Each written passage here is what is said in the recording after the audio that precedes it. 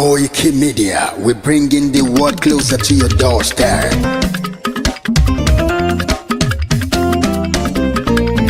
Koikimedia, Koikimedia, Koikimedia, we bringing the world closer to your doorstep.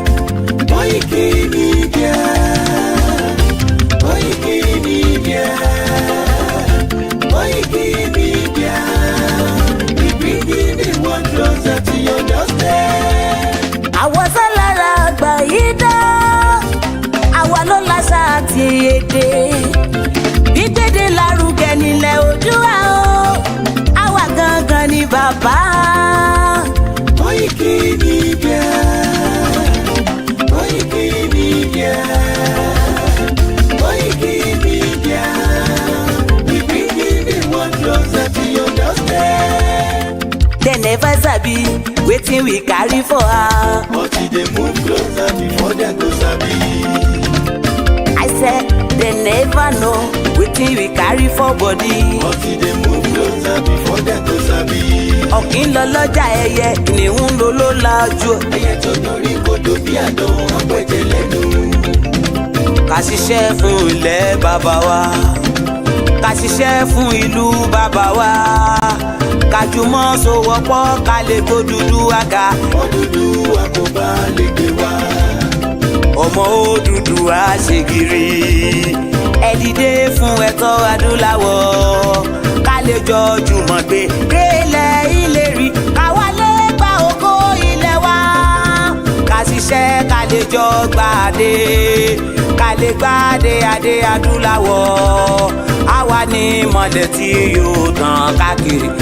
Ọmọ Odùduwà ni wá. Koikimedia, àwa là ń gbé tó lárugẹ. Ètò tó pọ̀jù owó tiwa máa ní.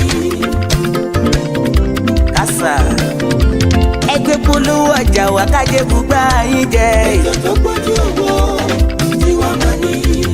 À ń gbé tó lárugẹ, à ń gbàsà lárugẹ. Ètò tó pọ̀jù owó tiwa máa ní. News and sports ẹ máa rí gbọ́. Ètò tó pọ̀jù owó tiwa máa ní. Ọmọ Ìjẹ̀bú alárẹ̀ mi ló ní kí n máa ké tantan. Koikimedia ọ̀rọ̀ lágbájúmọ̀ mi o, máa bá ṣẹ̀rẹ̀ lọ o. Ọmọ Yorùbá nìyẹn, ọmọ Yorùbá tata o. À ń gbádùn rẹ, ọmọ Ìjẹ̀bú alárẹ̀ mi, ṣẹ́yìn ló máa fi dìbò tẹ̀ mọ́lẹ̀ o. Ẹ̀yin lọ́mọ onígbò máa ń dé máa dé, ẹ̀yin lọ́mọ onígbò máa wọ̀ o. Igbó máa wọ̀ tó àjòjì ò gbọ́dọ̀ wọ̀, àjòjì tó bá wọ̀ bẹ́ẹ̀ á tẹ̀lé ní ẹbọra. Ẹ̀yin lọ máa náwó kóyìnbó tó dé, ìgbà tó yìnbó dé o, owó náà dẹ́ tún pọ̀ sí o. Koikimedia ṣàwa ní bàbá. Koikimedia àwọn ní bàbá. Koikimedia àwọn ní bàbá. Àdáńtọ́ àtúnpèrègèdè. Koikimedia àwọn ní bàbá. Àwa là ń gbé tò lárugẹ, jẹ́ ká jọ gbọ́ o. Koikimedia àwọn ní bàbá. Àtúnjà fẹ́tọ̀ ilẹ̀ wa, fẹ́tọ̀ ilẹ̀ Yorùbá. Koikimedia àwọn ní bàbá. Ọmọ Oòduà ni wá o, tọkàntọkàn. Koikimedia àwọn ní bàbá. Ikú tí ó ṣe bí lébi òsì, àdìmú bàbá iyọ̀. Koikimedia àwọn ní bàbá. We bring you work closer to your doorstep. Koikimedia àwọn ní bàbá. Afẹ́fẹ́ tó ń fẹ́ òòdùn kan kí oko lára ni. Koikimedia àwọn ní bàbá. Àpèrègèdè Olódùmarè ló fún wa ṣe. Koikimedia àwọn ní bàbá. Gbogbo ayé ẹ gbọ́, àwa ní bàbá o. Koikimedia àwọn ní bàbá. Ẹ máa bọ̀ wá, ẹ gbé polówó ọjà yín wá o. Koikimedia àwọn ní bàbá. Odùduwà la gbé dání, òtítọ́ la gbé dání. Koikimedia àwọn ní bàbá. A kì í sọ̀dálẹ̀, a kì í sóní kẹta. Koikimedia àwọn ní bàbá. A dúró tán, a tún pèrègèdè. Koikimedia àwọn ní bàbá. Koikimedia, we bring you work closer to your doorstep.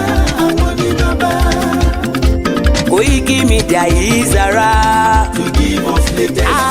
Is around To give us latest. Ladies and gentlemen, Ẹ mú kalẹ̀ sílẹ̀, ẹ tẹ́tí ẹ gbọ́ ètò tó pójú owó. ladies and gentlemen, Ẹ mú kalẹ̀ sílẹ̀, ẹ tẹ́tí ẹ gbọ́ ètò tó pójú owó. Koikimedia is around. Igboho, Igboho, Igboho, owó baba dami, Igboho, Yoruba Nation, orílẹ̀-èdè Yorùbá, orílẹ̀-èdè Yorùbá,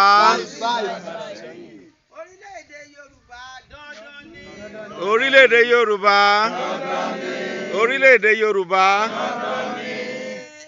Àwa tí a wà ní ojú amóhùnmáwòrán wa yìí, à ń ṣe ayẹyẹ fún bàbá wa Sunday Adéyẹmọ Ìgbòho.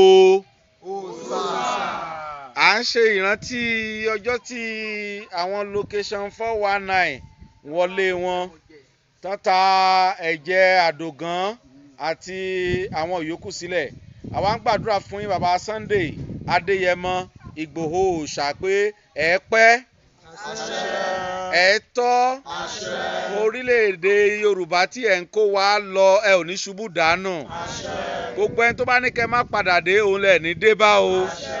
Ìgbòho, Ìgbòho, àwa ẹ̀yà Yorùbá ti ilẹ̀ Òkun, àwa ní ọjọ́ kìíní ní oṣù keje ọdún 2023 à ń ṣe ayẹyẹ fún bàbá wa Sunday Adéyẹmọ Ìgbòho Òòṣà pé ohun gbogbo tí ọ̀tá bàjẹ́ fún yín Ọlọ́run ọba yóò bá yín túnṣe o. À ń fi àsìkò yìí kí yín àti àwọn ìdílé àwọn tó ṣaláìsí nílé yín ní àyájọ́ ọjọ́ títòní bí ọdún kejì sẹ́yìn. À ń fi àsìkò yìí kí gbogbo wọn náà pé lágbára Ọlọ́run ọ̀gá ògo Olúwa yóò máa tù wọ́n nínú. Lágbára Ọlọ́run ọ̀gá ògo àwa náà a ò ní dalẹ̀ yín. Bẹ́ẹ̀ tí kó wa jẹ̀tẹ̀ ti ṣí wa lójú inú ta ti rí náà rí ohun tí ó yẹ ká ṣe, àwa náà wà ní fọ́ ojú inú. Ilẹ̀ Òkun lápapọ̀ láti ìbẹ̀rẹ̀ tí dé òpin ilẹ̀ Òkun, àwa ni à ń ṣe ayẹyẹ ọjọ́ títòní fún ọdún kejì tí àwọn location 419 tí wọ́n wọ ilé yín. Lágbára Ọlọ́run ọ̀tá ò ní wọlé yín mọ́. Níbi tẹ́ ẹ wà ara ò ní ní yín, ojú ò ní tì yín.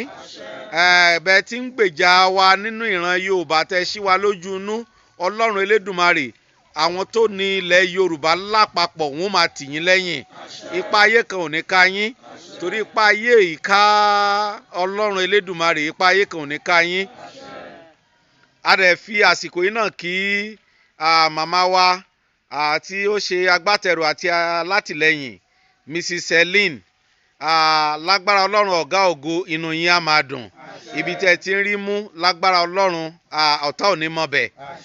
Bákan náà kí gbogbo àwọn màmá wa tó wà níbí àti àwọn bàbá wa. Lágbára Ọlọ́run ọ̀gá ògo bẹ́ẹ̀ tí ń kó wa jẹ a ò ní bọ́ lọ́wọ́ yín. Àti àwọn ìránṣẹ́ Ọlọ́run kọ̀ọ̀kan tó wà ní àárín wa lónìí láti wá bá a ṣe ayẹyẹ ti ọjọ́ títí òní tá à ń ṣe ìrántí bàbá wa Adéyẹmọ Ìgbòho. Ìgbòho, Ìgbòho, Yoruba Nation, Yoruba Nation.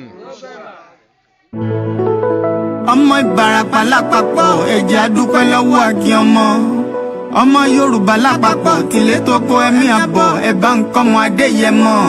Chief Sunday Adéyẹmọ Ìgbòho orúkọ ńlá tí ń jámọ̀ láyà bí àrá, orúkọ tó ń dẹrù bo lórúkọ gan-an. Ọmọ Yorùbá ẹ má sùn o, torí pé bùrà a kò lè fojú kégbodò láyé. Títa ríro lẹ̀dá ń kọlà, wúrà tó máa dán alànà kọjá dandan o. ọ̀wọ́n irin ní má bẹ̀rẹ̀ wọ̀nà ẹ̀dá kan ò lè ṣì wá lọ́nà mọ́ ẹ jẹ́ àfìmọ̀ṣọ̀ kan ká lè débi re ẹ jẹ́ àjọ gbárùkù ti Sunday Ìgbòho ṣá ọmọ Ìgbòho mọ̀rẹ́ nílùú Alágbàdo Òde ọmọ atapẹ̀tẹ̀ wọnú omi ọmọ gèdèlè wodò sànyà ìsànyà ò rẹ́ràn bàbá yín láàrin ìdí omi kò sínà ń kán sí yín lẹ́nu ọmọ òkúta mẹ́ta òkè Ìgbòho ìkan ń ṣe yín ní dábọ̀dàbọ̀ ìkan ní mọ́ rọra ìkan tó kù nígbà tí wọ́n ò mọ̀ Ìgbòho mọ̀rẹ́ kí ló dé Ìgbòho mọ̀rẹ́ sí ọmọ òpópó sanran ìgbàgede Ìgbòho sùn wọn láláìsí bẹ̀rẹ̀ wọ́n ní kó ní bẹ̀rẹ̀ ó máa kó bẹ̀rẹ̀ lọ ẹ̀sìn òní bímọ méjì ní Ìgbòho mọ̀rẹ́ bẹ́sìn bá bímọ méjì ní Ìgbòho áfíkan pọpọ sí amúkan yòókù bọ sànyà àtúmúyà rẹ̀ tí ò lọ́rọ̀ gbọ́ àfiṣẹrù wálé wàrà mòjé ọmọ onílé ọlà àwọn àjòjì tó ń ṣe ségesège tọ́láwọn ò ní bomi kó sí mu wọ́n láwọn ò ní bomi sànyà wẹ́sẹ̀ ìgbà tójú kò fi rí ńkọ́ gbogbo wọn náà sáré bomi kó sí mu wọ́n sì bomi sànyà wẹ́sẹ̀ ọmọ abẹ́rẹ́ mẹ́ta òde ayé ọ̀kan ṣẹ́ ọ̀kan tẹ̀ ọ̀kan tó kù ní gbogbo ayé ti ránṣọ kiri gbogbo ọmọ Yorùbá Sunday Ìgbòho onírèlẹ̀ láéláé torí àbá lásán nìkan ń dá òkúta ò ṣe gbé fún wọn o ìmọ̀ràn lásán ni ti balùwẹ̀ kò pọ́sibú kó dòdò láyé ń bí ó kún díẹ̀ títọ́ domi láéláyé ìtọ́ mi lè domi Sunday Ìgbòho arógun má ti dí tó ń jà fẹ́tọ̀ Yorùbá ní tilé tó kó. As I said in my speech, this is a significant pay award. It's one of the most significant we've had in decades, and it is costing billions of pounds more than the government had budgeted for, and that has consequences. If we're going to prioritise paying public sector workers more, that money has to come from somewhere else, because I'm not prepared to put up people's taxes, and I don't think it would be responsible or right to borrow more, because that would just make inflation worse.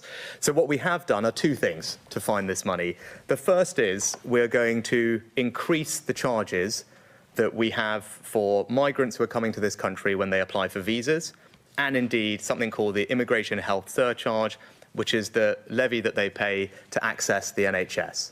So all of those fees are going to go up, and that will raise over £1 billion. So across the board, visa application fees are going to go up significantly, and similarly for the immigration health surcharge. For migrants who are coming to this country legally, they have to pay a fee to access the NHS, to contribute to NHS care. I think that's entirely right. Neither of these fees have been increased recently, and we think it's appropriate, given the costs for everything have gone up, that those fees, both for applying for visas and for accessing the NHS, go up too. That will raise over £1 billion, as I said, so it's a significant contribution to helping us pay for these pay awards.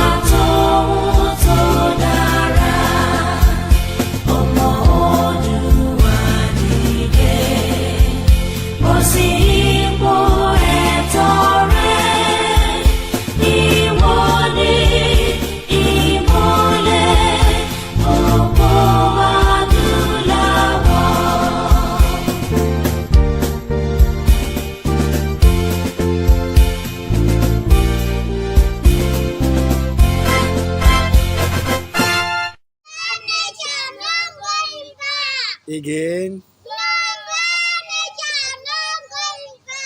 No going back.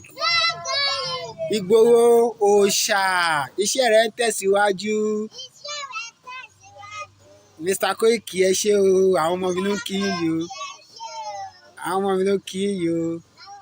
Lágbára Ọlọ́run, a máa délẹ̀ lérí o lórúkọ Jésù. Yoruba Nation. Impediment to Yoruba development is the impediment to Oodua development. Without Nigeria, we won't be where we are. 1962, we were far ahead of South Korea and North Korea. We were far ahead of China even. We had television before France. We had radio before South Africa. Now look at where we are today. I think it's a shame that even any Yoruba man can be talking about restructuring at this point in time. What are we restructuring? This country that is already shot to pieces? I don't think that's what we want. But they are always talking about giving Nigeria a chance. The patience of Yoruba with Nigeria has come to an end. If you don't allow we Biafrans to go, that zoological republic called Nigeria will be a worse place than Somalia. And today it is happening. And if you have not applied for your Somalian visa, please try and do so. Should I say Somali visa? Try and do so as quickly as possible, because the zoo is on the path of destruction. And there is nothing man can do to reverse it. Mark today's date and what I'm telling you. Nigeria will be destroyed beyond human comprehension. Mo kí gbogbo wa pé ẹ káàárọ̀ níbikíbi tí ẹ bá ti ń gbọ́ wa tí ẹ ti ń wò wá. Mo kí gbogbo wa pé a kú Saturday tí ó jẹ́ 15th of July 2023. Mo kí ọmọdé, mo kí àgbàlagbà, mo kí ọba Elédùmarè tí ó ń fún wa ní ọgbọ́n àtìmọ̀ tí a fi wá ń bá gbogbo ọmọ Yorùbá sọ lára àwọn ìdí pàtàkì tí ìran Yorùbá tí kò gbọdọ̀ tún pẹ́ mọ́ ju bó ṣe yẹ lọ ká tètè kúrò nínú ibi tí wọ́n ń pè ní Nàìjíríà. Mo kí Elédùmarè, bẹ́ẹ̀ ni mo kí gbogbo ẹ̀yin Mùsùlùmí tí ẹ̀ ń bẹ káàkiri ní gbogbo ibi tí Elédùmarè ní kólúkálukú wa wà. Mo kí ẹ̀yin Kristẹni, bẹ́ẹ̀ ni mo kí àwọn onílẹ̀, àwọn oníṣẹ̀ṣe gbogbo ilẹ̀ Yorùbá títí dé Kwara lọ sí gbogbo ibi tí wọ́n ń pè ní ẹ̀kálẹ̀ Yorùbá títí dé gbogbo ibi tí olúkálukú wa wà. Ọlọ́run ọba Elédùmarè ló dá wa, ó dá wa dáadáa, àmọ́ àwọn òyìnbó aláwọ̀ funfun àwọn ni wọ́n dá wàhálà tí ó fi di tí à ń fi ọ̀rọ̀ máa fi tóra wa létí pé bí a bá tún pẹ́ sí nínú ìgbẹ́ tí a ti yà sílẹ̀, eṣinṣin oríṣiríṣi á máa balẹ̀. Mo kí bàbá wa nínú Olúwa ní gbogbo ibi tó lúkálukú yín wà, lẹ́yìn tẹ́ ń fi àdúrà ran ìrìn àjò yìí lọ́wọ́ ní ti tòótọ́.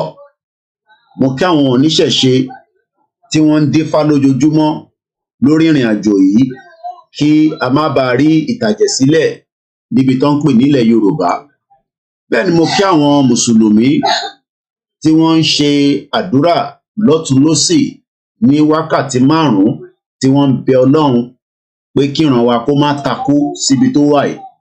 Torí pé bíran Yorùbá bá ti lọ takú pẹ́rẹ́, ọ̀pọ̀lọpọ̀ ohun tí a máa sọ̀rọ̀ lé lórí lénìí tí a ti sọ ẹyọ kan nínú ẹ̀ nínú àwòrán tí a fi wọ̀n wá, kó má jẹ́ pé ẹrú la máa ṣe títí tí olúkálukú máa fi lọ. Torí ayé kankan ò ní parẹ́.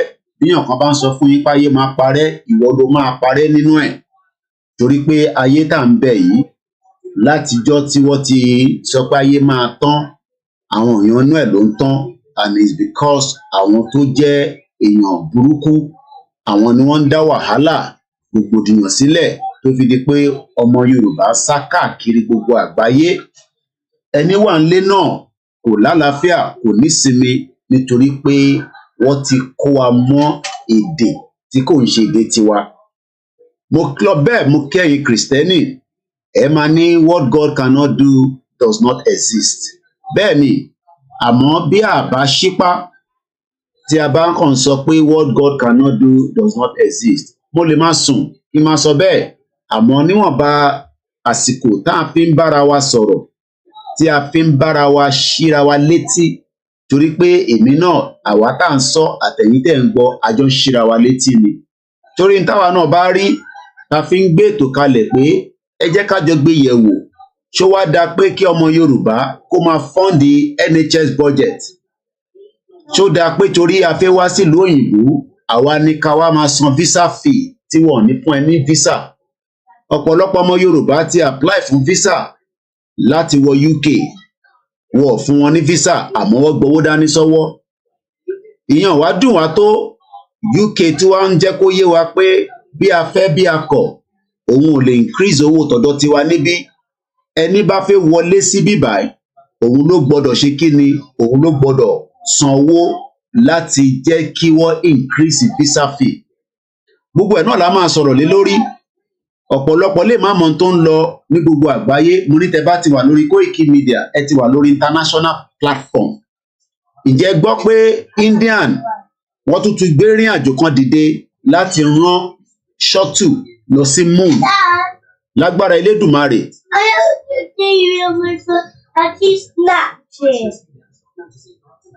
Lágbára Elédùmarè ẹ máa gbà bẹ́ẹ̀ bí a bá ti ṣe ń ṣe lénìí, torí pé tá a bá ṣe báyìí á jẹ́ pé a ní gbádùn ètò yẹn.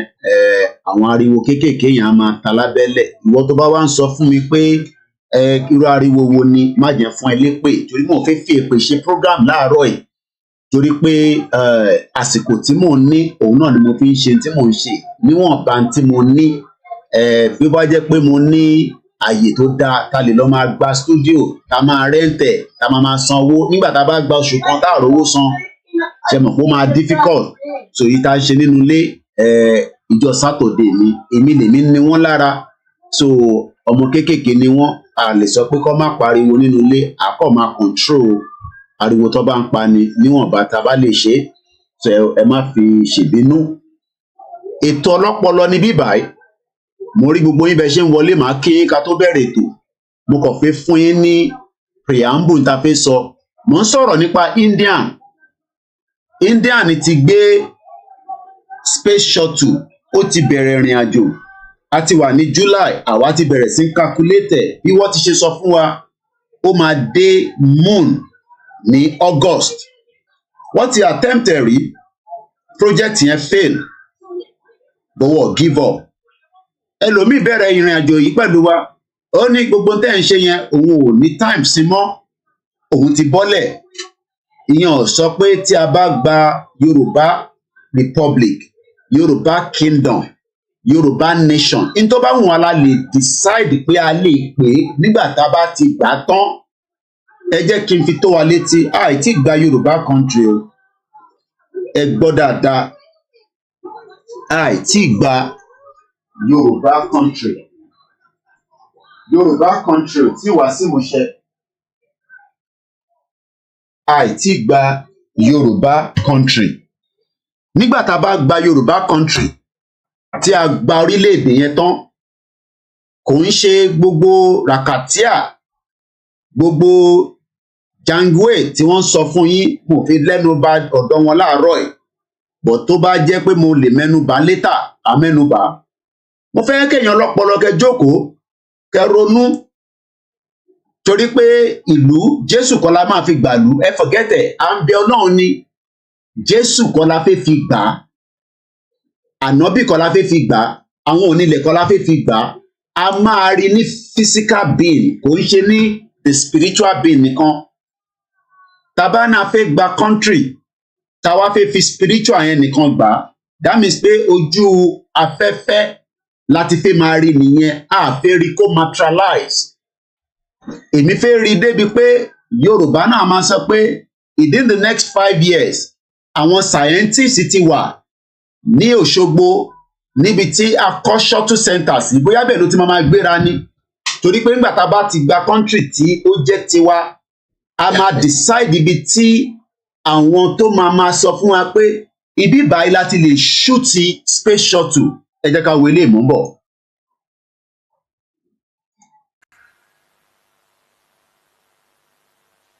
-15, 10, 9, 8, 7, 6, 5, 4, 3, 2, 1, 0. Lọ́jọ́ kan máa wáyé, ìtẹ́ ń wò yìí, ó máa wáyé. Ó lè dàbí pé kò ní rí bẹ́ẹ̀. Lágbára Elédùmarè, rọ́kẹ̀tì náà máa gbéra nílẹ̀ Yorùbá. Tá máa rìnrìn àjò láti lọ sí moon, láti lọ ṣe expedition. But a bá ní àfẹ́ kúrò nínú Nàìjíríà, irú àwọn nǹkan báyìí kò ní wáyé o. ẹ sọ pé lágbára Elédùmarè ìwọ dáyé tìwọ wá ìwọ náà máa rí rọ́kẹ̀tì ilẹ̀ Yorùbá tó máa lọ sókè tó máa sọ pé wọ́n ń bá expedition lọ wọ́n ń bá exploration lọ dé gbogbo ibi tí àwọn òyìnbó India ló máa jẹ́ ìlú kẹrin ní gbogbo àgbáyé tó máa rìnrìn àjò báyìí lẹ́yìn Amẹ́ríkà, China àti Russia kódà UK ò tí ì rìnrìn àjò báyìí ó ṣó pé Indian náà wọ̀ gbẹ́yìn mọ́ tí wọ́n bá wá ní òfẹ́ bẹ́ẹ̀ ẹrú ló máa lọ máa ṣe ní Indian gẹ́gẹ́ bí ọmọ Yorùbá in tó ń wò yìí sórí pé èdè wọn ló fi ń sọ̀rọ̀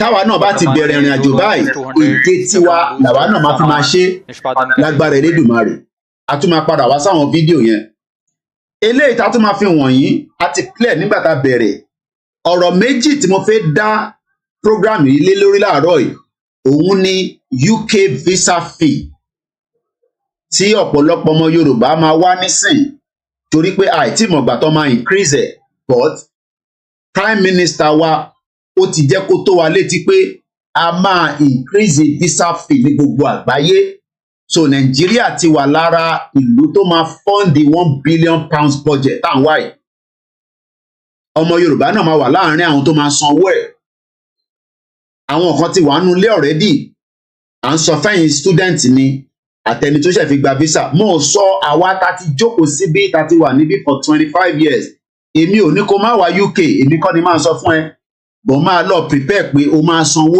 díẹ̀ yàtọ̀ sí owó tó ń san tẹ́lẹ̀ àbọ̀rọ̀ máa sọ fún yín pé kẹ má wọlé kẹ má wá waste of time ni èmi ò ń ṣe visa o farabalẹ̀ program yóò dá lérí pé Koiki sọ̀rọ̀ visa ó dà kó ń ṣe visa mo ń ṣe visa farabalẹ̀ kó gbọ́ mi dáadáa problem tiẹ̀ nìyẹn bó ṣe fẹ́ dé UK no problem tiẹ̀ nìyẹn bó ṣe máa dé UK no problem tiẹ̀ òun ni bó ṣe fẹ́ dé UK bó bá dé UK tó bá pè mí àwọn kan pè lẹ́ǹkankan àádàrẹ́ tẹ lọ sọ́dọ̀ Dr. Òkè bí ọ̀run kò sí èyí tèmi bá lè fi ṣe làákàyè pé rìn síbí má rìn síbí irú visa wo ló fi wọlé tó bá jẹ́ visiting visa má nù wáṣẹ́ èmi ò mọ̀ pẹ́ tó bá jẹ́ pé student visa tó fún ẹ láàyè pé láti ṣiṣẹ́ a lè direct ẹ pé ó tó ṣe pé àwọn agency báyìí tó ti pa àwọn ilé báyìí farabalẹ̀ kó gbọ́ mi mo fẹ́ sọ̀rọ̀ visa kò ní kankan ṣe pẹ̀lú pé mò ń ṣe visa bí Koiki kan bá ń pè ẹ́ lẹ́yìn tó ní kó wá sanwó visa fóun ó ti sanwó mọ́gọ̀ nìyẹn mo ò ní Nigerian number mo mọ bó ṣe ń ṣe visa mo mọ bó ṣe ń ṣe rárá kódà ẹ̀yin tẹ̀ lọ́kì torí pé ẹ̀yin ń ṣe drop off ni nígbà tèmi máa gba visa tèmi ní 1998 ìrìn àjò lọ sí Àbújá ni wọ́n ṣe interview fún mi ni ìyá mi dẹ̀ ló ṣe processing ẹ̀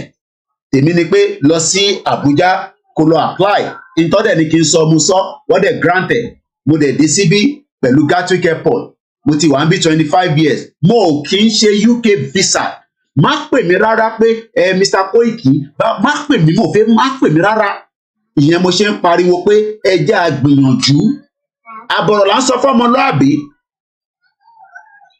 yes I don't want it too loud ṣùgbọ́n ọmọdé mo sọ fún ẹ if not go and get your iPad you know I'm doing my program you know that so kó má dàbí pé Koiki ó dẹ̀ wá gba owó visa lọ́wọ́ ò ṣe visa mo ò ṣe visa o ẹ farabalẹ̀ o ẹlẹ́rìí wà òun ni social media I repeat it every day because mo mọ̀ pé àwọn olè ọmọ Yorùbá wà nílé tó fẹ́ lórú àwa tẹ fẹ́ fi project owó tẹ fẹ́ gbà lọ́wọ́ àwọn kan mo ò ní Facebook tó ń jẹ́ Ọláyọmí Koiki Facebook mẹ́ta mo ní koikimedia is a page Ọláyọmí Koiki tó bá wá wọ́n ti gbé lọ látọdún méjì nísìn láti bẹ̀rẹ̀ ìrìn àjò yìí wọ́n ti gbà mọ́ wa lọ́wọ́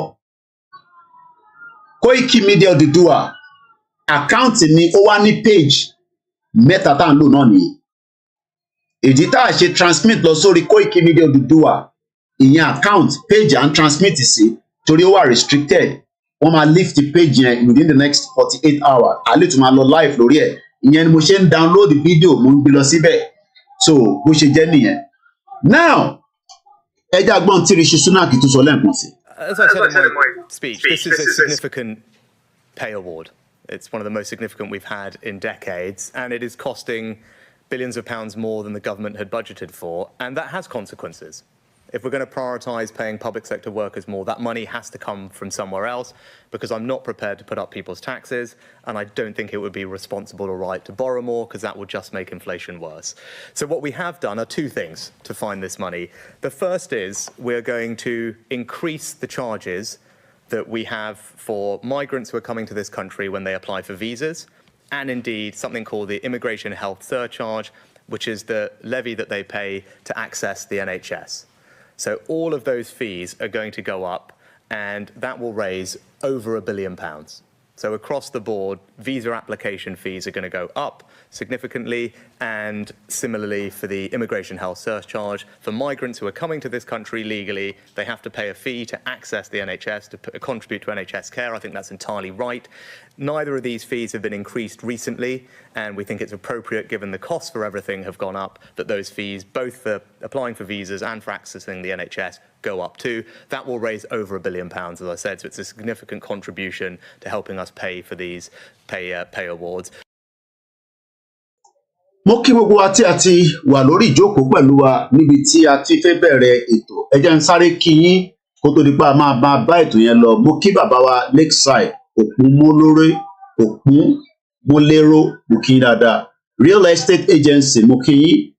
Abdullahi tèmi ní UAE, mo kí ẹ dáadáa. Mo rí ẹ̀gbọ́n mi Kúnlé Bakers, mo kí ẹ̀yin ti Canada. Mo kí ẹ̀gbọ́n mi The Real Nun lórí Instagram. Mo kí gbogbo àwọn medias wa.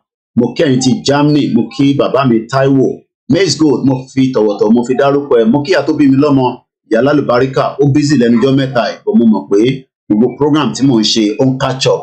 Mo kí àwọn ìyàwó mi dáadáa, pé wọ́n kú sùúrù, wọ́n kú bí ṣe rí, pé ìtagbédání iṣẹ́ ìlú ni.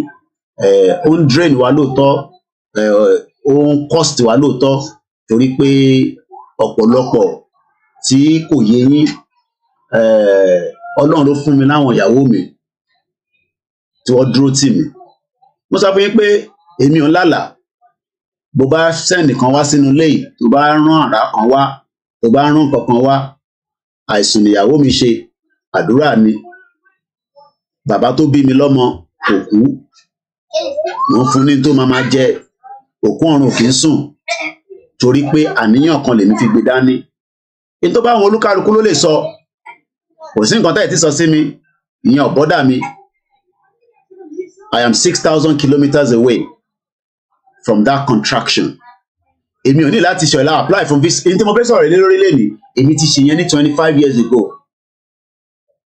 But ìyàtọ̀ kan ni pé ṣé gbogbo wa náà la máa gba visa ká fẹ́ wọ UK, tá bá gba country tiwa, a lè compete pẹ̀lú UK pé a fẹ́ ká fi visa wọlé mọ́. Nàìjíríà lágbára láti sọ fún UK bẹ́ẹ̀ pé tá bá sì fẹ́ ní relationship pẹ̀lú ìwọ UK, àwọn èèyàn wọ̀ ní fi visa wọlé mọ́. Nàìjíríà ní agbára láti ṣe, but tó bá rò pé Tinubu máa ṣe ilé tí mò ń sọ, òun waste time rẹ̀. Tinubu ò ní ṣe. Nàìjíríà lè sọ fún UK nílẹ̀ mọ́lẹ̀ ní pé relationship ta ní pẹ̀lú yín, policies ta ní pẹ̀lú yín, ẹ gbọ́dọ̀ lift visa off our people. Kò ń ṣe pé tá bá fẹ́ wá, ẹ máa sọ fún wa pé ká lọ gba visa ká tó wọ UK as a Commonwealth citizen. Kí ló wá common láàrin ẹ̀? But nítorí pé náwọn lórí tó ní vision táwọn ní ni pé àwọn fẹ́ rectify problem Nàìjíríà. Mo sọ fún yín pé mẹ́wàá Tinubu kò lè fix Nàìjíríà. Bí Tinubu bá ṣe fẹ́ fix ẹ̀, tó bá tẹ̀ láǹfààní àti fẹ́ fix ẹ̀, Wàlátà wà pẹ̀lú mi títí lánàá kó tó di pò lọ́lé. Ìgbà náà láti jọ jẹun, a sọ̀rọ̀ lọ́pọ̀lọpọ̀. Ìyàwó mi dáná, sèrẹsì, boil ẹyin sí, àdídòdò. Mo wá sọ fún Wàlátà pé bí Tinubu bá tẹ̀ parí gbogbo project tó fẹ́ ṣe Nàìjíríà, mò ń wo Délé Aláké tó ń sọ̀rọ̀, nígbà tí Máyégún ṣe program ẹ̀ mo jókòó sínú bíbà à ń gbọ́ tí Máyégún sọ̀rọ̀ tó ń ṣe àwọn analysis ẹ̀. Mo á ní bí Tinubu bá parí gbogbo tó fẹ́ ṣe ní wàhálà tó fẹ́ ṣe fún Nàìjíríà which ó lè náníyàn tó dáa bóun fẹ́ ṣe in tó dáa fún Nàìjíríà. Ǹjẹ́ mọ̀ pé táwọn málà bá débẹ̀ gbogbo tí wàhálà tó ṣe yẹn wọ́n kàn máa dà sínú báskẹ̀tì ni. So gbogbo stress tí Tinubu fún rẹ̀ àtìyàwó ẹ̀ àtàwọn cabinet ẹ̀ kò tí yan full cabinet. Ó ní ọkà fóun ní 60 days. Tinubu ti ṣe 43 days so far. So à ń wo count down to the first 100 days. Ọ̀pọ̀lọpọ̀ ọmọ Yorùbá wà excited pé ó change IG ó fi Yorùbá sí even though pé Yorùbá tó wà ní IG yẹn wọ́n ní acting ni torí pé ó máa retire very soon or so. But a mọ̀ pé ó ti change chief of army staff. Ṣé gbogbo yẹn ǹjẹ́ ó máa make any effort tí Tinubu bá wá ṣe gbogbo tó ń ṣe ìtàn tó parí tenure tiẹ̀ lọ́dún mẹ́rin tó kọ́kọ́ ní ni tó tún padà wá lọ́dún kẹrin tó dọdún mẹ́jọ by 2031 Tinubu máa parí project tó fẹ́ ṣe láti fẹ́ fix Nàìjíríà. Ṣèbí Ọbásanjọ́ níwọ̀nba tó Ọbásanjọ́ lè ṣe òun náà gbìyànjú. Kí ló ṣẹlẹ̀ lẹ́yìn ìgbà tó Ọbásanjọ́ lọ ó tún bẹ̀rẹ̀ sí ṣe kí ni ó ń deteriorate. Mo wá Yorùbá ó ń deteriorate yẹn mo kí Ẹkúnlé Bakers mo kí ìyàwó Esther mo kí ìyàwó Sekinat Ọmọwùnmí mo kí Oyèyẹmí Ọládìméjì mo kí ẹ̀yin tẹ́ wà lórí TikTok ẹ má bínú mo ilé show screen because TikTok ń píkì nọ́mbà mi as a violation to policy. Mo kí Triple DRS Coca Idris mo kí yín mo kí gbogbo àwọn ìyá wa mo kí gbogbo ẹgbẹ́ láì dárúkọ gbogbo yín. Lọ́pọ̀lọpọ̀ èèyàn expectation wa high gan lórí Tinubu fáwọn tí wọ́n fi pé Tinubu ló lè ṣe é. Èmi ò tí believe pé Tinubu máa fún wa ní Yorùbá country but ìyẹn ò ní pé a ní negotiate pẹ̀lú ẹ̀. Ṣe rí ọ̀pọ̀lọpọ̀ ọmọ Yorùbá torí pé ẹ ti gbọ́ tí wọ́n ti fún yín ní another narrative especially àwọn tó ń create narrative pé ẹ ti gba country ẹ ti gba country gbogbo ẹni mo fi sọ and we keep challenging them. Country ò ń ṣe mọ́ínmọ́ín kò ń ṣe ẹ̀kọ́ àtẹ̀bà. We have 191 local government nílẹ̀ Yorùbá. Èyí tí mo ń sọ yìí kò ń ṣe gbogbo local government nílẹ̀ Yorùbá ló ti ń gbọ́ torí pé a ní access láti penetrate ìbílẹ̀. Wọ́n ti fún wa ní blocking torí pé kò ń ṣe gbogbo èèyàn ló lè afford láti wà online. But Ìgbòho gbìyànjú. Ìyá kan pè mí lánàá láti Amẹ́ríkà. Wọ́n ní Kóìkì. Wọ́n sọ̀rọ̀ nípa rúbà. Wọ́n ní ṣe scam ni. Mo ní kàn ṣe scam. Gbogbo ẹni mo lè fi sọ. Mo ní kàn ṣe tó ń jẹ́ scam. Wọ́n ní torí pé àwọn fẹ́ register fún. Mo ní kàn ṣe scam. Everybody have the right to set up whatever they want to set up. The first thing tí Yorùbá gbọ́dọ̀ máa prepare fún òun ni banking and finance wa tàbá ní àfẹ́ lọ lóòótọ́ tàbá ní structure sílẹ̀ tó lè púlẹ̀. Mo sọ pé rúbà ní banking and finance ilẹ̀ Yorùbá ẹ má ṣì mí gbọ́. Ẹ farabalẹ̀ kẹ́ gbọ́ mi dáadáa. Mo ní rúbà ní banking and finance ilẹ̀ Yorùbá. But tí a bá prepare banking and finance wa sílẹ̀ tí a tètè máa bẹ̀rẹ̀ sí sọ fún ìwọ̀nba àwa tá ti prepare mind wa pé a fẹ́ Nàìjíríà mọ́ ká bẹ̀rẹ̀ sí pull owó wa kúrò nínú ìtàn pé Nàìjíríà ká bẹ̀rẹ̀ sí try láti wo bá ṣe fẹ́ prepare pé nítorí pé nígbà tó máa gbé CBN sílẹ̀ ìyẹn Central Bank of Nigeria tá à ń lò lẹ́nìí ọdún méjì ló fi pinlẹ̀ UK dẹ̀ ló prepare pẹ̀lú àwọn tí wọ́n ń lò as their administrator nínú Nigeria 1958 ni wọ́n bẹ̀rẹ̀ preparation intent ń pè ní Central Bank lẹ́nìí. So tí a bá wá ń sọ pé a fẹ́ gba country the first thing tí country need ni pé ó gbọ́dọ̀ prepare owó wo la fẹ́ máa ná. A lè destroy Nigeria torí pé a ní brain power àwọn ọmọ Yorùbá but tí fẹ́ push effort ìyẹn la ṣe ń sọ fún yín pé ẹ darapọ̀ wọ́n máa YSDL kí YSDM náà dẹ̀ bẹ̀rẹ̀ sí prepare mind wa kò ń ṣe pé kákọ̀ wa máa sọ̀rọ̀. By now our mode of talking should be focused on a lè máa prepare policy sílẹ̀ pé policy báyìí la máa lò, a lè ní 20 policy moment a bá ti bẹ̀rẹ̀ pé government dé báyìí we kick start. Nígbà tẹ́mi àti Wàlátà ń sọ̀rọ̀ lánàá, Wàlátà wa ní ṣé àwọn Dagboru ìtẹ̀ understand bá ń pè ní organisation pé ìjẹ́ wọ́n tẹ̀ ní ó ní ìgbà tó ń ṣe July 1st ó ní wọ́n bẹ̀rẹ̀ sí ń dárúkọ oríṣiríṣi organisation tó wà lábẹ́ YSDM. There's about 72. Kódà èyí tó bá jẹ́ kékeré inú ẹ̀ organisation náà ni. Wọ́n ń béèrè lọ́wọ́ Wálé lánàá, mo ní báwo ni iṣẹ́, torí pé mo mọ̀ pé tó bá rí Wàlátà níbi iṣẹ́, mo ti sọ́rí, wọ́n ti ná more than £1 million látijọ́ tí Wálé ti bẹ̀rẹ̀ sí ṣiṣẹ́ tó ń ṣe yẹn. Àwọn Jew ti ná £1 million láti fi train Wálé. Tó bá gbóhùn Wálé níbi iṣẹ́ ní 1 week, ibi iṣẹ́ yẹn lè collapse. That is the brain power ọmọ Yorùbá. £1 million ni wọ́n ti invest in training ni mò ń sọ lórí cousin mi tí mò ń sọ Wàlátà. £1 million ni àwọn Jew ló ti invest sí lára brain power tí gbogbo ọmọ Yorùbá ní nìyẹn. So a ṣe lè máa sọ pé a lè máa prepare our Yoruba Central Bank sílẹ̀. We can start preparing it. There's nothing wrong to prepare the Central Bank of the Yorubas. Ká bẹ̀rẹ̀ sí ń pull àwọn brain power káàkiri gbogbo àgbáyé àtàwọn tó wà nínú ilé so that we can work together and we can start determine how we will move this movement further. Ẹni tó pè mí l'Amẹ́ríkà nígbà tí ó béèrè rúbà tán tí mo sọ fún wa pé kò ń ṣe scam, ntí bá lè sọ lẹ́yìn mo gbọ́dọ̀ sọ níta torí kọ́ má dàbí ìgbà tẹ́ pé Koiki ẹ̀yìn láti pè ẹ́ àwọn òtẹ́ ẹ̀gbọ́n tó sọ́rí. Rúbà ò kì í ṣe central bank account details ilẹ̀ Yorùbá, but it is just a system tó wà just like báwa náà ṣe ń ṣe program mi ṣèbí mi mo ní platform mi, kò sẹ́ni body tó lè control platform mi torí pé mo gbé sílẹ̀ fún anybody nígbà tí mo dá sílẹ̀ gangan fúnra mi, mo mọ tí mo fẹ́ ṣe lórí ẹ̀ kó tó di pé mo ń lose owó lójoojúmọ́.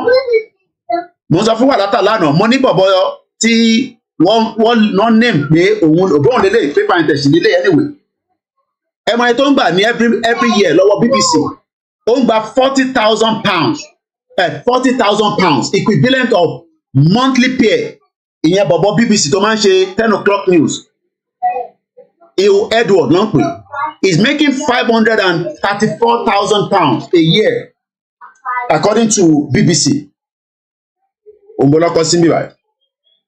Ó wá fún yàn kan ní 35,000 pé kó lè send ìwòwò sóhun. Problem tiẹ̀ nìyẹn, yóò ṣe problem tèmi. But níbo ni wọ́n ti gbọ́ nísìnyí tí BBC máa jókòó àti BBC Yorùbá tẹ pọ́nlé tó ní Nàìjíríà.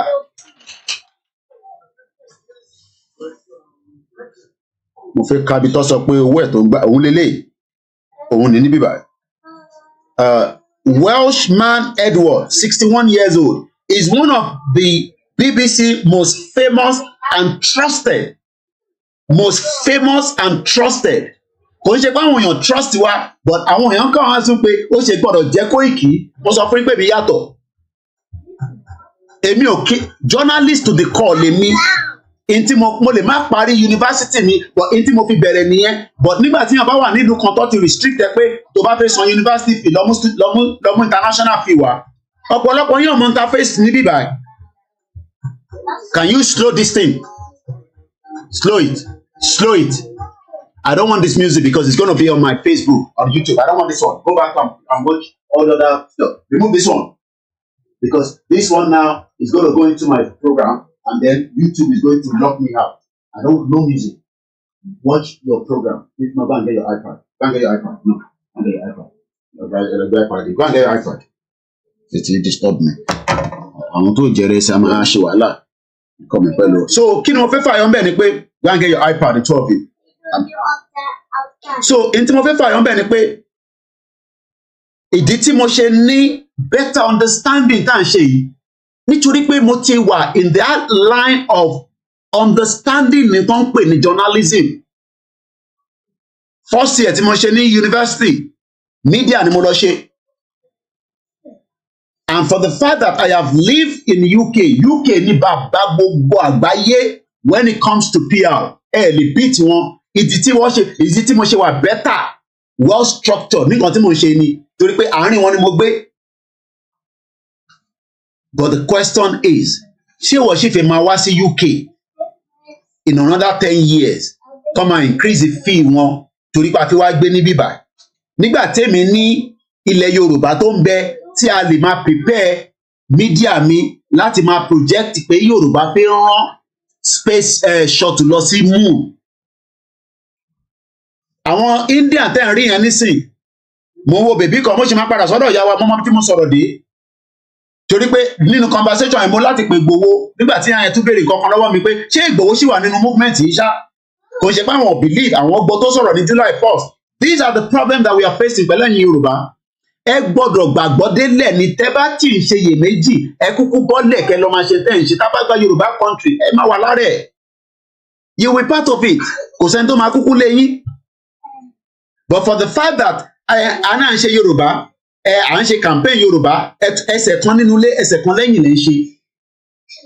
For more than 10 or less than 10 minutes ni CSI fi ń bá ìyá ẹ sọ̀rọ̀ pé ṣọ́mọ tóun ti lose àkáǹtì tóun ní Nàìjíríà ó tó more than 43 nínú àkáǹtì tó kéré jù nínú ẹ̀ Ìgbòho ní 125 million pounds naira rather not pounds. Ó ní the least account tóun ní Nàìjíríà tí gọ́ọ̀mẹ̀ntì ti pa nísìn tí gbogbo èèyàn wá point finger pé ó lè ní Ìgbòho. Ó ní 125 million naira òun dẹ̀ ti ní owó yẹn níbẹ̀ more than 10 years. Ó ní òun ní ọmọ ní Germany, ó dárúkọ nọ́mbà wọn èmi ò ní láti máa kọ́ ọmọ fọ́mú lọ́mọ. Ó lóun lọ́mọ ní Canada ọdún méjì òun ò tí ì rí wọn. So what more can he lose? Wọ́n wọnú ilé ẹ̀ ìyẹn first house wọ́n finá sí 17 room ló ń bẹ nínú ilé Ìgbòho yẹn. Ilé àkọ́kọ́ tó lọ finá sí yẹn 17 bedroom ló wà nínú ilé yẹn. Ilé tó tún wá ń gbé tó kọ́ ní 2014 àwọn ìjọba wọnú bẹ̀ wọ́n destroy ẹ̀. Ẹ̀yin wá tún máa béèrè pé ṣé Ìgbòho ṣì wà nínú movement yìí ṣá? Ṣe rí pé reason tí mo ṣe máa ń get a little bit angry, but I want to be very calm this morning. 125 million naira ló ń bẹ ní the least account Ìgbòho. Wọ́n dẹ̀ ti gbogbo account yẹn pa òrùwó bà nínú ẹ̀. Nígbà tí mo wá sọ fún nínú conversation yẹn lélẹ́yìí o mọ́mí àwọn wọ́n lè máa gbọ́ conversation yìí torí pé ntí bá lè sọ lẹ́yìn mo lè sọ níta ní tó bá jẹ́ pé ó lè wà privilege láti wà nítorí pé gbogbo ilẹ̀ máa ẹlòmíì fẹ́ mọ tí mò ń ṣe tí ì bá sí lórí online pé kí ni Koiki kí ló máa ń ṣe náà. I do rest a lot. Ìyá yẹn wá appreciative lóòótọ́ o ṣe pé wọ́n dúpẹ́ lọ́wọ́ wa fún iṣẹ́ tá à ń ṣe takuntakun gbọ̀wọ́ kàn fi confam pé ṣé rúbà kan pariwo yẹn ṣé kò ń ṣe scam. Mo dẹ̀ sọ wọn pé kò ń ṣe scam but a gbọ́dọ̀ sí prepare mind wa pé a fẹ́ gba country but a fẹ́ ní structure. Ìyẹn la ṣe ń sọ pé gbogbo ẹ̀yin tẹ́ ń sá sẹ́yìn ẹ má sá sẹ́yìn ẹ darapọ̀ mọ́ YSDM ní in tí wọ́n gbé kalẹ̀. Lótìtọ́ a ná oríṣiríṣi other organization tó ń ṣe so many things.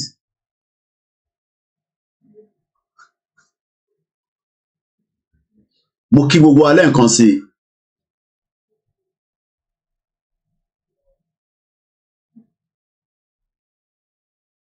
Mo kí ọmọdé, mo kí àgbàlagbà, mo kí gbogbo tó ń pè ní ilẹ̀ Yorùbá. Mo kí wa lẹ́ẹ̀kan sí i. Ẹ má worry nípa ẹni tó ń disturb lórí TikTok yẹn mo ti gbàdánù sẹ́gbẹ̀ẹ́. Wọn kúkú máa rí gbogbo yín ṣe bí gbogbo ẹ tí ẹ ráyè wo Koiki mọ́ ní bíbá. Ṣèbọ́dọ̀ Oòduà TV watch ni ẹ ti máa lọ comment. Ẹ lè wá sí bíbá mọ́.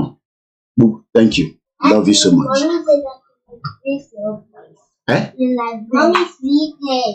Okay, mo ti gbọ́. Close the door. Close that door because the door is open, that's why. So kí ni mo fẹ́ fààyàn ń bẹ̀ ni pé there is a test maze that wà nínú ẹ̀ nísìn. So many Yoruba people a fẹ́ travel lóòótọ́. Traveling is the best thing in life. Mo pray pé wọn náà lè dé abroad gan lè jẹ́ Benin Republic. Mo pray pé wà á lè dé abroad but tó bá máa wá fi dé abroad after.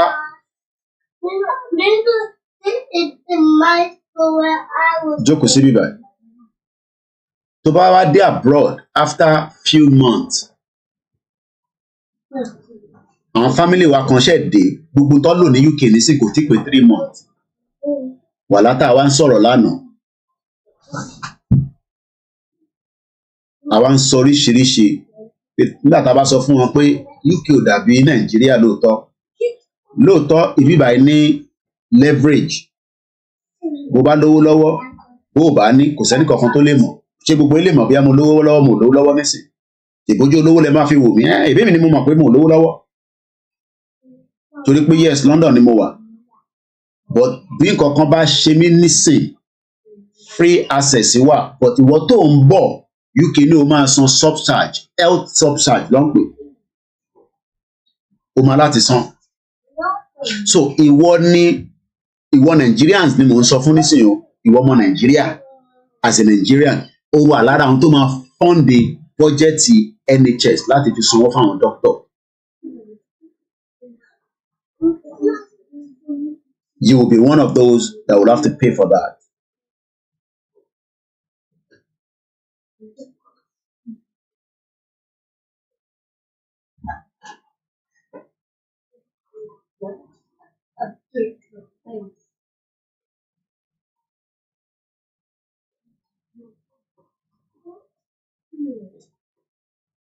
Mo kí wa lẹ́ẹ̀kan sí i mo kí ọmọdé mo kí àgbàlagbà. Let us get this message clear this morning. Àwọn ìlú yìí ò care nípa whatever tí ò bá kàn yín ní láìbí tẹ́yìn wà. They don't care. But àwa gbọ́dọ̀ sí bẹ̀rẹ̀ sí think about the future. Future wo là ń sọ̀rọ̀ ẹ̀? Future tó lè save wa. Mo kí ẹ ìjáyà. Future tó lè save èmi àti ẹ from not being enslaved in the West anymore. So many Nigerians who are in India. Indian is a superpower. And they are working very hard. And they are respected. I think their president or their prime minister, Lawonlo, presently, ó wà ní France. Ó ṣe kúrò l'Amẹ́ríkà láìpẹ́. Mo rí tó tún lọ sí Australia. Tí bá compare pẹ̀lú bó ṣe máa ń respect Modi yẹn. Tí bá rí bó ṣe máa ń fún ní respect. Mama wonder pé kí ló dé tí wọ́n fún Nigerian president ní that same respect. Torí pé wọ́n ò rí Nigeria as a respectable country. Wọ́n rí Nigeria as a source of revenue. Nínú revenue tó ń lò kò ń ṣe natural resources nìkan. Àwọn West, they are trying to get as many of our brains out of Nigeria by telling us to apply for visa. Àwọn family wa tó ṣẹ̀ dé yẹn ní ọkọ, ìyàwó àtọmọ. Wọ́n ti lò 3 months but wọ́n ti wá síbí báyìí láti wá ṣọlidé. Ìyàtọ̀ ti wà nísìn pé wọ́n wá ṣọlidé àti wọ́n wá gbé ní bíbá. Wọ́n ní right láti ṣiṣẹ́ based on intọ́pibáté bíbá. But as it is right now, wọ́n ti ń fẹ́ máa regret pé kí làwọn wá ṣe nílùú yìí. And the reason. What? No, use your own iPad. Why do you want to use your own? I want to see what she No. Use your own iPad. Not your iPad. No, she's not giving you the iPad. Sit down there. And if you want to watch the TV, you reduce the volume. So if you sit down there and watch your own iPad. No. Eh? No, don't look at what she's doing. Do your own. No.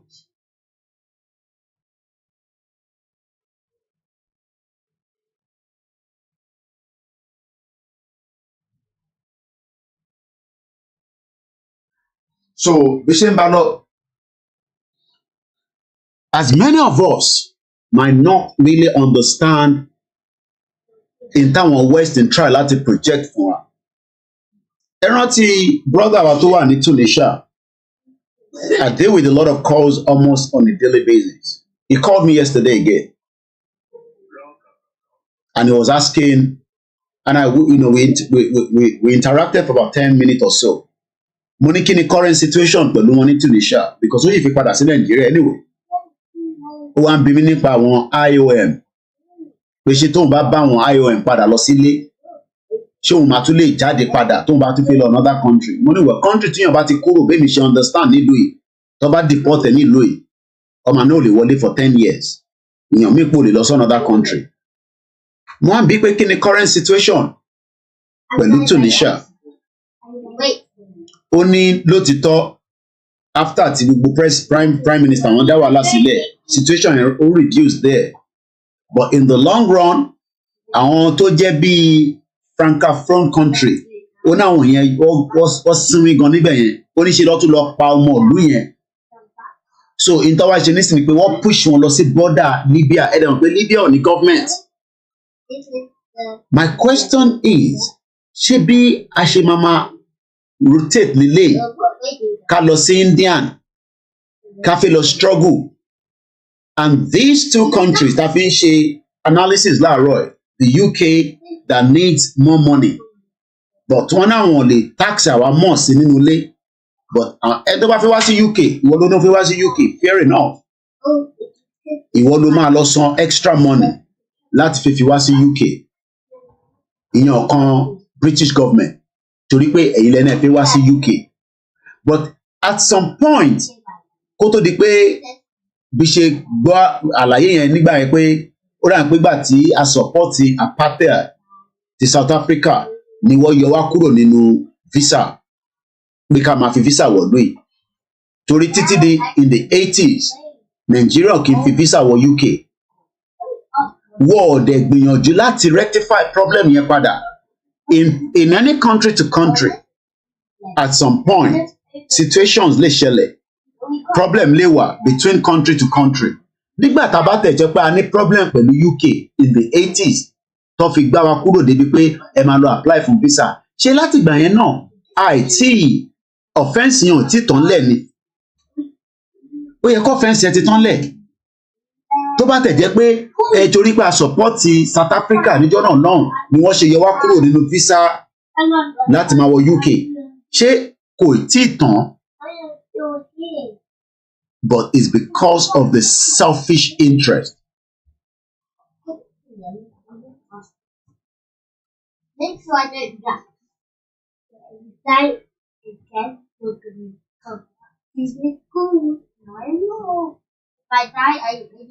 Àbúrò mo yé nísìn, mo dúpẹ́ lọ́wọ́ gbogbo ẹ̀yin tí ẹ̀ ń fi àdúrà àti ọ̀rọ̀ ìṣítí fún àwa náà, words of encouragement, torí pé I love as many of ọmọ Yorùbá kó lè wọlé kó lè jáde, tó bá yẹ pé system yẹn ló wà tó yẹ pé a ní láti ṣe máa ṣe wàhálà ká tó gba visa wá sílùú yìí. Many of us a kò máa wọlé bí àwọn Europeans ètí màá ti wálé tàn discuss lánàá, a máa wọlé a ṣe 6 months afagbùrù a ṣiṣẹ́ tó bá fún wa ní right a tún padà lọ sílé.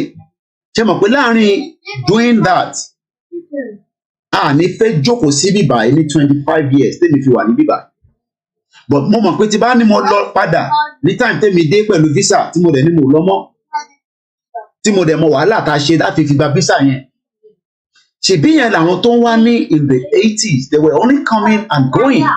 Mo kẹ́yìn tẹ́ wà lórí Mixella, Akin Games and Comrade Plan B and the rest of you. 4 of you are listening on the Mixella. Good morning and welcome to the live transmission. But nítorí pé things are difficult when it comes to visa.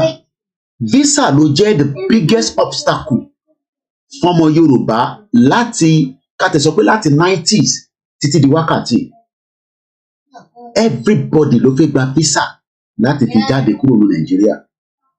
tó bá jẹ́ pé àwọn ìlú yẹn a ní access láti wọnú ìlú yẹn tí kò ń ṣe pé access yẹn ó ń pẹ́ tó jẹ́ pé mo kàn lè sọ pé jẹ́ n sáré dé London kí n lọ ṣiṣẹ́ fún 1 year kí n tó padà wá sílé ṣé mo pọ̀pọ̀lọpọ̀ wa à ní jókòó sí bíbá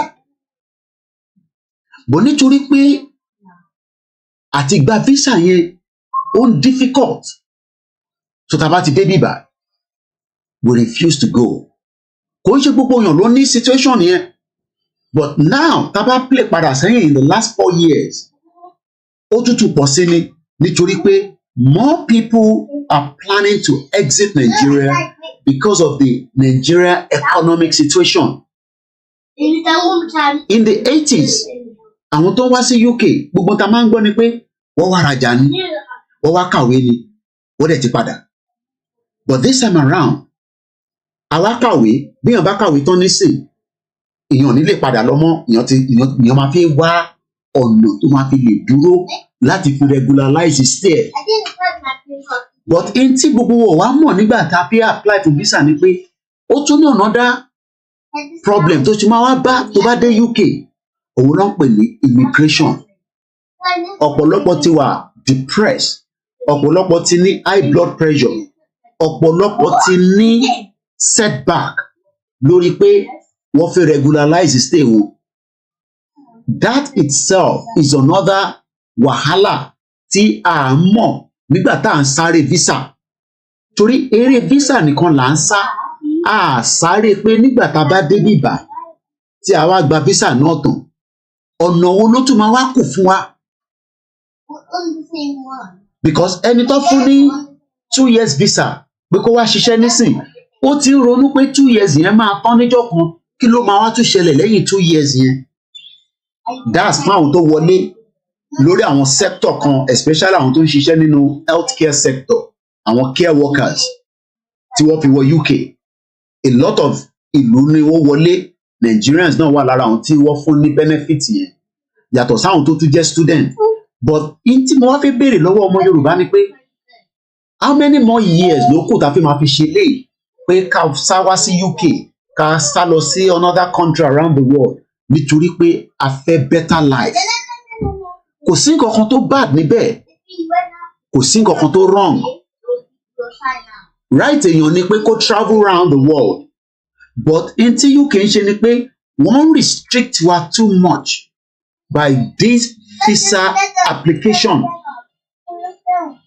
Nigeria ò jẹ́ kó máa go through this stress pé a fẹ́ wá sí UK based on the relationship ta ní tá bá tẹ̀ sọ pé à ní relationship UK ló colonize wa for 63 years a ṣe ń struggle pé a fẹ́ wọ UK láti wá jókòó sí bíbá kódà ẹlòmíì ò fẹ́ wá jókòó ó kàn fi wá kí èèyàn kó padà wọ́n ò fi jẹ́ kó make it possible fẹ́ nìyẹn but àwọn ìlú kan wá tí UK open door fún tẹ́ bá wá lọ wo history àwọn ìlú yẹn ẹ wá máa béèrè lọ́wọ́ ara yín pé ìjọ wọ̀tẹ̀ pẹ̀lú ìlú tí UK fún ní tí wọ́n change geographical location ẹ̀ tí wọ́n change identity ẹ̀ tó wá di 60 years after or 108 years after torí ta bá ní ká lo amalgamation yẹn we should not be in this situation but our people do not see it that way. And when people are now asking the question, ṣé Ìgbòho ṣì wà nínú movement? Àti ní àbọ̀ àwọn ọba mọ́, bàbá ṣe ráwọn tó ń bú ọba, it's not necessary. Kí là ń bú ọba fún ẹja fi wọ́n sílẹ̀? Tó bá yá, làákàyè wọn máa understand pé ìtagbédání is for the benefit of them and us. Táwọn ọba bá ní access láti wọ UK, ṣé gbogbo ọmọ ìlú ló ní access? Táwọn bá ní àwọn lè wọ UK ṣé gbogbo ọmọ ìlú wọn ló lè wọ UK? We have so much vast amount of land tá lè bẹ̀rẹ̀ fi ṣe research center pé àwa náà fi rán space shuttle lọ sí moon. We have the brain powers around the world. We need to get into our classroom to the. Àwa náà lè bẹ̀rẹ̀ sí lo mo kí ìyàwó Wúrà Adé àtẹ̀yìntẹ́wà lórí Instagram. Ìdòwú Michael mo kí ẹ. Àwa náà lè turn ilẹ̀ Yorùbá into a tourist destination quickly within the space of 20 years. Tí a bá gba country yẹn lénìí, by the time tí mo máa fi pé 70, kódà màá kàn máa relax ni wọ́n máa san pension fún mi. Bí àwọn àgbàlagbà lóyún náà ṣe ń gbádùn. Tó bá wọ bus bí èmi tẹ́ pé public transport ni máa ń wọ all the time. Wàá rí àwọn tó bá ti wọlé freedom pass wá kọ̀ touch ẹ̀ ní wá dẹ̀ lọ jókòó. Èyí tó ti ṣiṣẹ́ fún 30 years. Èyí tó ò ṣiṣẹ́ tó ní health condition. Kò ń ṣe gbogbo èèyàn tó ń rìn lójú títì ló wà fit. But ọ̀pọ̀lọpọ̀ èèyàn tó wà in their 70s nínú ilé mi tó bá gbé Nàìjíríà for 1 year, chances pé wọ́n lè survive another year orí ẹ̀ gan. And kò dẹ̀ ju pé kò sí system tó lè sustain wọn tó bá tẹ̀ ní owó tiwọn. Ẹ mọ̀ pọ́pọ̀lọpọ̀ lówó tiẹ̀ nínú Nàìjíríà but ní access sí in tó lè tẹ̀lé fi owó yẹn rà. And I'll show you why. Nigeria is a crime scene.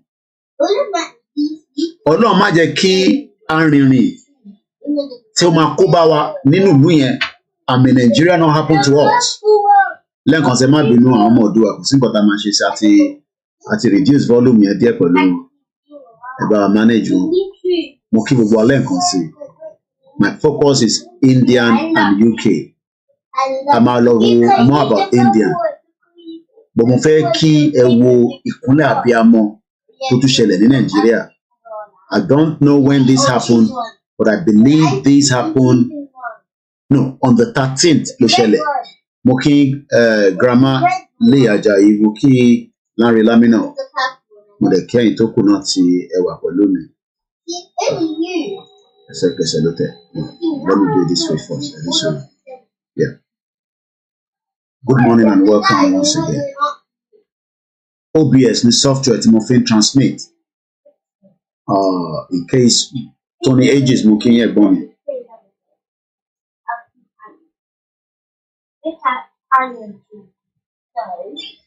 Let's do it this way. Mo kí everyone that is on the platform with us this morning. It is Saturday. Ó yẹ kí football transmission kan wáyé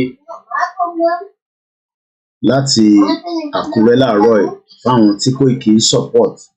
Torí mo ti decide pé a máa fi platform wa support àwọn club kan ní Àkúrẹ́, àwọn ọ̀dọ́ wa kan tó ń gbá bọ́ọ̀lù. Bọ̀tọ́ jẹ́ kó yé mi pé football yàn nílé wáyé mọ́ léni as planned. So ẹ má bínú ẹ̀yin yẹn wa. Mo kí Ọpẹ́ láti òkè lọ́hùn. Mo kí Yami Bísí Mákanjúọlá. Ẹ̀gbọ́n mi ọmọ gbọ́ láwọn Obad. Èyí tẹ́ máa wà lórí Koiki mo sábà rí nítorí mo wá síbẹ̀. Ọ̀gbárá ẹ̀gbọ́n mi mo kí yín sà. Mo kí ẹ̀gbọ́n mi bàbá wa Ọlárìnwájú Arówólò. Mo kí Adéwálé Adéyẹmí. Táíwò Kíkẹ́ àyà mi nìyẹn. Mo kí mà. Mo kí mọ́mì wa Margaret. Mo kí gbogbo àwọn Ẹdó. Mo kí àwọn sisters wa. Ẹ̀yin beautiful sisters wa tí Ọlọ́run ọba tí for the time being for reason tí orí bó ṣe rí ó kù díẹ̀ ni ọ̀pọ̀lọpọ̀ ti fi ọkọ̀ sílẹ̀ láti rìnrìn àjò lọ. Bẹ́ẹ̀ ni ẹ̀gbọ́n mi ọmọ gbọ́n wọn ní Lagos to London is $1,663. That's about 1.3 million. While Cotonou to London is $469. That's about 380. Same Africa. Mo kí yín lẹ́ẹ̀kan sí mọ́mí mi Bísí Mákanjúọlá Ọlọ́àbàndrótì. Ẹ jẹ́ ká wo fídíò ó máa touch díẹ̀ fẹ̀yìn tẹ̀jẹ́ abiyamọ. Ẹni tó ń ṣàbíamọ náà tó bá wo fídíò yìí tó bá nítara á jẹ́ pé something is definitely something is wrong with your blood vein. Kò ń ṣe pé lóòótọ́ ti bá ń sọ̀rọ̀ nígbà mi pẹ̀lú tara pé mo kì í tí ẹ̀yin tẹ́ wà nílé. It's just that báwa náà bá ṣe ń sọ̀rọ̀ ara ń ta wá mo kí ni mo fẹ́ ṣe sí mo kí Ọ̀túnba Olúwaṣínà AK Crown mo kí ẹ̀gbọ́n mi the real nani the projected earnings from the increase in visa and health fees should be about £1 trillion, which is a lot of money. It's 2 video, so let's start. Ọlọ́run ọba Elédùmarè má yẹ kí straight bullet kó wá pa wá sílé. Straight bullet ò lè pààyàn sí UK. Àṣírí mo gé fún yín torí pé wọ́n ní yìnbọn anyhow. Amẹ́ríkà àmọ̀ pé àwọn kan ń lo ìbọn, so tí bá ní pé straight bullet ò lè wá l'Amẹ́ríkà irọ́ ni máa pa. But UK chances yẹn slim gan. UK control gun kíní wọn gan níbí báyìí. When it comes to gun control, ẹ ṣe gan ẹ̀gbọ́n mi Yẹmí Fátókẹ́ owó tẹ́ fi ránṣẹ́ àfiránṣẹ́ sáwọn ọmọ yẹn lánàá ìyẹ̀pọ̀ náà fún wa ní 19,000 kan èèyàn 4 la pín fún lánàá bẹ́ẹ̀ ṣe ń fún wa ní náírà yẹn ilé náà la ti ń lò mo fún family mi ní 5,000 nínú ẹ̀ èyí tó kù mo disburse láàrin àwọn èèyàn wa kọlọ̀bá ń dúró ti gbogbo ẹ̀yìn tẹ́ ń support wa. Mọ́mí wa tó kí n conclude ti gbowó yẹn nígbà tí mo wá pe chief so chief bẹ̀rẹ̀ sí ń sọ̀rọ̀ pé ṣé gbogbo táwọn ti lose làwọn máa wá sọ pé àwọn ò ní ṣe Yorùbá Nation.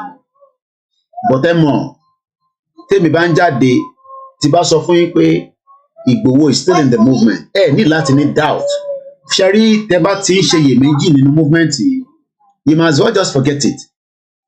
Ṣèbí movement ti pín sí méjì already nísìnyí àwọn kan ti lọ báyìí.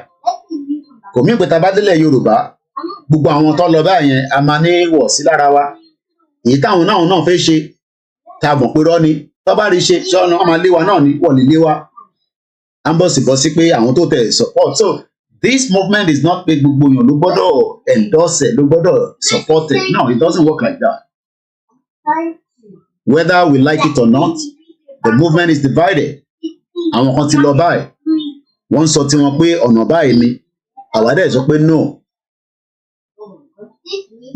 Laptop mi ní sì tún fún mi ní traffic update ó ní A3220 is closed from Anderson Road to Kensington High Street.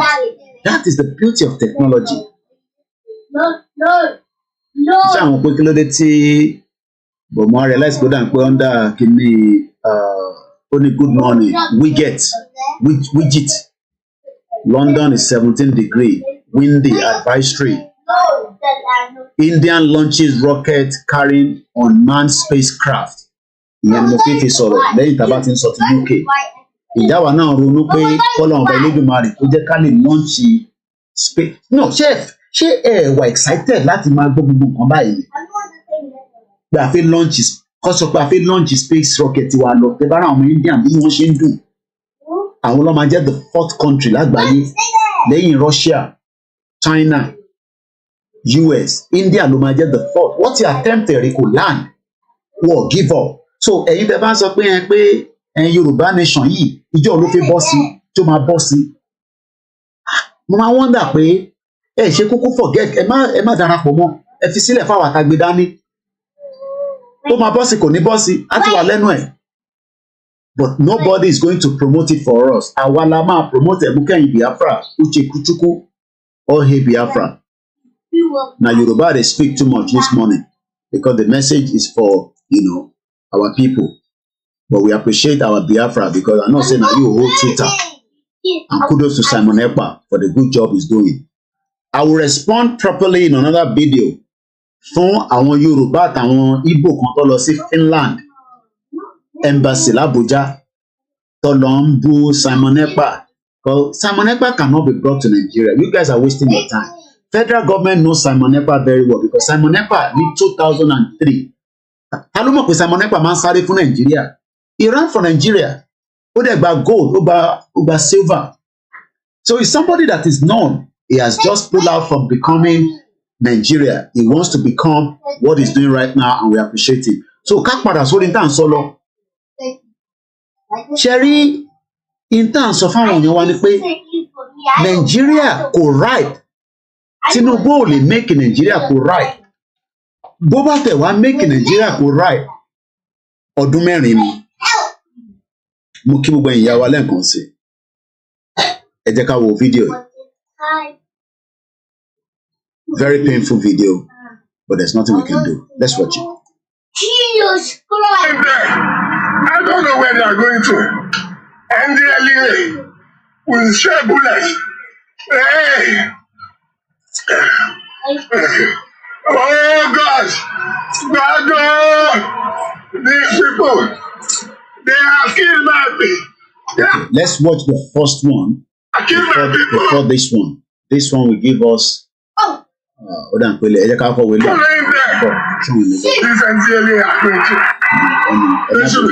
It's two video. I hope it's not the same thing. People should come out and help me. These police just straight bullets. They just did straight bullets. And I'm following them now. Yesterday, two brothers.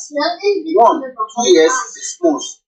And the other one is 1 year, 4 months. Were shot yesterday. I don't know how it happened. I don't know. But yesterday, NDLEA came to us about to raid a local corner road by the street. And they started shooting gun. And the bullet pierced through the shop and touched two boys. Two brothers. Two blood brothers. The father had to use they ran away. The father has to enter his vehicle. After them chasing them, following them from Asaba to Nkwashu, where they have their office in Nkwashu. Now that boy now is dead. The senior one, 2-year-old plus son now is dead in the mortuary right now in Asaba. Look at them. They have killed me. Look at them. NDLEA have killed my son. They have killed my son with straight bullets in the shop. They have killed my son with straight bullets in the shop. NDLEA.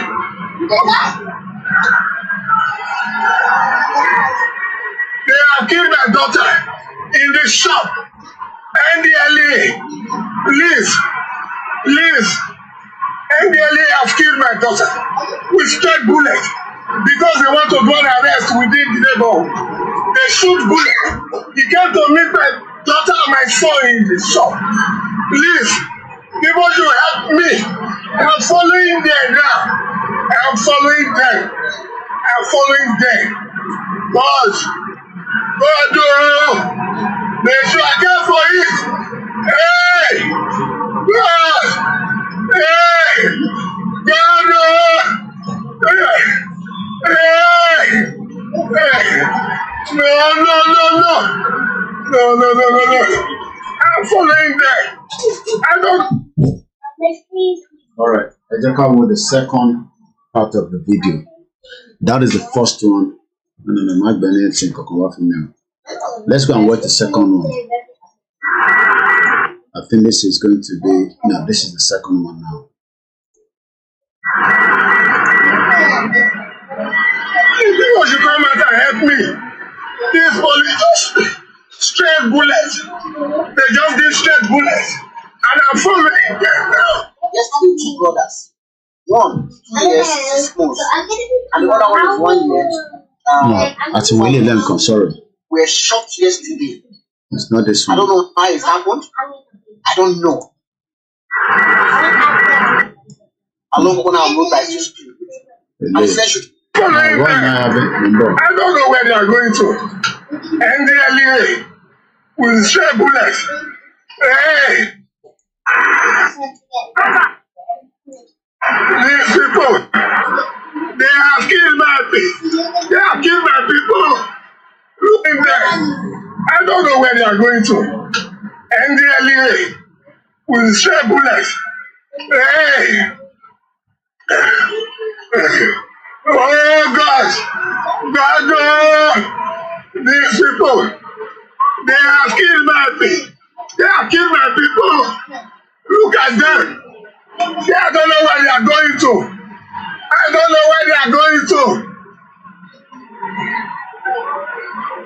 They shot bullets.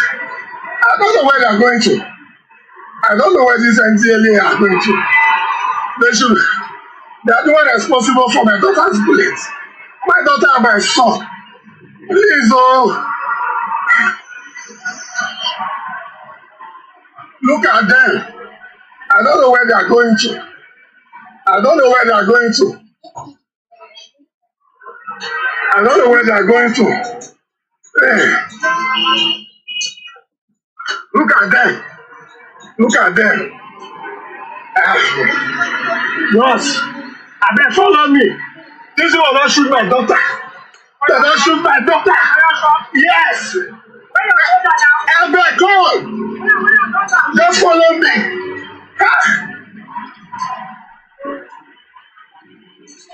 God, oh, they have killed my family. They have killed my family. Hey, girls, look at them. Because they want to arrest somebody around, they shoot a gun, straight bullet hit my daughter and my son in the eye. They have killed my family. They have killed my family. They have killed my family. Hey! God. So,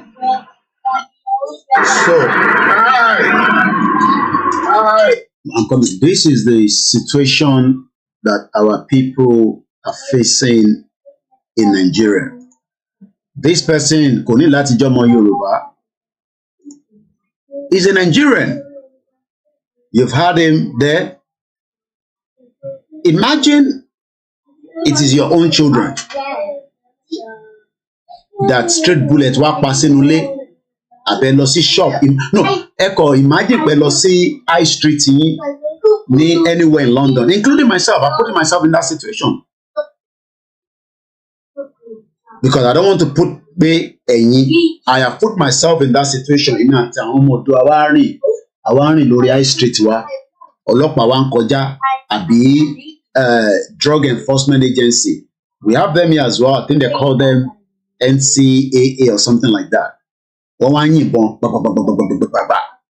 Ìbọn wá hit kan náà ọmọ yẹn. Ṣé mo pa ọmọ yẹn sí níta? They were inside the shop. It's the bullet that pierced into the glass. Ló lọ pa kan náà ọmọ yẹn. The other one is still hospitalized. I am asking this question. While other countries are preparing for space to travel, shuttle to go to moon, to make life better for their citizens, must we carry gun and shoot periodically? No, mo ń bi wà látàlánà mo ní nígbà tó ń yìnbọn yẹn níbo ló expect káwọn bullet yẹn kó lọ. I mean, they are not in a training ground. You have gone on into the public environment. Now, the bullet discharge from those weapons, níbo ló expect pé kó lọ. This happened 2 days ago in 15. Ìṣẹ̀lẹ̀ tẹ́ wò tán yẹn, it happened on the 13th. You're right. The worst part of the zoo is that the person that shot the daughter might be an illiterate, and the man might be an intellectual. Oh yeah, you can tell. Because those people that are carrying this gun, they're not well trained anyway. But the man shouting now, I just hope he's part of those supporting Biafra. I hope he's not against Biafra. Look, we don't want to be using these, narratives. But Emma drew until it. Look, I don't know him. There's a lot of people, there's a lot of crime happening across Nigeria on a daily basis. Whether in Yoruba land, in the Middle Belt, in the Southwest, in the Southeast, in the North Central, on a daily basis. But rather than Nigerians to start thinking in this direction, no, they don't want that.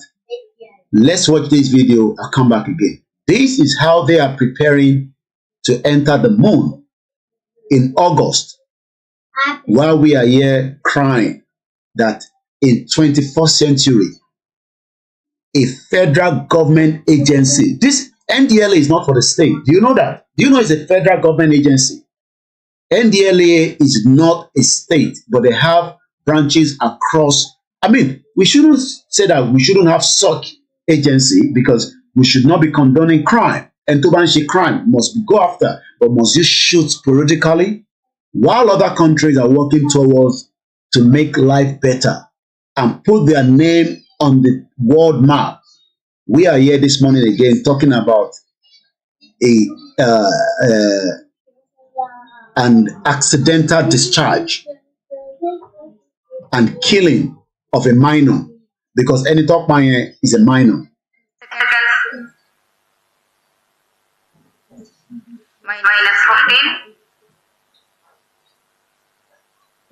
10, 9, 8, 7, 6, 5, 4, 3, 2, 1, 0.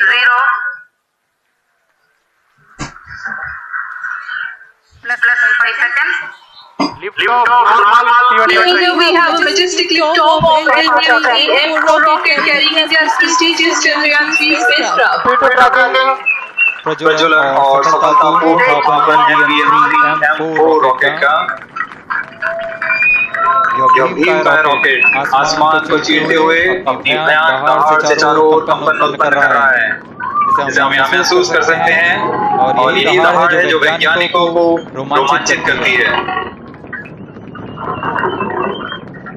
LVM-3 के उत्थापन के साथ ही हमारे अंतरिक्ष यान चंद्रयान 3 की चंद्रमा की यात्रा प्रारंभ हो चुकी है। As the rocket is soaring through the clear skies, every second moving closer to the accomplishment of the most important milestone in its mission to moon.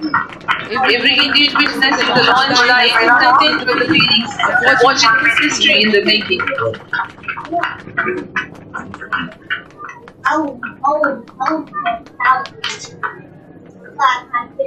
चंद्रमा की सतह पर अपना छाप छोड़ने के लिए चंद्रयान 3 अपने मिशन को पूरा करने निकल चुका है। वर्तमान में दोनों S-200 and you can hear that it develop in sorrow. Taba play video yẹn padà again. Ẹ farabalẹ̀. The advantage of language is being used in this video. So ẹ̀yin ọmọ Yorùbá ṣáà náà fẹ́ jẹ́ kí a send the space shuttle lọ sí moon. Káwa máa sọ pé hey, ó ti fẹ́ gbéra, òun ló ti prepare, ó ti máa gbéra nísìnyí kọ́ máa sọ Yorùbá tó máa dùn mọ́ wa lẹ́nu. Ṣé èdè ìkọlà wa náà fẹ́? We don't want this, but we want to remain in a system that is holding us back. So let's watch that video one more time again, and let me release the audio, and then I'm going to mute my mic because ó interfere láàrin méjèèjì.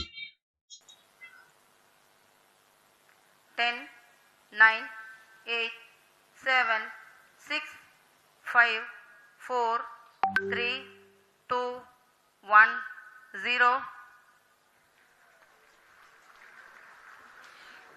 Plus 5 seconds. Lift-off normal. Here we have a majestic lift-off of LVM-3 M4 rocket carrying India's prestigious Chandrayaan 3 spacecraft. P2 tracking. प्रज्वलन और सफलतापूर्ण उत्थापन LVM-3 M4 rocket का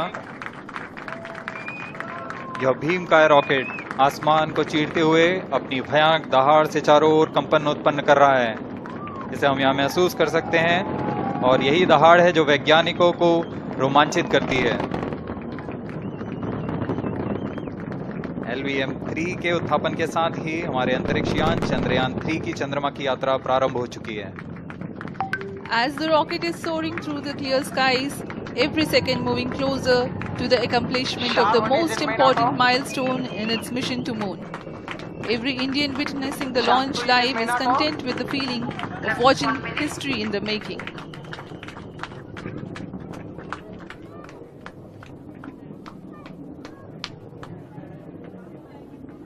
As I said in my speech, this is a significant pay award. It's one of the most significant we've had in decades, and it is costing billions of pounds more than the government had budgeted for, and that has consequences. If we're going to prioritise paying public sector workers more, that money has to come from somewhere else, because I'm not prepared to put up people's taxes, and I don't think it would be responsible or right to borrow more, because that would just make inflation worse. So what we have done are two things to find this money. The first is we're going to increase the charges that we have for migrants who are coming to this country when they apply for visas, and indeed something called the Immigration Health Surcharge, which is the levy that they pay to access the NHS. So all of those fees are going to go up, and that will raise over £1 billion. So across the board, visa application fees are going to go up significantly, and similarly for the immigration health surcharge. For migrants who are coming to this country legally, they have to pay a fee to access the NHS, to contribute to NHS care. I think that's entirely right. Neither of these fees have been increased recently, and we think it's appropriate, given the costs for everything have gone up, that those fees, both for applying for visas and for accessing the NHS, go up too. That will raise over £1 billion, as I said, so it's a significant contribution to helping us pay for these pay awards.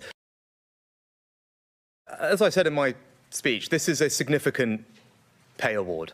It's one of the most significant we've had. Impediment to Yoruba development is the impediment to Yoruba development. Without Nigeria, we won't be where we are. 1962, we were far ahead of South Korea and North Korea. We were far ahead of China even. We had television before France.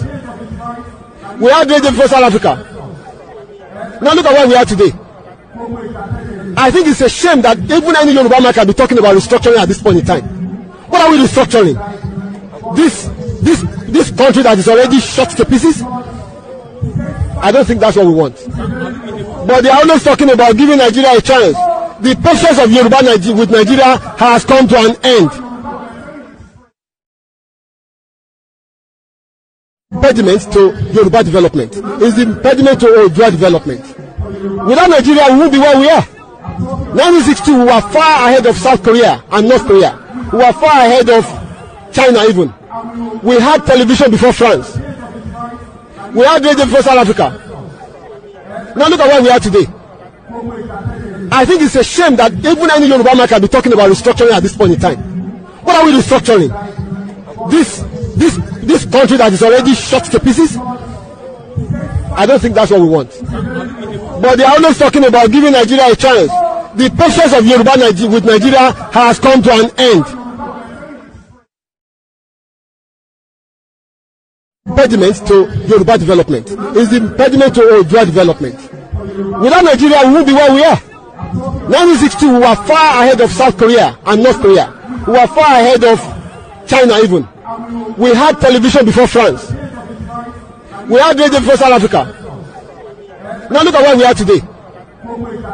I think it's a shame that even any Yoruba man can be talking about restructuring at this point in time.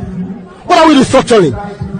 This country that is already shot to pieces? I don't think that's what we want.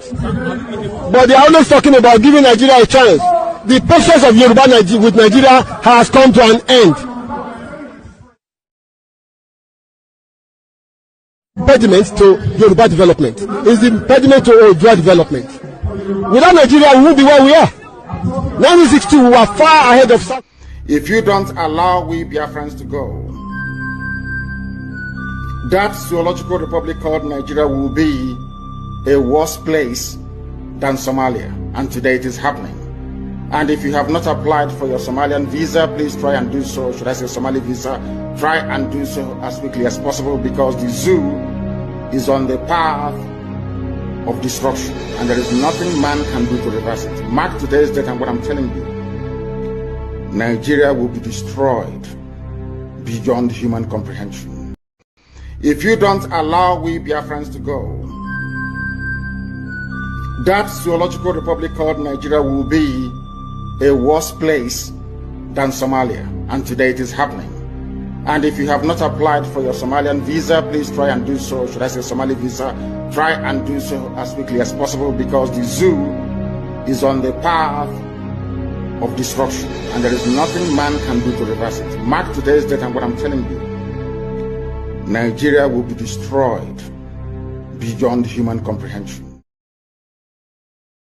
And welcome back again. It's just 8:30 and we are just 1 hour 34 minutes into the live transmission. Today is the 15th day of the month of July. My name is Olami Koiki, as I continue to use my media organization to enlighten and educate as many Yoruba people and those that are non-Yorubas all the reason in the world why we should break away from Nigeria. We have actually been discussing the visa increase from the UK government that was announced by our Prime Minister Rishi Sunak, where I am currently based. And I'm also looking at the Indian sending a new space shuttle to moon. We're expecting to start getting a signal by the month of August. But let's go back to Inti George Akinola Solenkan, the mo kí gbogbo ẹ̀yin tẹ́tí wọlé, ẹ̀yin tẹ́tí darapọ̀ mọ́ wa, whether you're listening to us on the TikTok, good morning and welcome. Well, this is not a platform where you just want to take away and while away time. You're wasting your time. You might as well just go to a porn site and sit down there. This is a platform that wants to break Nigeria, whether it's going to be peaceful, which we pray so, whether it's going to be violently, we hope not. But one thing is, freedom is not going to be given to you even if you want to be free. Nobody is ready to let you to be free. So Moki Okoya of Falanyo, only what they are telling us in Nigeria is that the world will end one day and Jesus Christ is coming. That's mad people everywhere. No, Jesus is not coming anywhere. That is a spiritual being to you and yourself. A country has nothing to do with religion, but Nigeria has factored religion into what they are saying. So when you come to this platform, if you while away time, you're wasting you might as well go to a porn site and sit down there and use that to while away time. I had the opportunity to speak to a young Yoruba diaspora to America. I did promise the mother that this week I would do more of short videos to educate them because they're confused.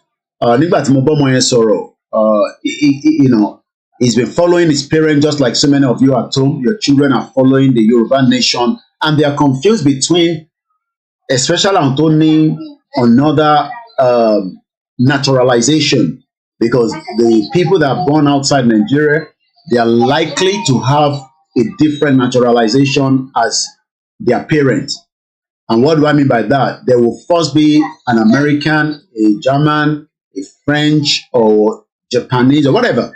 But they still also have the Nigeria in them as well.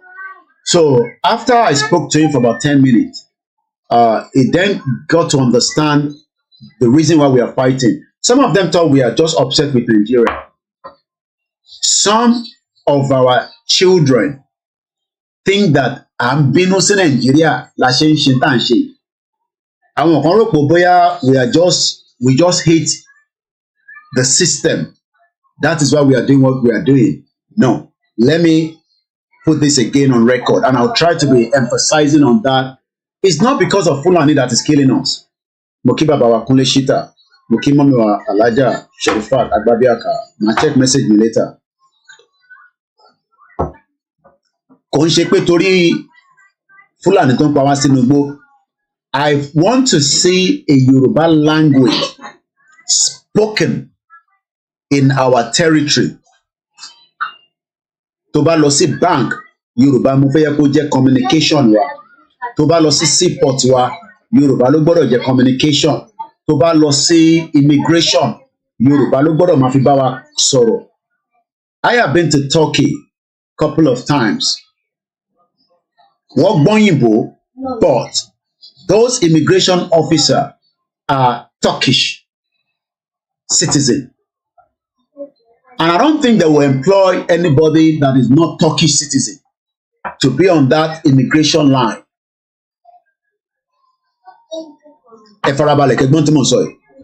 You know, lọ́dọ̀ tiwa, what we have is we have Hausa as our immigration officer. We have Igbo as our immigration officer.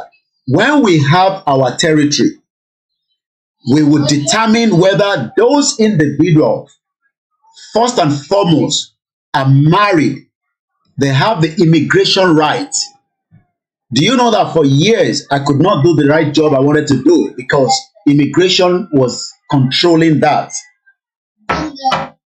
Let me explain that again. For years, Timowa Nilui, immigration was restricting me from not doing the kind of job I would have loved to do. Do you know that my education was affected by the immigration of this country? Because I was classified as an international student. I pull out. I had to pull out because I couldn't afford to pay that £15,000. I didn't have it. So, Eyita Ambassador, I am talking now from experience of living in the country here So immigration is a very tight situation. And that is why Rishi Sunak is saying that those of you that still want to come and visit UK, whether for visit, for health reason, for education, for business, for whatever, around the whole world, you will pay more for the visa. And that will generate innovative society, my brother. Sure, boy. Mukia, you call it tech, my brother. How you doing? Let me re-emphasize again. Talking about this discussion, don't call me after the program and say, UK, Mufiwa, Koikiba Mushimashe. I don't care. However you want to get to this country, that is not my business. That is your business, because when I was coming here, I did not go and consult anybody. My mom ran out of Nigeria in 1991 when dollar was going to 40 naira. Tó bá ní initiative yẹn, I will be in Nigeria and I could be anything, but at least I will still be somebody. So, immigration restricted me from finishing part of my education in UK. But the good thing about UK is that kò sígbà tó lè lọ kàwé sí. And there's what I call education and work experience. Let me explain that to you. This country is a work experience. Any bank bill abroad, especially, I don't know other countries. I lived only here for 25 years. And in my 25 years, for 15 years, I couldn't travel out of the country. So stop jealousing what I do when I travel to Nigeria at that point before I started not coming to Nigeria because of the nature of the job I'm doing now. It's because of the nature of what I'm doing now that is restricting me from coming to Nigeria, because I am an high risk person now. As against 2015 when I was coming, I was criticizing Nigeria then, but not to the extent of what we are doing right now. So the risk is much more than before. And in anything in life, we risk here. Even if you believe in Ifa, you believe in Bible, you believe in Quran to guide you and protect you. We're not going to policy. So when people say come to Nigeria, you're crazy. Not talk to somebody like me. I'm not going to come to Nigeria because I am an high risk danger to the Nigerian government. So what need lots of me? Nigeria. I don't have to go to Nigeria. Even Benin, chief. If you want to come to Benin Republic, put your mom on the flight and let her come and visit me. Society, yeah, map is in a voice note. And that is exactly what I did. That's one of the reasons why my mom went to Benin Republic. Because I want to pass it for chief. Come and society will buy. Don't share voice note so that nobody, because I don't trust all the communication that we are using to speak to chief.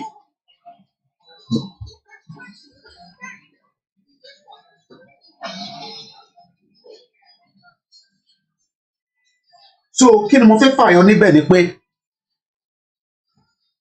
if I have lived in UK, whether I have master degree or I don't have, whether I don't have a full degree, this country has retrained me for 2 decades. Especially for the fact that anything online, which is the media. I knew that before even these. I'm talking about as far back as 90, at least I did the foundation, I did the first year, the second year I pull out. International pay.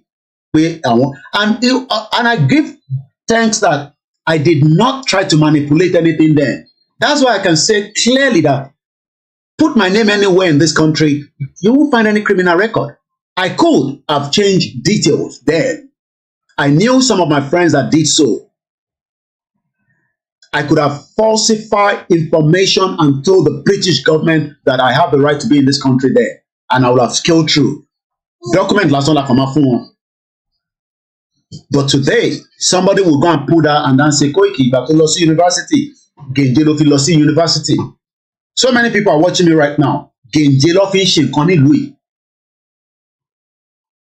But that's not where I want to go. What I'm trying to explain is that the UK that we are talking about, an Indian, Egbonti George Akinola saw, George Akinola actually told us that we were far ahead of China We were far ahead. Maybe I should play that and then I'll talk over it. Impediment to Yoruba development is the impediment to Yoruba development. Without Nigeria, we would be where we are. 1960, we were far ahead of South Korea. 1960, we were far ahead of South Korea.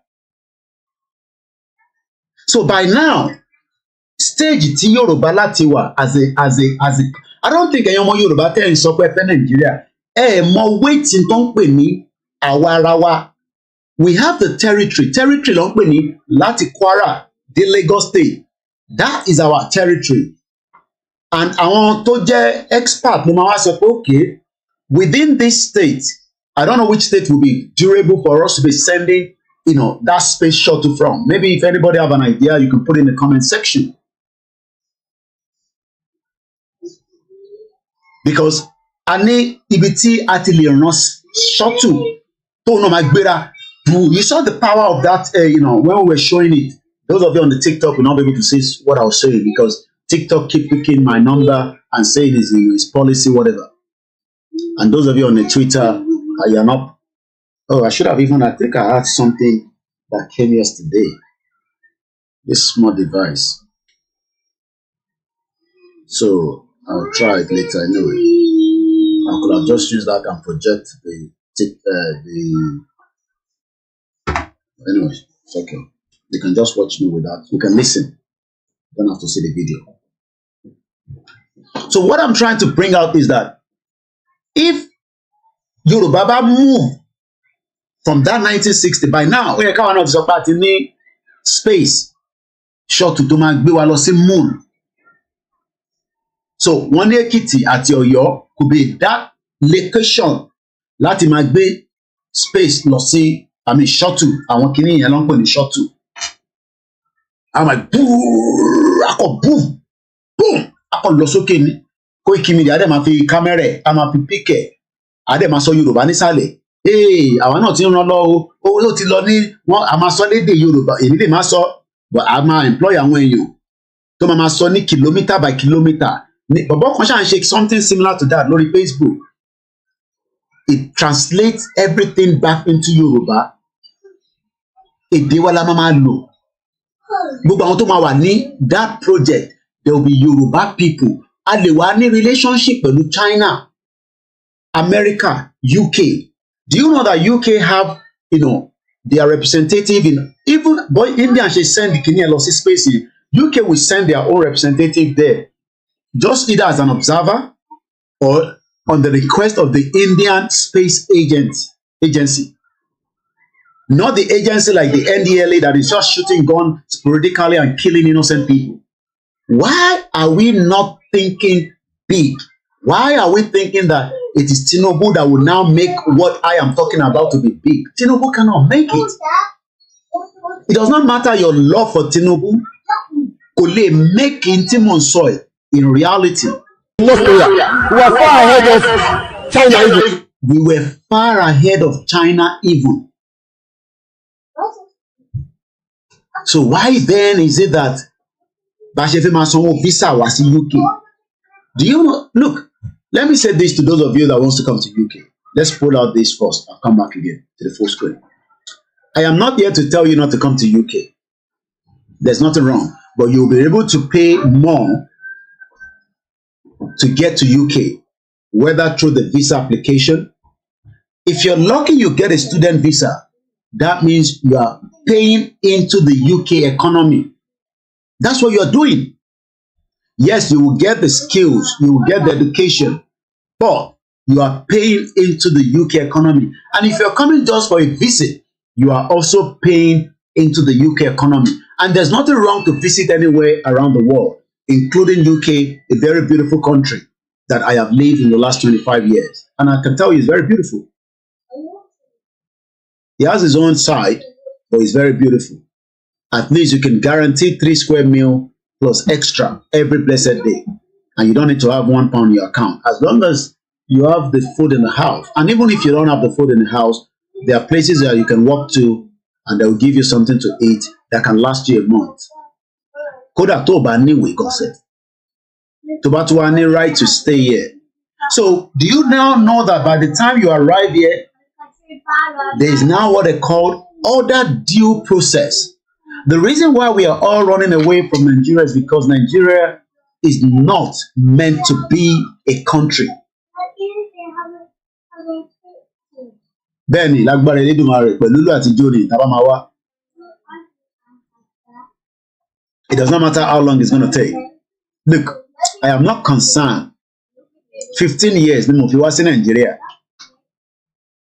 I don't think you know how many days is inside a week, a month, a year, 365 days, right? Multiply that by 15 years. That's the days I did not see Nigeria. Did I miss anything? Oh yes, as at that time. A lot of events happened, especially, events that I should have been on the ground to witness and attend. You see my dad ceremony tamanse lọ́dọọdún. I think we did some few October the town numbers come. I can't remember anyway, but there are some events that I would have loved to be in Nigeria, but I couldn't because I was restricted by immigration. So this issue of immigration will be resolved between us. That's 5,000 days. I want to mama break it down. So approximately 5,000 days I did not step into the soil of Nigeria because I was restricted from traveling because I did not have the permit. And you cannot leave a country. I mean, I could leave, but the problem is I will not be able to return back. If I wanted to go out of the UK then, I would have done so. Did I at some point wanted to go back? I think I did. Because you get frustrated at some point. Making nonsense. Then by the time you now start calculating, after factoring other issues and other things, you just said, you know what, forget it. It's still worth fighting for. And we are still grateful. So this norm, let's leave UK to be telling us what to do. But our Tafewasi UK, they will now restrict us. Even by the time you get to UK, if you're lucky, you get a student visa, that means you are paying to your nose. We saw the student that had 5 million naira in March. By the time to Mafidi July, that has become half. Look, nobody's going to give you a free accommodation in UK to live. You pay for every single thing that you are using in this country. There is nothing free in UK. I have lived here for 25 years. Tell me go back after 3 months. I'll tell you to go and find a way and get yourself together. It's a fact. It's the norm. It's the process. It doesn't matter how close we are. And that is even if I have the space to put you anyway. Because you want about money, more rent. So if you are saying that you want to come and stay with me, could have been Nigeria. Ẹ̀gbọ́n mi jẹ́ ń gbé pẹ̀lú yín, o lè gbé pẹ̀lú ẹ̀ for 1 year, o lè dánwò ní UK. O tó bẹ́ẹ̀ ẹ máa jàgbẹ̀yìn ní ìwà àtẹ̀gbọ́n yẹn. Ìwà àtẹ̀gbọ́n yẹn ẹ máa jàgbẹ̀yìn ní. Especially tí wọ́n bá tún wá lọ ṣe nǹkan kan, okùn sùn ń jí lójoojúmọ́ nínú ilé yẹn. You wake up, you sit down, you are watching movie. O tún wá jẹ́ pé ní tó mọ Yorùbá movie wò. Tó bá wá ṣọlidé, we can accommodate you. Láti mọ̀ pé 2 weeks ni, a nira wa lára fún ẹ. I move arrangement, àwọn ọmọ yẹn, I move wọn sínú another room, a fún ẹ ní room kan. After 2 weeks, tó bá bí ẹ̀dá kó sọ pé ò lọ, èmi ni máa kẹ́rù ẹ̀ bọ́ta nínú ilé yìí. Torí pé o ti fẹ́ ní mi lára nìyẹn. Kò ń ṣèjà bó ṣe rí nìyẹn nílùú yìí. Bó ṣe wà nìyẹn. Abroad là ń pe bíbá ẹ̀kọ́ ń ṣe Nàìjíríà. Tí bá lọ Nàìjíríà nìsín. Any one of you, I mean, apart from pé ẹ ti mọ̀ mí pé èmi náà ti di celebrity, wàláì kò dẹ̀ síbi tí mo lè gbé Nàìjíríà. Let me tell you something. My coming home, lẹ́yìn ìgbà tí mo wálé, mo ti sunu face my face yìí. Tí bá tún sọ fún ẹ kọ́ bẹ́ẹ̀. O ní believe me. Àní o lè mọ̀ pé mo ṣẹ̀dí láti abroad. Èmi ò ń wọṣọ English tí bá délé. Mo ti ní kọ́ bá mi gé àwọn àǹkárá pẹ̀lú slippers. Èmi tí mo ń gbé ọ̀kadà láti Àlímọ́ṣọ́ local government à ń gbé lọ sí VR. The only problem tí máa kàn ní ni pé iyẹ̀pẹ̀ máa ń kó sí mi lójú, so ọba ní kí n wọ glasses. wọ́n ní díjú báyìí díjú báyìí máa kí díẹ̀ pé èmi dẹ̀ máa fẹ́ rí gbogbo tó ń lọ tí bá ṣe ń lọ yẹn. Mo ti take risk gan níbi bá wálé.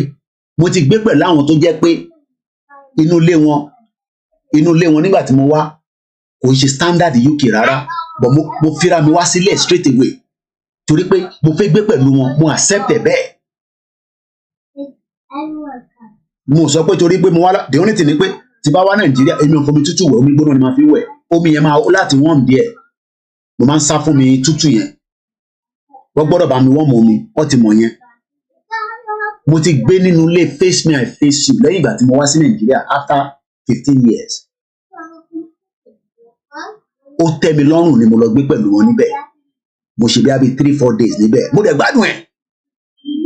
Àwọn dẹ̀ máa fi try láti ṣe gbogbo nǹkan kó wà comfort. Ẹ má worry ara yín jáde, ẹ má stress ara yín, wàhálà yìí ti pọ̀ jù, wàhálà tẹ̀ ń ṣe ti pọ̀ jù jáde.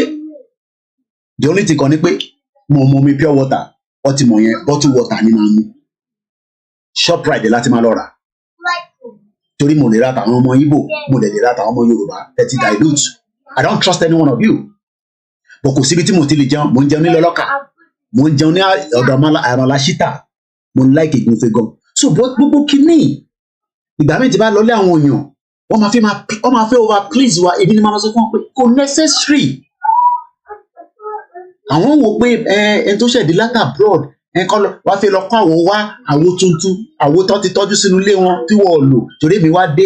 I understand, it's just part of our culture. Èmi ni máa sọ fún wọn pé kò necessary stress ara yín, because mo fẹ́ fi wọ́n sí stress because mo mọ condition tó ní kálukú wà. And I move around a lot, but nísìnyí mo lè máa ṣe yẹn ní Nàìjíríà nísìnyí, especially with a face like this tí gbogbo yẹn ti mọ̀ tó náà fẹ́ break in Nàìjíríà. Mo ń ṣe interview lórí títì pẹ̀lú àwọn èèyàn tí bá dánwò nísìnyí wọ́n lè kidnap me, but ìwọ tó fẹ́ wá gbé ní UK kò ń ṣe bí ti Nàìjíríà o, it's a different ball game. Màá dẹ̀ ṣàlàyé fún ẹ bó ṣe rí.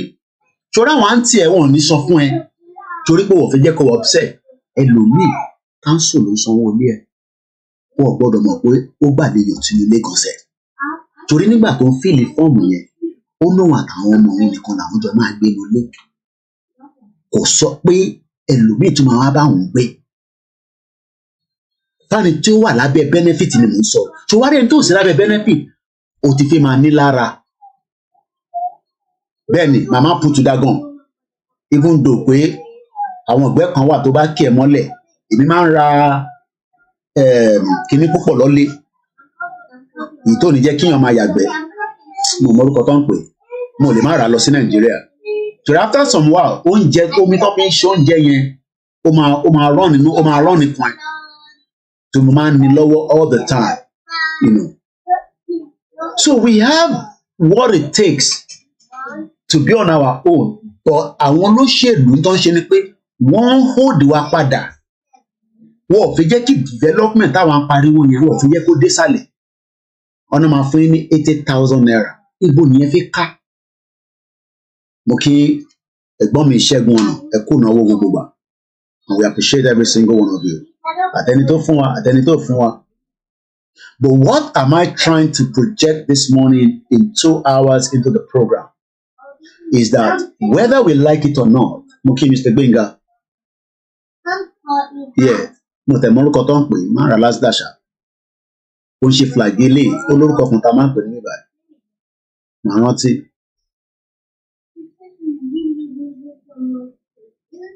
UK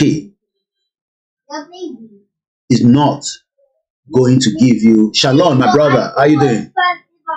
I hope your brother is doing very well. Ọlọ́run bá ń tú sílẹ̀ agbára Elédùmarè. Èèyàn kan bí mi náà lánàá pé mi lánàá pé ẹ̀rọ àpé Prophet Cornelius pé kí là ń ṣe sọ̀rọ̀ Adéyínká grandson. Mo ní UK èmi mo ti mọ́lé ni system ló ti mọ́lé náà. Ibẹ̀ yóò ṣe ara náà sọ ni ibẹ̀ yóò ṣe tó bá yẹ pé ilẹ̀ Yorùbá láti ti Adéyínká grandson mọ́lẹ̀ nísìnyí. Tó bá yẹ pé Nàìjíríà lọ ti hold Adéyínká grandson Tinubu lè release ẹ̀. But ní UK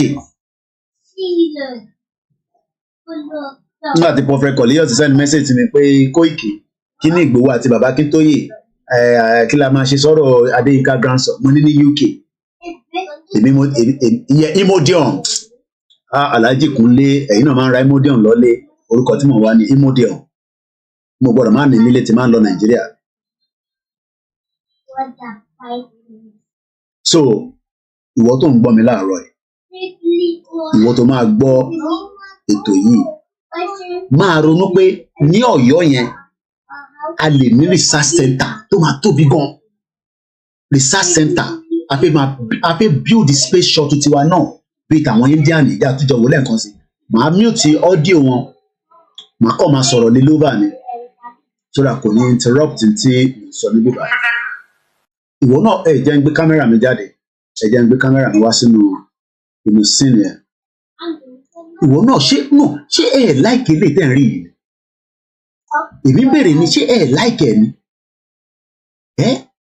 Ẹ láìkè bẹ ṣe ń rí kíní? Ǹjẹ́ mọ iye tó máa generate fún wa? Àwọn olùkọ́ náà máa jealous wa ni, especially the African country. But it seems that àwọn ọmọ Yorùbá ìdírèṣà náà rẹ̀ lẹ̀ ṣe ń wá. Mo fẹ́ gbé screen wọlé pẹ̀lú ẹ̀ ni o. No, ẹ jẹ́ ká jọ máa wo kíní ká jẹ́ kókò máa play continuously. Ṣé ẹ láìkì bí a ṣe ń ṣó àwọn kíní fún yín? Kó sọ pé ní kati máa ní calm down pé lọ́dún méjì o, lẹ́yìn ìgbà tá a bá ti gbalẹ̀ Yorùbá o, ọdún mẹ́ta o, ẹ̀yin tí ẹ jẹ́ scientist, ẹ̀yin tí ẹ jẹ́ engineer, ẹ máa kóra yín jọ wá training yín. Ẹlòmíì nínú yín a lè rán yín lọ sí China kẹ́ lọ ṣe training, a lè rán yín lọ sí India, ẹ padà wálé kò ń ṣe tó máa lọ India tó máa lọ jókòó síbẹ̀ pa. Kí la fi ń jókòó pa sí bíbá? Nítorí pé àti padà wá ó máa ń difficult. Kódà àwọn tó ní 10-year visa, àwọn tó ní 2-year visa, wọ́n lè stop ẹ lẹ́nu ọ̀nà kan má jẹ́ kó wọlé. Ìdí tí gbogbo èèyàn ṣe ń wá láti fẹ́ gba status ìlú yẹn nìyẹn.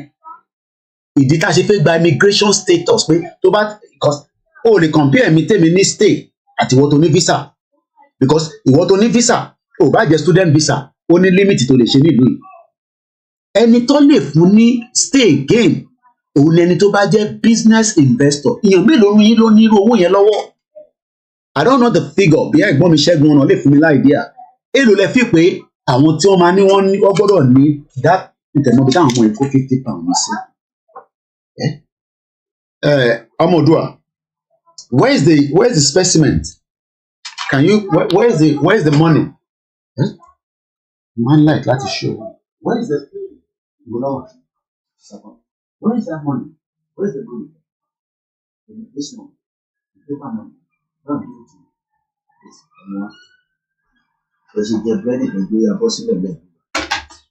So kí ni mo fi pààyàn ni pé ọ̀pọ̀lọpọ̀ yín tẹ́ wà nílé, èmi gbàdúrà pé kí ìwọ náà lè wọ London. Ó mọ̀ pé tó bá wọ London àjọ máa pọ̀ sí ni, a máa jẹ́ Yorùbá community, àjọ máa hustle yẹn kọ́ lè yàtọ̀ síra wọn ni. But as an investor tó bá ní I don't know maximum bí i 20 million naira, UK máa fún ẹ ní right of stay. I don't know equivalent of pounds mo mọ̀, but ó níye kan tó gbọ́dọ̀ ní. But ṣé gbogbo wa la ní irú owó yẹn? Excuse me. Ṣé gbogbo wa la ní irú owó yẹn? Ṣé eléyìí tí mo fi ń wọ̀nyí ṣé kò wú ẹ lórí pé ta bá ti gba ìlú tọ̀dọ̀ tiwa náà? Ṣòfin pé Nàìjíríà lè ṣe gbogbo eléyìí pẹ̀lú àwọn gàǹbàrí tá à ń bá gbélé. Ṣé o mọ̀ pé àwọn Yorùbá kan náà gàǹbàrí ló máa politicians ni? Gàǹbàrí ni wọ́n. Because wọ́n ò ronú bí bàbá Awólọ́wọ̀ ṣe ń ronú. Tó bá ronú ni Yẹmí Ọ̀sínbàjò máa ní kó lọ kidnap Nnamdi Kanu wá sí Nàìjíríà. Àwọn ò ronú. Bọ̀ tó bá rí wọn nísìn, Délé Mọ̀mọ́dù á ṣò picture wọn, ẹ̀wọ̀n ṣòkú, mo rí tó ó pọ́n wọn lé ju kí ló dálẹ̀ lọ. A wá lọ máa mú picture tó ti hold wá. Mo rí picture wọn àti Gbajabiamila àti Fáyẹmí nílé ẹ̀ ní Ghana, ó dàbí gbà táwọn náà sá lọ. Ìdí tí Délé Mọ̀mọ́dù ṣe ní ṣe tá à ń ṣe nìyẹn, torí pé ó fẹ́ gbádùn ayé ẹ̀. Kò rẹ́dì láti sacrifice media fún ọ̀ràn Yorùbá. A dẹ̀ sọ pé òun study Yorùbá ní Ilé Ifẹ̀. Ó ṣe thank you so much. Èlò lórí £10 ààrẹ náà ni ó ṣe £10 lélẹ̀. Because Délé Mọ̀mọ́dù wants to be within that, ó post nǹkan kan ní lórí Instagram ẹ̀ nípa Buhari nígbà tí Buhari wà níbẹ̀ pẹ̀lú a lot of crowd. Ẹ máa gbọ́rọ̀ yìí ó wá post ìgbà tí Buhari mo mọ̀ bí àwọn kan ti rí fídíò yẹn Buhari àti security méjì péré wọ́n kàn rìn nínú Daura èèyàn kan wá ń bí pé Àtíkù fúnra rẹ̀ gan tó ń kó security káàkiri tó ń ṣe president kí ló ń kó káàkiri fún ó ní ẹ ṣèbí Àtíkù lè afford ẹ̀ níbo l'Àtíkù ti rí owó tí Délé Mọ̀mọ́dù ń pọ́nlé yẹn níbo ni Àtíkù yẹn níbo ni ó ti rí owó ṣèbínú Nàìjíríà tó ti rí owó ló ti jí ṣèbínú Nàìjíríà ni Àtíkù ti jí owó iṣẹ́ wo l'Àtíkù dálẹ̀ kó tó di pé ó rí owó tó fi wá ń ṣe business tó ń ṣe nísìn. These people do not want you to survive.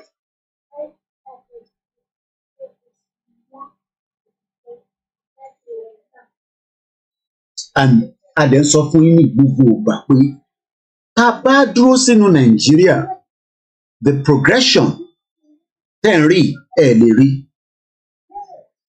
and we must now end this contraction.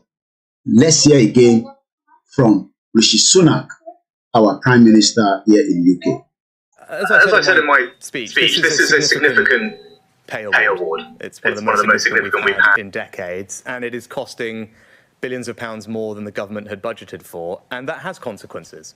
If we're going to prioritise paying public sector workers more. If we are going to prioritize paying public sector, àwọn ló ń pè ní public sector, àwọn tó ń ṣiṣẹ́ fún government, gbogbo àwọn tó ń ṣiṣẹ́ ní hospital, wọ́n need the pay rise. Àwọn teacher tó ń kọ́ àwọn ọmọ wa níbí wọ́n need the pay rise.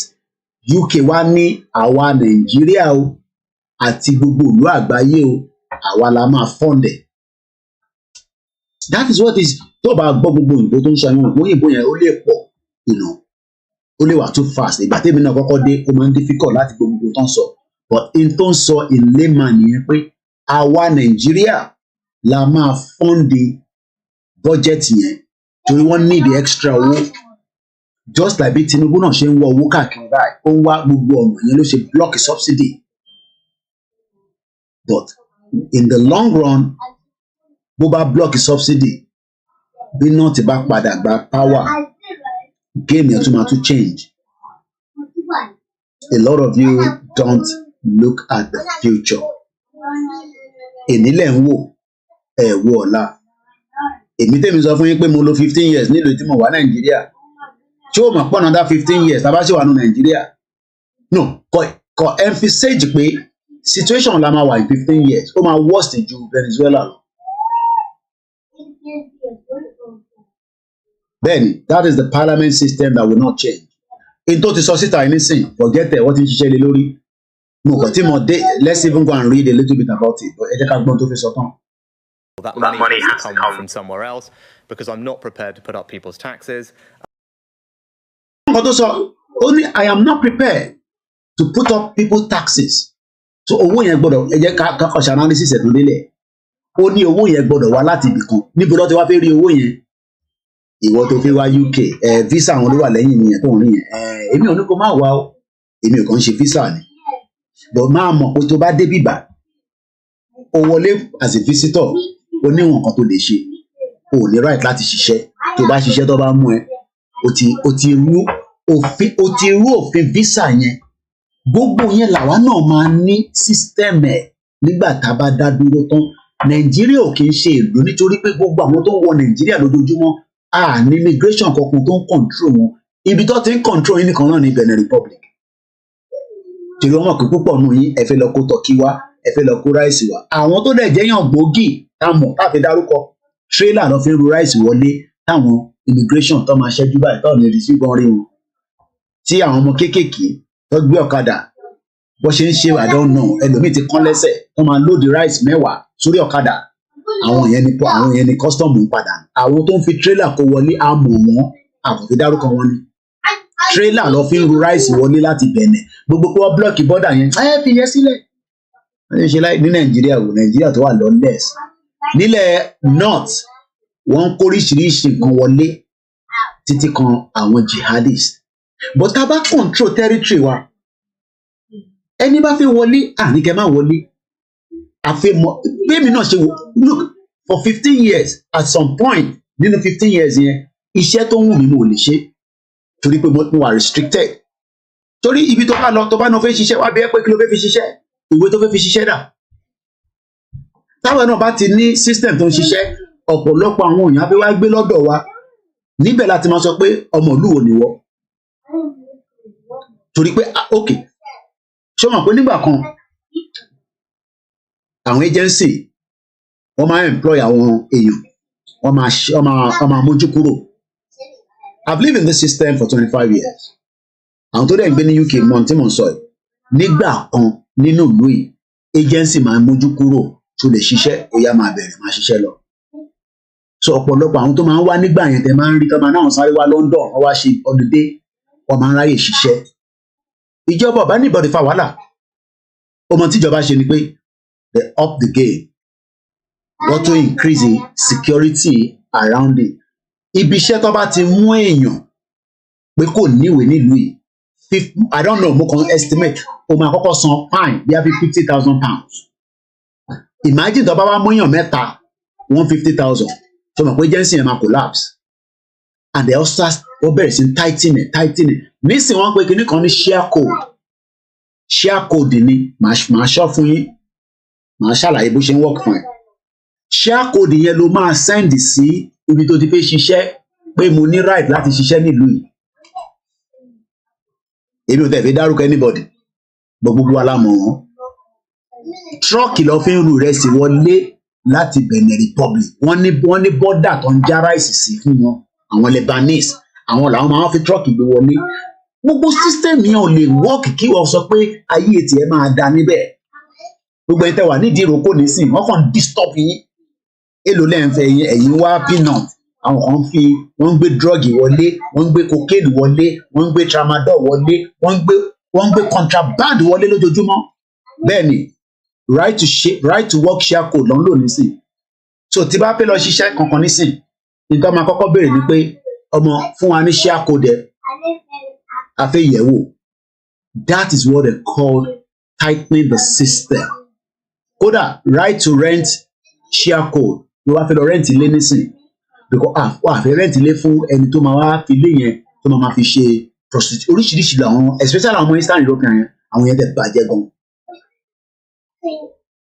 Ẹ̀gbọ́n mi Shalom ní Indian going to the moon is a code. No one had ever been to the moon. Okay? He's talking now from another angle, from a spiritual angle. The world is changing. And I think I should change my background. I have a very beautiful picture. Tell me now, yeah. A moon. I took this picture myself. Òrùn lélẹ̀, but moon lélẹ̀. Ó dà pé mo copy eléyìí, but I love this one. But nígbà tá a ṣe ń sọ̀rọ̀ immigration, so jẹ́ kí n fi immigration kìíní ẹ̀ sí lẹ́yìn for now. Same in Dubai. We are 3 guys working without visa. My boss got 150,000 dinar. Asanwó ni. Ìyẹn kan fẹ́ pè. All right, what we're gonna do is because phone ta fífi ṣe bí a torí ká ṣe phone line àbí ọ̀dà. Ẹ fún mi ní few minutes. Ẹ̀yin tẹ́ wà lórí Ọláyọmí Kóìkì, I'm gonna turn things around. So ẹ̀yin tẹ́ wà lórí Twitter, time to go now. Thank you so much. So that a lè fi èlé ṣe. A ṣì need the spare phone. Bàbá rẹ̀ tó lè fún wa. Ṣé rí mo mọ̀ pé ẹ appreciate gbogbo àwa media. Kò rẹ̀ ṣe pé a máa jókòó síbi a máa ní ẹ appreciate wa àfi tá a bá ń parọ́. But ṣe rí iṣẹ́ media tá à ń ṣe to project it now a ti dedicate phone kan nísìn fún TikTok. Kò bá jẹ́ èèyàn kan ló ń gbọ́ níbẹ̀. Kò bá gbọ́n tí mò ń sọ, kò bá má gbọ́n tí mò ń sọ. At least a ti show pé a lè tápù nínú àwọn tó wà ní orí TikTok. Bẹ́ẹ̀ bá ní second hand phone, ẹ̀yin rẹ̀ format ẹ pè mí, ẹ bá wa send ẹ̀ wá, àsọ̀rọ̀ tẹ máa send ẹ̀ sí. Even if it's a second hand phone, kò ní láti jẹ́ tuntun. Ẹ fún wa ní phone tẹ́yìn ní nílé tẹ́ lò. Ẹ send ẹ̀ sí wa. Ìgbà míì, though, tí n bá fẹ́ lo laptop, tá a bá lo laptop, ó ń save wa ní YouTube wa àti Facebook. Then we have 2 phones tá a fi ń ṣe Instagram. Àti phone kan láti wà nísìn dedicated for TikTok. Twitter àmọ́ tó ṣẹlẹ̀ lẹ́nujọ́ mẹ́ta wọ́n jẹ́ kí n stream látòrí OBS wọ́n ti yọ studio mode yẹn kúrò. So now we are losing one of our two platforms. And every day, tá à ń sọ̀rọ̀, ó make an impact in the lives of the people at home. Even àwọn tó wà agree pẹ̀lú APC àti PDP, wọ́n mọ̀ pé òtítọ́ là ń sọ because Nigeria ò lè work. Koiki, you're planning to go to the moon. Èmi lè má lè lọ bọ̀ tá a bá rán Yorùbá space shuttle lọ, why not? Ààrẹ náà ni. Tá a bá rán Yorùbá space shuttle lọ, koikimedia dẹ̀ máa project ẹ̀. So a máa ṣí phone line nísìnyí hold on ẹ̀ tẹ́ ń pè. We need to disconnect a great Yoruba Nation. I'm going to turn this off and then I'm going to use another phone to start the Instagram. Mo kí gbogbo alẹ́ nǹkan sí. So, bó bá dẹ̀ pé Koiki ó dá màá send owó sí ẹ lọ ra phone tó bá fẹ́. It's never too much, especially for a media that is coming out every day. Ẹ má dẹ̀ jẹ́ kó máa sọ fún yín pé need owó gbogbo nonsense yẹn. Ẹ need láti support YSDM. Ilé ìnísìn náà àṣẹ̀rá ni bó ṣe rọra kéré mọ́tò yìí pé kó lè máa níṣẹ́ tó fi ṣe náà ni so that ẹ bá pè nísìn ẹ̀yin lè máa gbọ́ wa dáadáa mo lè rí pé bishop ti pè so let's open the phone line ẹ̀ kó ti ring ìyàtọ̀ máa wà nísìn ẹ gbọ́ wọn dáadáa especially tí bá wà níta hello bishop. Yeah. Hello, ẹ káàárọ̀. Ẹ káàárọ̀ sọ. Ẹ kú iṣẹ́ o. Ẹ wá ní ẹ sàn. Yeah. Now, mo fẹ́ briefly sọ lórí mẹ́sẹ̀gì máàlì yẹn tó sọ nípa nobody has ever been to the moon. It's true. Ṣẹ́rí àwọn ìjọba àgbáyé, there is difference between reality statement and sound code. Most of èdè tó máa ń lò yìí sound code. Some of them are not reality statements. America tó ní àwọn lọ sínú moon kì í ṣe pé wọ́n wọnú moon. They are closer to it and they are able to send robots kó balẹ̀ sínú moon. Ó wá install flag wọn síbẹ̀. So àwọn tó tó àṣírí yẹn àwọn Russia ló tó àṣírí yẹn. Ìdí pé Russia dẹ̀ ṣe tó àṣírí yẹn is because of rivalry talọ̀gá tó wà láàrin àwọn méjèèjì. Àwọn tó kọ́kọ́ lọ sí moon àwọn ni Russia. Wọn ò balẹ̀ síbẹ̀. Nítorí wọ́n gbìyànjú àti balẹ̀ síbẹ̀ ṣùgbọ́n wọ́n rí pé àjọ̀nú ti sọ́ọ̀bù wọn. Àwọn àjọ̀nú there are some things but more volatile. Their body is more volatile than ara àwọn táwa láyé tó jẹ́ pé móòlù ní ilé tí wọ́n tó wà bẹ́ẹ̀. So wọ́n attack wọn then some of them lost their life. So àwọn Russia sá láàyè Russia ó wà ní moon tó wọ́n sá. So nígbà táwọn Amẹ́ríkà wá lọ àwọn Amẹ́ríkà fi àwọn Russia kọ́gbọ́n. So they move closer for wọn balẹ̀. Then they now send robots on land. The robot on land yẹn ló máa ń fi flag sí Amẹ́ríkà síbẹ̀. Then robot yẹn ní camera. The robot yẹn ó rí flag Russia níbẹ̀ tó ṣubú lulẹ̀ and àwọn catastrophe tó ṣẹlẹ̀. Then America came back announcing that they landed in the moon. And ó take Russia ní some few years láti wo satellite láti rí nǹkan táwọn Amẹ́ríkà ṣe láti fi sọ pé irọ́ ni wọ́n pa. And one of the astronauts tó lọ síbẹ̀ named Armstrong tó lọ síbẹ̀ nígbà tó dàgbà tó retire. Wọ́n lọ bá privately interview pé àwọn ọmọ Amẹ́ríkà lọ bá pa àwọn some journalists privately wọ́n dẹ̀ bèrè lọ́wọ́ ẹ̀ pé can you tell us the truth? Did you people actually landed in the moon? tó bá jẹ́ bọ́ńláńdì ó máa sọ pé yes of course but he could not answer. He could not answer. He said it's a national secret information. He said they will not be able to say anything further. That's a national secret. So kì í ṣe gbogbo ètò tí àwọn orílẹ̀-èdè tó ń gọ́bà lágbàáyé tó bá ń pè síta ló jẹ́ realistic statement. Some are sound cold. Nígbà tí wọ́n lọ sí múfùmù yẹn wọ́n ti mọ ìtumọ̀ nǹkan tó fẹ́ lọ ṣe. Kò mí pé wọ́n á balẹ̀ síbẹ̀. Àwọn eléyìí tó tẹ̀ ń lọ yìí kíní ni wọ́n they are not. India ni wọ́n. No. Àwọn India ni wọ́n tẹ̀ ń lọ. They are not sending personnel. One run just the robot, you know. Okay, expedition. Yeah, one fẹ́ mú expedition. Yeah, it's not. Wọ́n try, wọ́n gbìyànjú. It's not human. Wọ́n gbìyànjú. Irú mẹ́ǹtẹ̀ sọ̀rọ̀ nípa nígbà kan báyìí ọmọ Yorùbá tó ṣiṣẹ́ ní NASA tó lóun wá ọmọ Yorùbá tó máa train. Yeah, mo rántí yẹ. Tábà lè rí bàbá yẹn ká wá àwọn èèyàn ní US tó lè máa lọ bá bóyá once in a month ó máa ṣe coaching fún wọn kí Yorùbá astronomical fair kó lè bẹ̀rẹ̀ láti bẹ̀ kó tẹ̀ máa ṣe training yẹn kó tó ti gbé bàbá yẹn kú ó gbé gbogbo knowledge yẹn lọ. A Yorùbá man that work very vast experience under NASA is in US. I think you talked about it one time. Yeah. So ó wá ọmọ Yorùbá tó máa pass the knowledge yìí ó wá ọmọ Yorùbá tó máa kọ́ ìgbà wọ́n ti dàgbà wọ́n ti darúgbó. Nǹkan tí àwọn tó wà ní Nàìjíríà àtàwọn olóṣèlú wa tó ní wọn ò là sí nìyẹn nítorí jẹgúdújẹrá ni wọn ó dẹ̀ máa yọ́lẹ̀ fún wọn lọ́la ó máa yọ́lẹ̀. So to wrap up everything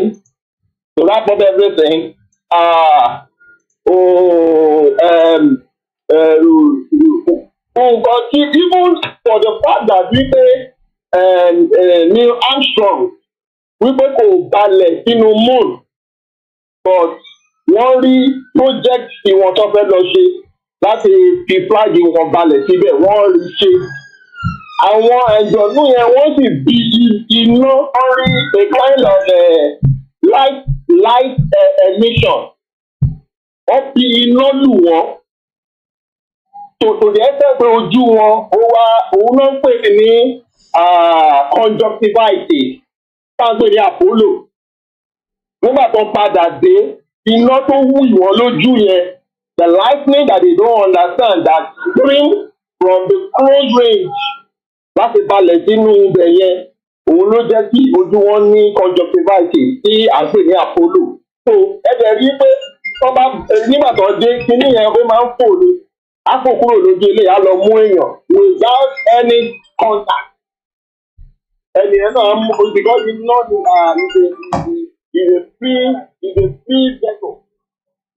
Iná ni is a free vessel and the advantage tó wà níbẹ̀ is that ó máa fọ ojúmọ́ tó bá ti lè mú ẹ wàá jẹ̀yà during the time tó mú ẹyẹ ojú máa ro ẹ and everything but tó bá ti lè fi ẹsẹ̀ tó lọ fún ẹlòmíì ó fún ẹ gbogbo ìgbọ̀n tó wà nínú ojú ẹ̀ ló máa pọ̀ mọ́ and your eyes is good better than before.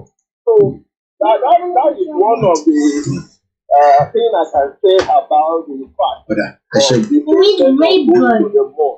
If it's true, nobody has ever entered the moon. But it's a sound code when you say you are going to the moon. You are going there to carry out the project. They are very close range, but not necessarily come and balẹ̀ síbẹ̀. Àwọn Amẹ́ríkà nìkan lọ parọ́ káwọn balẹ̀ síbẹ̀. Lọ́jà ajá ìrọ̀wọ́ pé irọ́ ni wọ́n pa. Ready to prove the camera evidence is a false. And thank you. Ẹ ṣé gan ni. Mo kí Bishop, as we say, different perspective always happen during the call. Ẹ̀gbọ́n mi comrade náà ti send there's another guy called Yuri Gary. Let's see if I can pull that up here. Yuri Gary, Soviet. Let's bring our image back. Let's come out from this. come out from these, and then let's come to the back end. We have just about half an hour to the end of the program. The program won't go more than 3 hours. Moketi, AY, Moketi, Ondo, Ekiti. We'll be back on Ekiti conversation in the next few days again. But for now, Mokofe touch Lori, these, the UK and the Indian. If they are doing all this, kò sẹ́ni reason táwa náà lè ṣe ìgbìyànjú yìí, but they are holding us back because wọ́n mọ̀ pé táwa náà bá ti lè jápa kúrò lọ́wọ́ ràtìràtì tàjọ kóra wa sí, things are going to change, automatically. Let me bring my camera in, and then we'll talk about the final part, which is the moon, táwọn Indian láwọn lọ. We've talked about the UK, and I believe a layman ó gbọ́dọ̀ understand the àlàyé tí mo ṣe pé lótìtọ́ ó dáa pé kí á wá sí UK, kò sí nǹkan tó wrong níbẹ̀, but at the end of the day, coming to the UK òun kọ́ ni solution. Òun ni pé solution tó wà lẹ̀ mú kí ẹ̀yin tí mo ráwọn orúkọ kan lẹ́ẹ̀kan máa kí n dáadáa nísìnyí ń bọ̀. Ẹ̀gbọ́n mi Simon Adébísí, just raising, thank you so much. Mr. Femi Kasale, Yuri Gary, like Bolo. So, lára àwọn Russia yẹn nígbà Soviet Union, they did a lot of work, a lot. So let's get a little bit of this background. It was born on the 9th of March, 1934 in Koshino, Russia, and he died on the 27th of March, 1968. Space mission Vostok 1. Let's see what that means. So Vostok 1 was the lead ship of the Fabian Gottlieb von Bologin, who discovered Antarctica during the Russian expedition to the South Pole region in 1819 up to 1820. Ẹ̀gbọ́n mi Ṣẹ́gun ọ̀nà ní Yuri Gagarin, first human to visit the space. Àwọn èèyàn ti ṣiṣẹ́ dànù, ìyẹn làwa ṣì wà níbi ìdírè ìṣáná rẹ̀. Táwọn sọ fáwọn èèyàn wa pé let us get the hell out of this mess. Ẹ fún mi ní just another few minutes and then I'll come back on my seat more. As I said in my speech, this is a significant pay award. It's one of the most significant we've had in decades, and it is costing billions of pounds more than the government had budgeted for, and that has consequences. If we're going to prioritise paying public sector workers more, that money has to come from somewhere else, because I'm not prepared to put up people's taxes, and I don't think it would be responsible or right to borrow more, because that would just make inflation worse. So what we have done are two things to find this money. The first is we're going to increase the charges that we have for migrants who are coming to this country when they apply for visas, and indeed something called the Immigration Health Surcharge, which is the levy that they pay to access the NHS.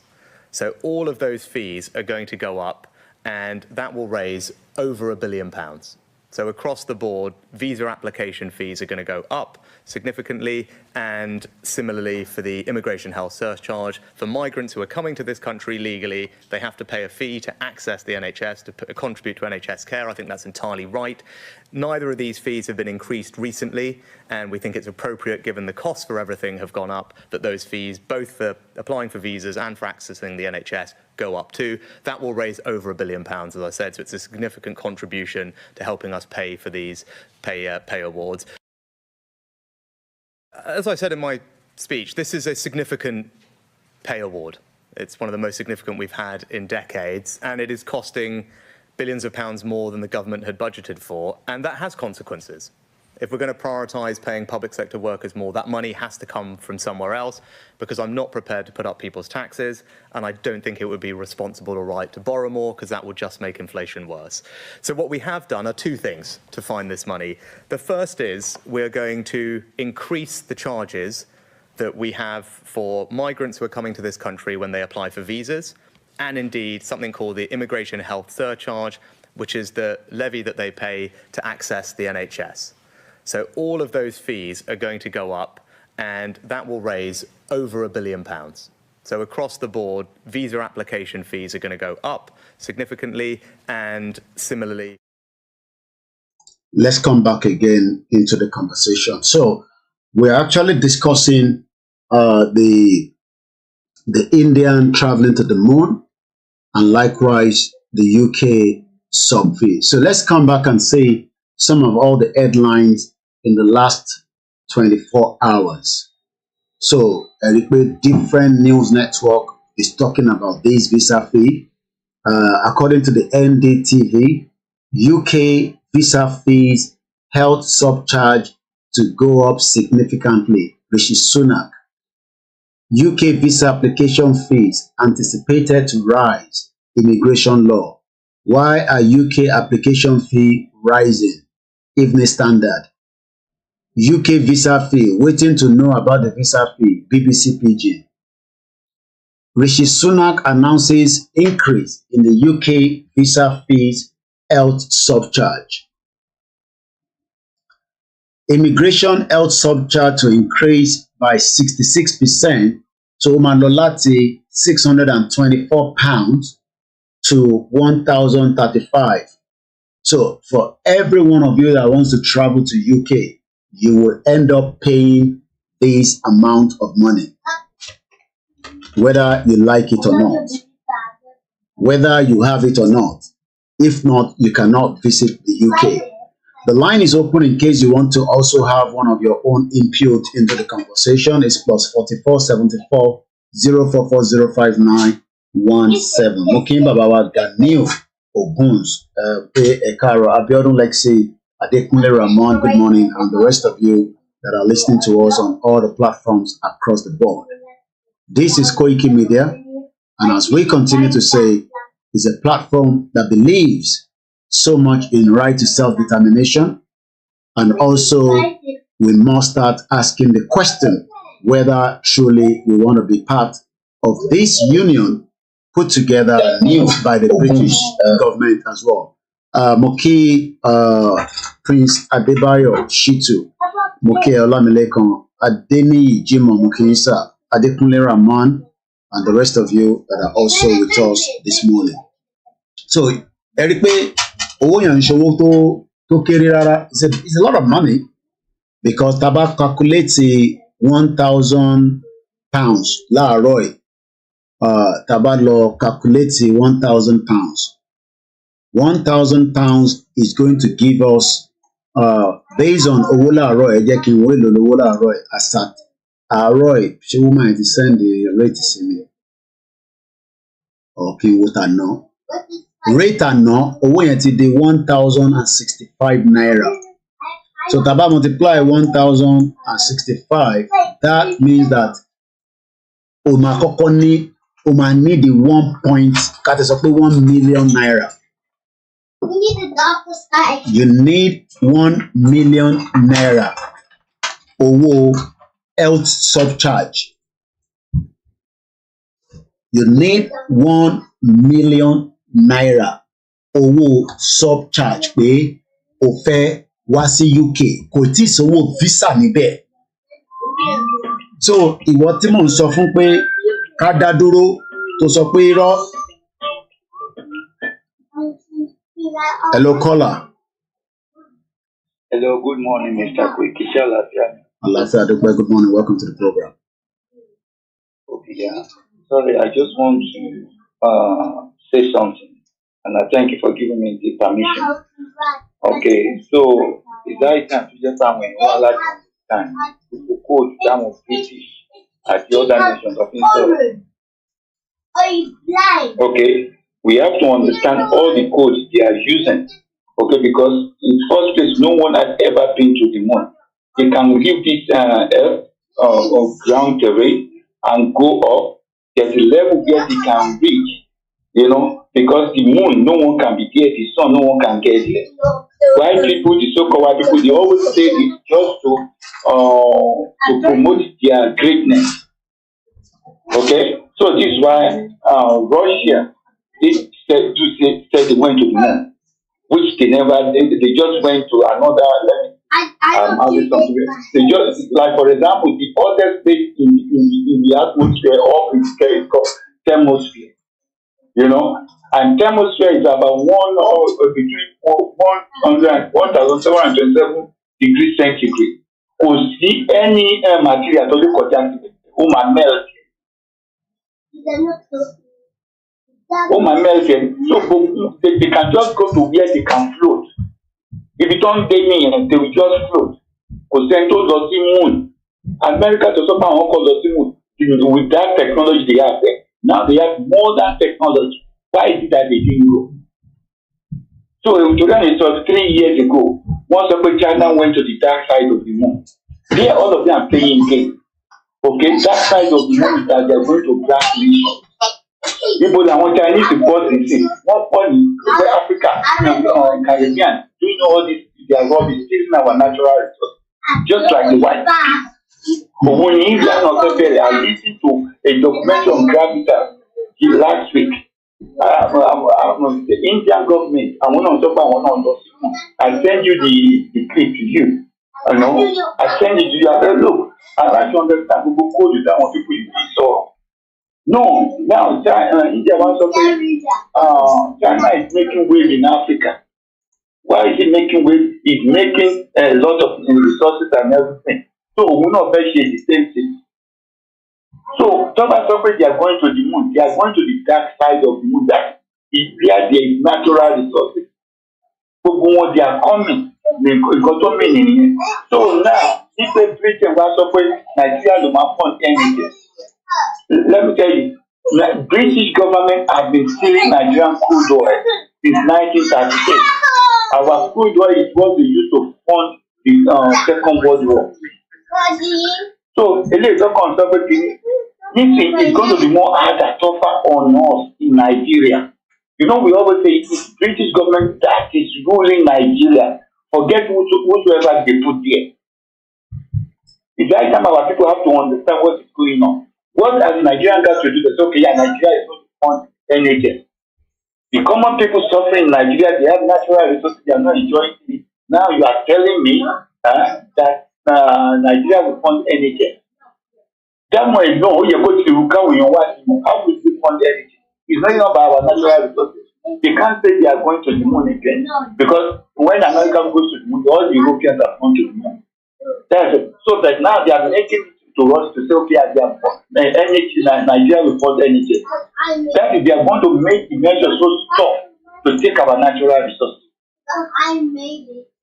So we don't have much to say, but this one won't be like mad because even our people that they said they study, you know, they have PhD, they have doctorate, they have everything. They can't understand the common language. This is what they go as Hegelian dialectic. We will not be sorrow. So, and it's only people who understand the code will know that, okay, this is what they are saying. It only things will be more tougher in Nigeria. Who might talk to the point of that way. No, because I want to know that the British government, American government, one more it's not going to get easy in Nigeria. And that is why I say what the answer I'm doing now, that is the best. I like that very like anything. Go and tell you. Because they come and tell you. Thank you so much. All right then. Eshegoni. Thank you so much. Thank you much, sir. Mo kí gbogbo ọlẹ́ nǹkan ṣe fún tó bá sì fi pè náà the line is still open your own input is also important. Femi Kasalini, this subcharge is per person, so if you aren't coming alone, extra pepper. Àwa tá wà nínú ilé à ń complain pé à ń bleed. Ilẹ̀ Yorùbá ní so much vast amount of resources. Ṣé mo pé lára àwọn resources wa, just like my last caller said, ẹ lè rò pé rọ́ ní gbogbo àwọn kìíní Kwara State. Kwara State, there was a crime going on there by the Chinese. Some of you probably didn't hear the news. Maybe by now you will get the news. News here. Operatives of the Ilorin Zonal Command of the Economic and Financial Crimes Commission have arrested 13 Chinese nationals over offences bordering on illegal mining activities in Ilorin. The question is, báwo ló ṣe kọ́kọ́ dé Nigeria? Chinese mining in Kwara State. Kwara tèmi fi ṣe documentary pé kò sí nǹkan kan níbẹ̀. Ṣé rí àwa tá à ń sọ̀rọ̀ àtàwọn tó ń pè tó máa ń bá wa add the input tiwọn. You might think that ẹ̀yin bọ̀bọ́ ìwàhálà yín ti pọ̀, mo kí Prince Adékúnlé, mo kẹ́gbọ́n mi Simon Adébísí. Ẹni tó bá fẹ́ pè nọ́mbà kan pé náà la máa ń gbà is the studio number which is on the screen. Òun ló wà lẹ́gbẹ̀ẹ́ support me for kofi.com/koikimedia. Mo kí ẹ sọ́nkì. Now we can understand better that the UK feed on us using our visa fee for their budget. No refund if visa is not guaranteed. We'll give them work permit.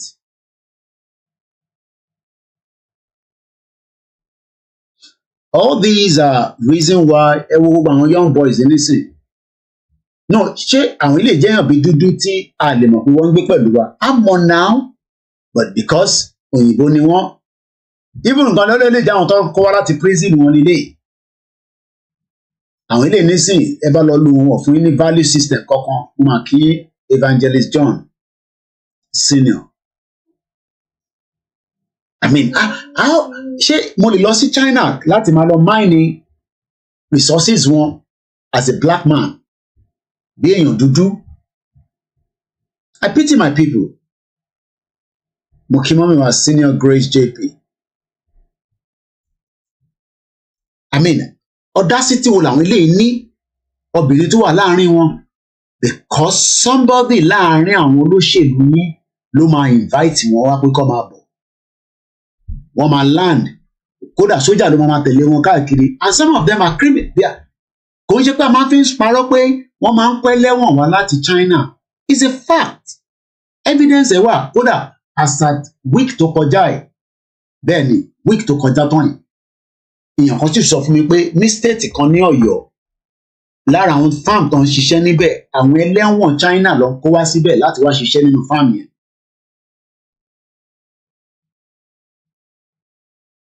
Ibi tó bá tẹ̀ jẹ́ drop out, àná àwọn ẹlẹ́wọ̀n gidi ló ń kó wá, àwọn ẹlẹ́wọ̀n.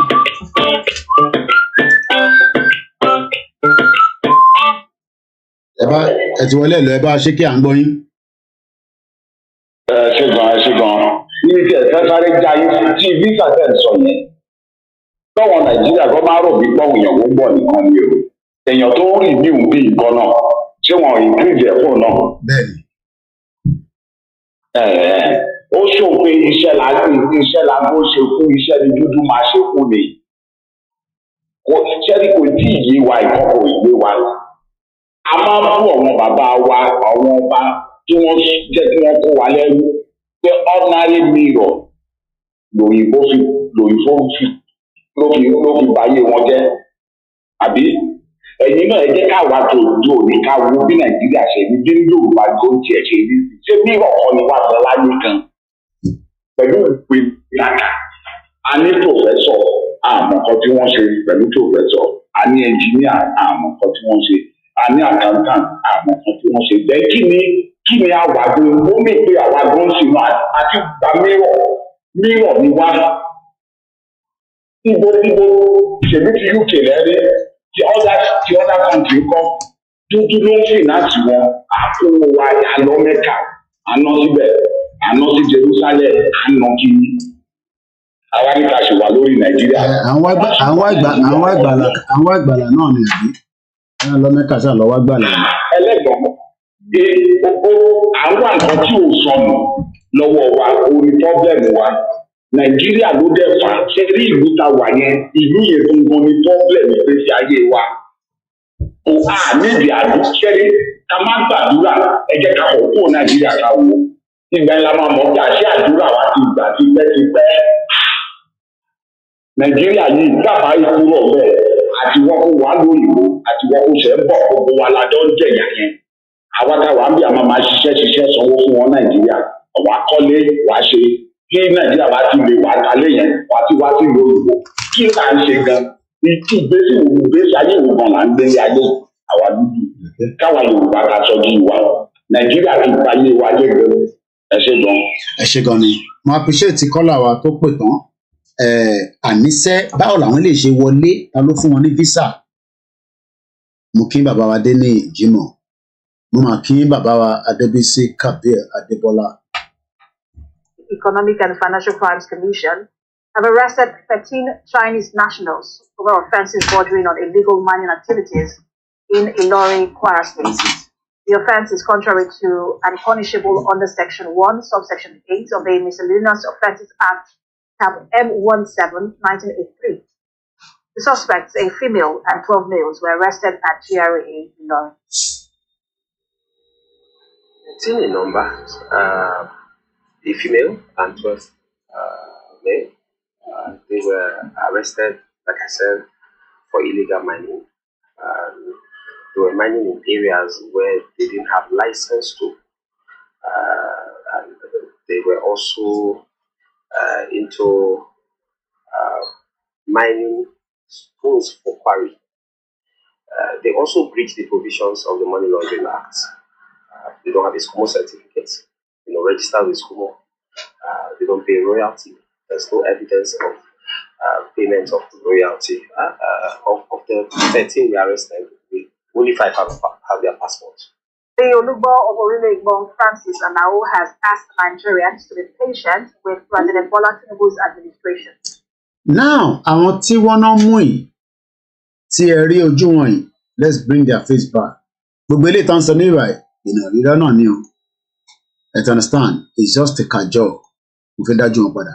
I mean, these are not people that nobody knows. Everybody knows this is happening. How can a Chinese leave his own country? Ǹjẹ́ mo distance tó wà láàrin China wá sí Nàìjíríà? Ṣé mi lè lọ sí China kí lọ máa mine ilẹ̀ wọn ní China? And all this is happening ní 2023. But táwọn Nigerians bá rí àwọn ilé nísìn, they are excited. Hey, Chinese, Koiki, shut up. But àwọn ilé ìlú bá rí àwọn ilé nísìn, they will be so happy. Torí pé aláwọ̀ funfun ni wọ́n. So lójú wọn, wọ́n ní brain ìjò mi lọ. Ìwọ tí o wà ní Kwara State, ìwọ ṣe máa lọ mine ẹ̀.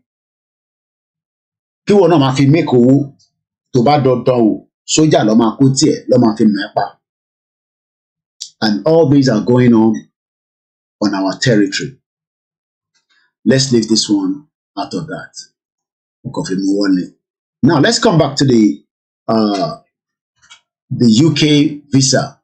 But Katolosi, whether India goes to moon or not, the message is on moon. That is still our focus. Whether people can get to the moon or they cannot get to the moon. But something has left their space, which is on the earth. Earth lawai. One tobati múyàn kúrò ní orí ilẹ̀, ó ti ń lọ sọ́nà that gravitar.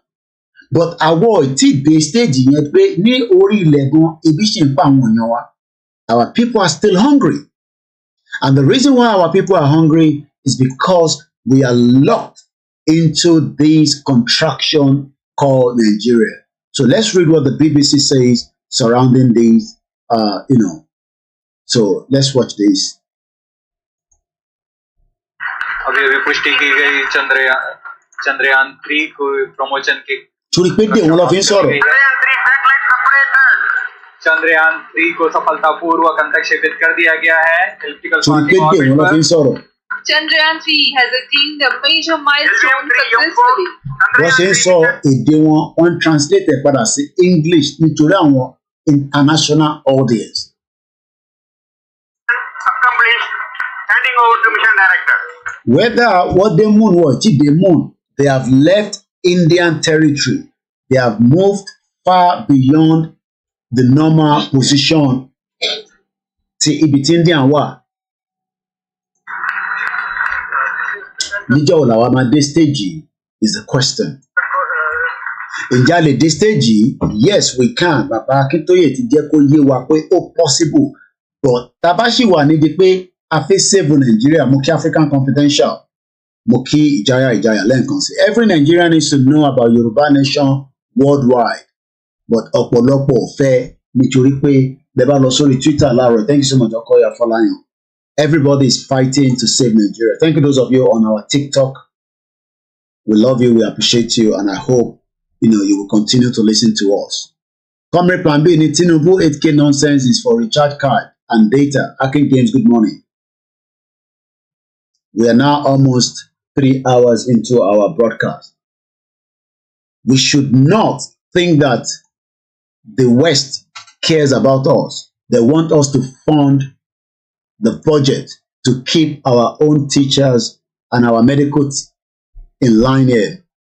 And let's read quickly. This is from Evening Standard. Why are the UK visa application fees rising? Rishi Sunak announces the changes. The money raised will be used to fund public spending. Let me explain what public spending to you. Maybe some of you don't even know what it is.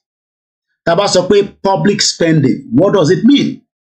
What is meant by public spending?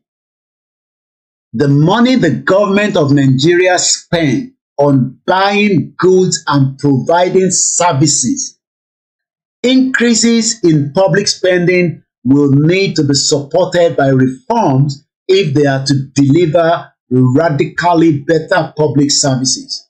But on our own time, this is what your own government is saying, that we should do something, and this is what they're asking you to do. Let's listen to this man. The weight of Nigeria is not the weight that any normal, ordinary human being can carry, except with the help of Almighty Allah. It is evident, therefore, that the Almighty Allah is with our president. He is carrying the weight for him. The weight of Nigeria is not the weight that any normal, ordinary human being can carry, except with the help of Almighty Allah. It is evident, therefore, that the Almighty Allah is with our president. That is the way they put it to Nigerians. With the weight, Eru Nigeria, the weight of Nigeria, the weight of Nigeria. Maybe I should play it one more time with this background. The weight of Nigeria is not the weight that any normal, ordinary human being can carry, except with the help of Almighty Allah. It is evident, therefore, that the Almighty Allah is with our president. He is carrying the weight for him. The weight of Nigeria is not the weight that any normal, ordinary human being can carry, except with the help of Almighty Allah. It is evident, therefore, that the Almighty Allah is with our president. He is carrying the weight for him. The weight of Nigeria.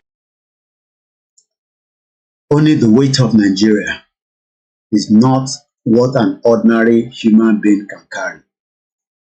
Almighty Allah, Abba Tinubu gbé ẹrù yẹn. That is what Femi Gbajabiamila is telling you. I don't know whether it's right or wrong, but what I know is that Nigeria is currently in a depression stage. Mokim, sister mi Anthony David. Kí ló ń pè ní public spending? Tábá ní Public spending. tóyìnbó bá sọ pé Public spending. Amẹ́ríkà bá ní Public spending. Amẹ́ríkà bá ní Public spending. Amẹ́ríkà bá ní Public spending. àní ọ́díò yẹn ní ti Yorùbá lára iṣẹ́ tí a máa ṣe nìyẹn. My brother Shalom said this same thing that the Europeans did in 1434 when they sent their prisoner to the West Africa by the name Lacandos. Okay, let's check that. Something called Lacandos. Lacandos.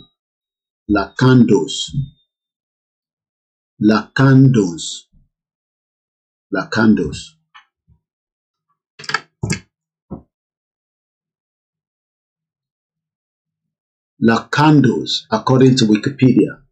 The Lacandos, literally the thrown out ones or the cast out ones, okay, were settlers and adventurers of Portuguese origin in Senegambia, Gabon, Verde, Guinea, Sierra Leone, and other areas on the coast of West Africa. Brother, they've read Alafia Mr. Perry. I slept very well. Mokimomiwa Bolua Tife Olua Fermi. Then please, Gbajabiamila, help us tell President Tinubu to let us go, we Yoruba indigenous people. When is the next rally? That will be determined by the YSDM. I don't call the rally. We have an organization that takes care of everything and directs as they are ready to. Koikimedia Lumani, hey, rally ti wa lola. No. We are running as an organization, which is YSDM. So YSDM will tell us the next stage. Kentos Abebi, Afikolombe Ledumare, Koma Bame She, support to expect. Thank you so much, my beautiful auntie. I love you too much. Emma Binu, Ashimba Manchester like that. He also went on to say the weight of Nigeria is only Arabian God can carry it. Stupid people with stupid knowledge. Mukiba Baba Jimo Amoso. This is still Koikimedia Live. Brother was song Nkokonipa Candles. I don't think some of you knows that I want to take car history back to back. I want on a gifted way. Elédùmarè ló kọ́ connect gbogbo wa ẹ ṣé gan ni mọ́mí wa Olúwa ẹ mọ̀ pé mo gbọ́ orúkọ yẹn ní pronunciation yẹn ní ọ̀dọ̀ Yorùbá wuyì ni mo ṣe lè pronounce dáadáa báyìí Olúwa ti fẹ́ ẹ ṣé gan ni Olúwa tóbi Olúwa ṣe sí thank you so much. À ń sọ nípa àwọn Chinese lẹ́ǹkan Chinese tí wọ́n wá sí òkè Kwara ni mo ẹ̀jẹ̀ Kwara ẹ rántí pé a play video yìí lẹ́ǹkan. I mean, how did we get to this stage? Of the Ilorin Zonal Command of the Economic and Financial Crimes Commission have arrested 13 Chinese nationals over offenses bordering on illegal mining activities. Do you see them? Yes. Did you see them? Over illegal mining activities. Ekabo Sorieto, Yala Lubarika, Yawa Comfort, Ologuja. What Gbajabiamila means is that Tinubu cannot solve Nigerian problem as people are expecting. Okay, bí a ká tún gbé sẹ́tì àwọn èèyàn lẹ́ẹ̀kan sí kọ́ lè bá gbọ́ pé Allah ni Tinubu máa ń pè báyìí ó wá ràn lọ́wọ́ láti gbé wéètì Nàìjíríà. The weight of Nigeria is not the weight that any normal, ordinary human being can carry, except with the help of Almighty Allah. It is evident, therefore, that the Almighty Allah is with our president. Ntí Gbajabiamila sọ nìyẹn. Now, ṣẹ̀rí nígbà tí mò ń sọ̀rọ̀ Chinese, brother wa Shalom tún sọ fún mi pé kí n lọ check àwọn tó ń pè ní Lacandos. Àwọn Lacandos yẹn ni wọ́n ń pè ní outcast tí àwọn Portuguese gbé wọlé wa títí dé every part of Yoruba land títí dé Sierra Leone Yorùbá ló ní Sierra Leone àmọ́ yẹn kó tó di pé wọ́n gé gbogbo ẹ̀ ní 1884 kan ní or somewhere around there. So Lacandos èmi ò gbọ́ rí first time tí máa gbọ́ rí I don't know ìyẹn la sọ pé orí ètò yìí we learn as we go along and as I pick the comment mo ṣe wá ṣe search lé lórí àwọn ọ̀dẹ̀ ní sọ̀rọ̀ kẹ́ má bá evidence níbẹ̀ bẹ́ẹ̀ náà ṣe ń sọ̀rọ̀ tẹ́ ní bá evidence èmi náà gbọ́dọ̀ sọ̀rọ̀ mo ti kọjá ní tó máa sọ̀rọ̀ tí mò ní rẹ́ ìtí bá máa sọ tí kò ní sẹ́ẹ̀rì kò sí kí ni mo fẹ́ máa sọ fún ìdí mo bá sọ tó jẹ́ personal tèmi is my own experience mo ní láti ẹ̀ máa sọ pé nǹkan báyìí ni wàhálà ló ṣe náà kí mo fẹ́ máa lo wàhálà fún nígbà ẹ mọ̀ pé Yorùbá ló máa ní ọ̀rẹ́ mi kan náà irọ́ ni gbogbo ẹ̀ ẹ̀yin ló ń ṣe 25 years here I could not further my education because immigration dì bá mi because visa mo fi wọlé kò ṣe student visa mo fi wọ̀lú yìí nígbà tí mo dẹ̀ lọ sí university wọ́n bi mí pé ṣé mo ní right láti wà nílùú yìí mo ní mo fi visa wọlé ni wọ́n ní no international fee ni máa san mo ní tó bá jẹ́ pé èèyàn ni ẹ̀jẹ̀ ń bọ́lẹ̀ ibi tí mo kà dé for now ó ti tó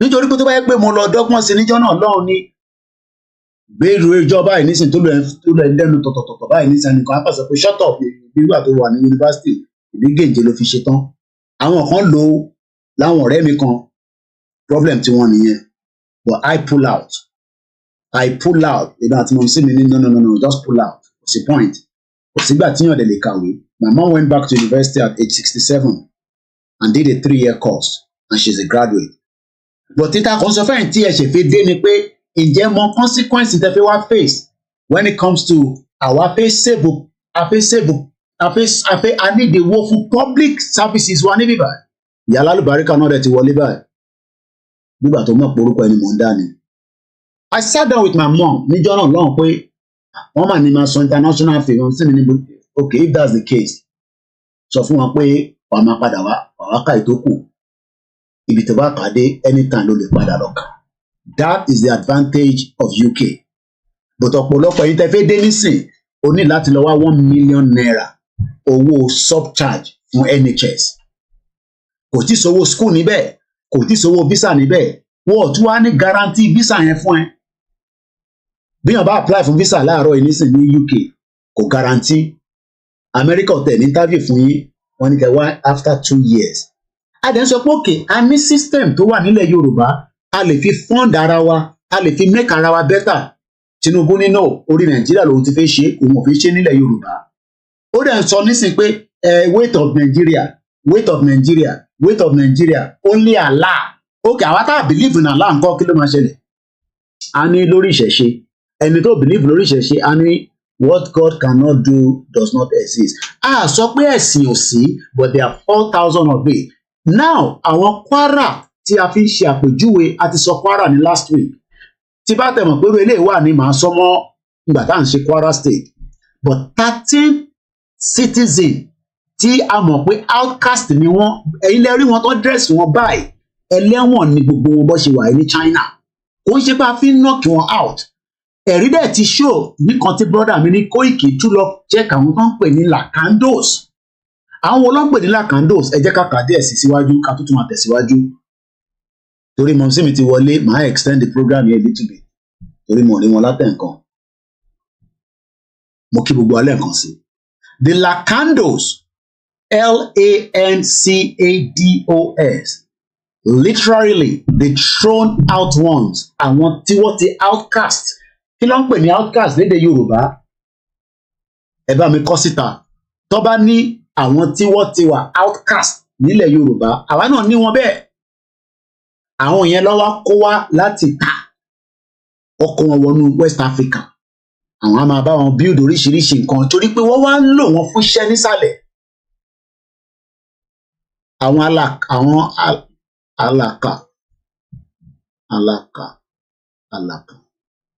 I hope I pronounce it very well anyway.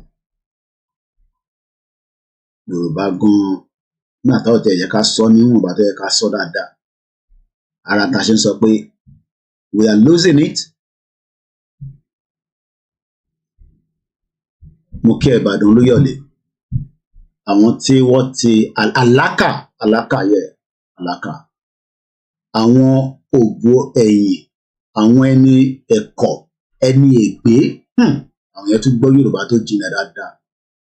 Àwọn ògbó èèyàn, àwọn ẹni ẹ̀kọ́, ẹni ègbé. Ṣojú ọ̀rọ̀ ni.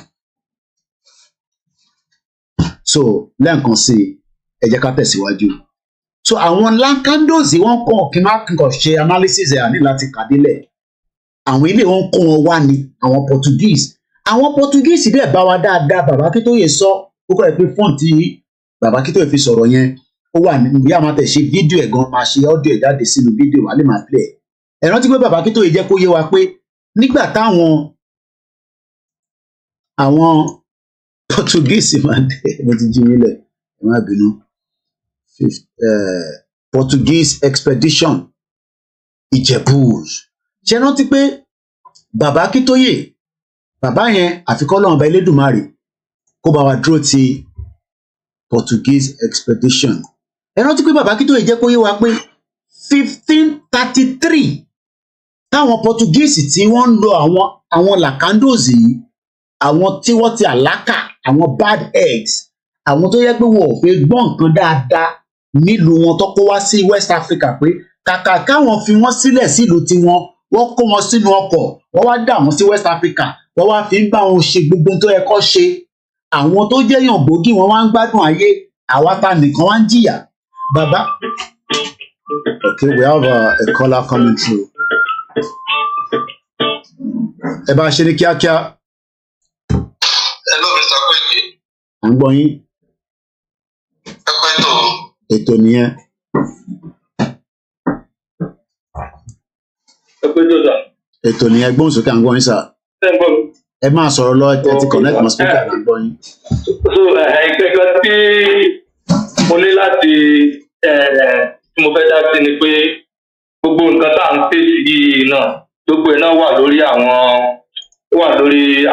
lórúkọ wọn àwọn ọlọ́ba àwọn ní leaders and elders wípé wọn ò sí dáadáa fún wa kọ́lọ̀ jẹ́ kí wọ́n sí dáadáa because gbogbo wàhálà tá à ń fèsì yìí náà àwọn náà ni engineer ẹ̀ because gbogbo nǹkan tó ṣẹlẹ̀ ní Kwara yẹn ṣé ó kéré sí ọlọ́pàá gan tó wọn tó gbogbo wọn sẹ́yìn ṣé a lè fi ẹni sìn ní ìlú títí àti tàwọn tó jẹ́ pé ìbí táǹkọ̀ tó máa gbójú wa tó jẹ́ pàtẹ́ tó máa para wọn ní nọ́mbà yìí.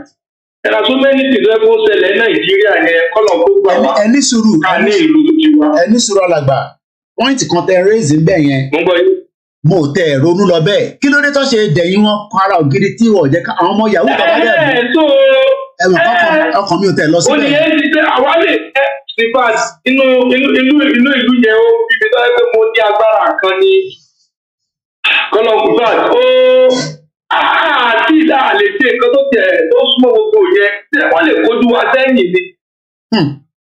àwọn ò jẹ́ ká máa ronú dáadáa ní ìlú yẹn bí wọ́n ṣe wá ó is worrisome because àmọ́ ti gbọ́ news yẹn tí mo ti wò ó Chinese wá sí ìlú wa bẹ̀yẹn wọ́n commit that sort of crime ẹ̀ ń kojú ẹ̀ ń kẹ́yìn wọn even wọ́n yẹ pé àwọn tó lọ jí epo náà the same thing ní àyè làwọn kí náà pé àwọn pípẹ́ yẹn tó lọ jí epo táyì tọ́nà ń wá kẹ́yìn wọn sí wa náà ni ká lè má mójú wọn ẹ̀yẹ́ commit crime àwọn òtí ní ti anything lọ nílùú ti wọn wọ́n ti máa gbójú wa síta wọ́n ti máa ní kán lọ pa wá. Is it not shame? Adé sọ pé kí lorúkọ àsọpọ̀ àsọ̀rọ̀ Nàìjíríà kí ló mú wá jẹ́ Nàìjíríà? Báwo ni wọ́n pe àwọn Nàìjíríà tó jẹ́ pé kí ló fẹ́ ti gbogbo tí wọ́n máa ṣe gbogbo rubbish thing? I'm pé wọ́n ti rọ̀ ọ̀nù ẹ̀. Ó tójú sú mi, it's too annoying. Thank you so much. Bí wọn bá ń gbọ́ àwọn kan báyìí lóòótọ́ inú àmà àrùn yìí mo máa kí bàbá wa Olúwatóbi ẹni imagine Chinese prisoner being sent to Nigeria bẹ́ẹ̀ ni kò ń ṣe lọ ìbẹ́yìn lélẹ̀ àníṣe àwọn làkàndó ṣùgbọ́n mo ń bọ̀ mọ́mí mi Fọláṣadé Òjó bí ṣe ń kíyín ẹ̀yin ní girama ẹ̀ tún bá máa kí girama nínú ilé àní kò ṣẹ̀ wáyé sẹ́ brọ́dà wa kan lórí ètò níbí báyìí ó comment ó ní Kóìkì lọ tún check àwọn tó ń pè ní làkàndós bí akínkúkú kàákà kó lè bá yé wa dáadáa ṣé ká ka làkàndós yẹn délẹ̀. The Lakandos, literally the thrown out ones or the outcast ones, were settlers and adventurers of Portuguese origin in Senegambia, Cabo Verde, Guinea, Sierra Leone. Àwọn èèyàn ti bínú tán. Alhaji mo máa kọ́kọ́ query yín gan kẹ́ tó sọ̀rọ̀ ẹ má bínú torí pé ibi ìbá ilẹ̀ pè sí àǹtí àwọn ẹtí mo fi tí mo pé lọ ẹ farabalẹ̀. Ibi ẹni sùúrù. Ẹ̀yin ni nàbọ̀ gbọ́ lọ́tọ̀ mi. Ẹni sùúrù ọ̀rọ̀ pé ẹni sùúrù kò ní di compare and contrast Alhaji èyí ti gbé l'Amẹ́ríkà dáadáa. And I was highly disappointed débi pé mo lọ ń rí yín lọ́dọ̀ ṣó ẹ kó rí bẹ́ẹ̀. Nígbà tí ẹ wà lórí platform báyìí ẹ wá náà ń compare nǹkan ara ń tà ń sọ nìyẹn mo kò lè máa sọ pé yín ẹsẹ̀ kan nínú ilé ẹsẹ̀ kan níta ni. Now gbogbo tẹ wá gbọ́ ní the other side nísìn mo fẹ́ mú yẹn wá sínú program tó mo dẹ̀ fẹ́ kẹ́ reference sí láàárọ̀ yìí mo kàn fẹ́ kẹ́ mọ̀ pé lótìtọ́ a lè lé gbogbo ọmọ Yorùbá kúrò pé torí à ń ṣe Yoruba Nation àwọn tó lọ yẹn náà èyí tó wù wọ́n lọ ń ṣe mo ti sọ kọjá láàárọ̀ yìí mo dẹ̀ fẹ́ change the diversion conversation mi ẹ má mọ̀ọ́rọ̀ lọ sọ́dọ̀ wọn rárá láàárọ̀ mo bẹ̀ nítorí Elédùmarè èyí tí mo sọ ní kẹ́ dúró lé lórí mo kàn fẹ́ kẹ́ mọ̀ ni torí pé ẹ̀ ń ṣe àjòjì so bó ṣe jẹ́ nìyẹn ẹgbẹ́ òsókè. The relationship of the mind is thicker. àdúgbò fọlọ́ Ìlọrin bẹ́ẹ̀ ni wọ́n ti fún àwọn 13 lọ́dọ̀ yín bẹ́ẹ̀ Alhaji ǹjẹ́ nígbà tẹ́yìn wà l'Amẹ́ríkà ǹjẹ́ lè lọ máì níbi kan l'Amẹ́ríkà kí ẹni ẹ fẹ́ lọ táàpù resources wọn ẹ bá wa sọ̀rọ̀ à ń gbọ́ yín sà. láíláí ẹrù jẹjẹ la fi ń gbé Amẹ́ríkà Despite bára pé a ní residence kò síbi tá a lè rìn sí. You have to follow because cameras were everywhere. Law dey wà, you have to follow the law. That's it. So ní Ìlọrin àti gbogbo agbègbè bó ṣe ń ṣẹlẹ̀ káàkiri nígbẹ́tì ìgbẹ́tì bí tọ́jú lọ ń wa òkúta tọ́jú lọ ń fọ́ mountain tọ́jú lọ ń fẹ́ gbogbo ẹ̀ tọ́mọ mọ́tò Dangote nìkan ló ní right láti kó anything kó ní Kwara lọ sẹ́ni gbéra. Wọ́n ti kó igi wa náà nìyẹn àwọn igi tí wọ́n kó lọ sórí ship container tí wọ́n kó lọ tí wọ́n lọ tún ṣe padà wá náà lọ refine yẹn. Èyí táwọn sọ ń sìn wọ́n pọ̀ ní agbègbè lọ́nà bí ìdá lọ́nà Kaduna báyìí. Ẹ bá ti kọjá kẹ́tọ́dé bíríìjì River Niger. Ibi tí Kwara ti bẹ̀rẹ̀ gangan tí Babangida tó kọ́ tiwa lọ sọ́hùn-ún fún Niger State. Kán tó kọ́ tiwa fún Kogi. Kán tó fà wá sáárín. Nísìnyí báyìí àwọn China yẹn ìgbà mi wà Lebanese. Ṣé àwa la mọ̀ wọ́n náà fún mọ̀ òyìnbó London náà? Ẹ máa lọ Amẹ́ríkà máa gbé BA máa lọ tún ìsìn London máa padà sí Chicago mi fúnra mi. Mo mọ̀ òyìnbó àwọn mi ò mọ̀ òyìnbó àti Lebanese àti China lójú ẹlòmíì Nàìjíríà. Àwọn òyìnbó London dé o. Wọ́n ò mọ̀ pé Lebanese olóburúkú àbí Chinese ni wọ́n o. Wọ́n rò pé bóyá òyìnbó Amẹ́ríkà àbí òyìnbó London àbí Canada ni wọ́n ni o. Now a tún wọ́n ọjà ẹ̀tún ọlọ́pàá àti àmì agbébọ̀dá ni. Yorùbá ló máa bá wọn ra gbogbo àwọn vegetables ọ̀bẹ́rà o. Àwọn olùsí olórúkú wọn máa rùn. Àwọn alámọ̀mọ́ àwọn ọ̀sùn àwọn èèyàn ní ọjà pé ẹwọ eléyìí olùsí ni o Lebanese àti China ni o. Ìṣe ìyìnbó Amẹ́ríkà o. But àwọn èèyàn àwọn aláta o mọ̀ òyìnbó dé. So wọ́n ti rún wá ní Nàìjíríà àmọ́ bí tá à ń lọ àwọn olórí wa. Ẹ bá dénú gbẹ ẹ̀yìn ìbí tẹ́jú ń wa kùsà kí ni tẹ́ sọ yẹn wọ́n wa kùsà náà ń pè kùsà àwọn tó wa diamond àwọn tó wa nǹkan àlùmọ́ọ́nì kùsà ni wọ́n ń pè láyé jọ́hún owó wà ń bẹ̀ gan látàyè jọ́hún kùsà náà ń pè ẹ̀jẹ̀ máa jẹ́ mọ̀ pé kùsà tẹ́ ń sọ yẹn èmi àti Ìgbòho ṣà arìnrìn àjò kan lọ sí ọ̀dọ̀ palace ọba kan nígbà tá a débẹ̀ ọba yẹn ń gbọ̀n baálẹ̀ mi kò tẹ̀sí ọba náà baálẹ̀ mi òtútù ti mu owó ti gbòó ó ní Ìgbòho má wọnú bẹ̀ yẹn lọ pé àwọn tó wà Ìgbòho níta bá débẹ̀ àmọ́ bẹ́ẹ̀ yàn gidi ni wọ́n àbí wọ́n ń ṣèyàn gidi nígbà tá a dẹ̀ débẹ̀ lóòótọ́ torí wọ́n pa àwọn kan síbẹ̀ la ṣe lọ nígbà tá a débẹ̀ wàhálà a bá àwọn èèyàn níbẹ̀ wọ́n wa kùsà ìgbà yẹn lèmi náà mọ̀ pé góòlù ló ń pè ní kùsà ṣe wá mọ̀ pé lórí fóònù tí gbogbo wò lọ́wọ́ mi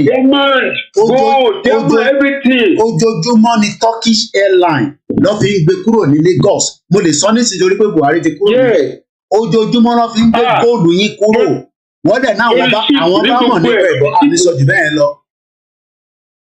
Bẹ́ẹ̀ni náà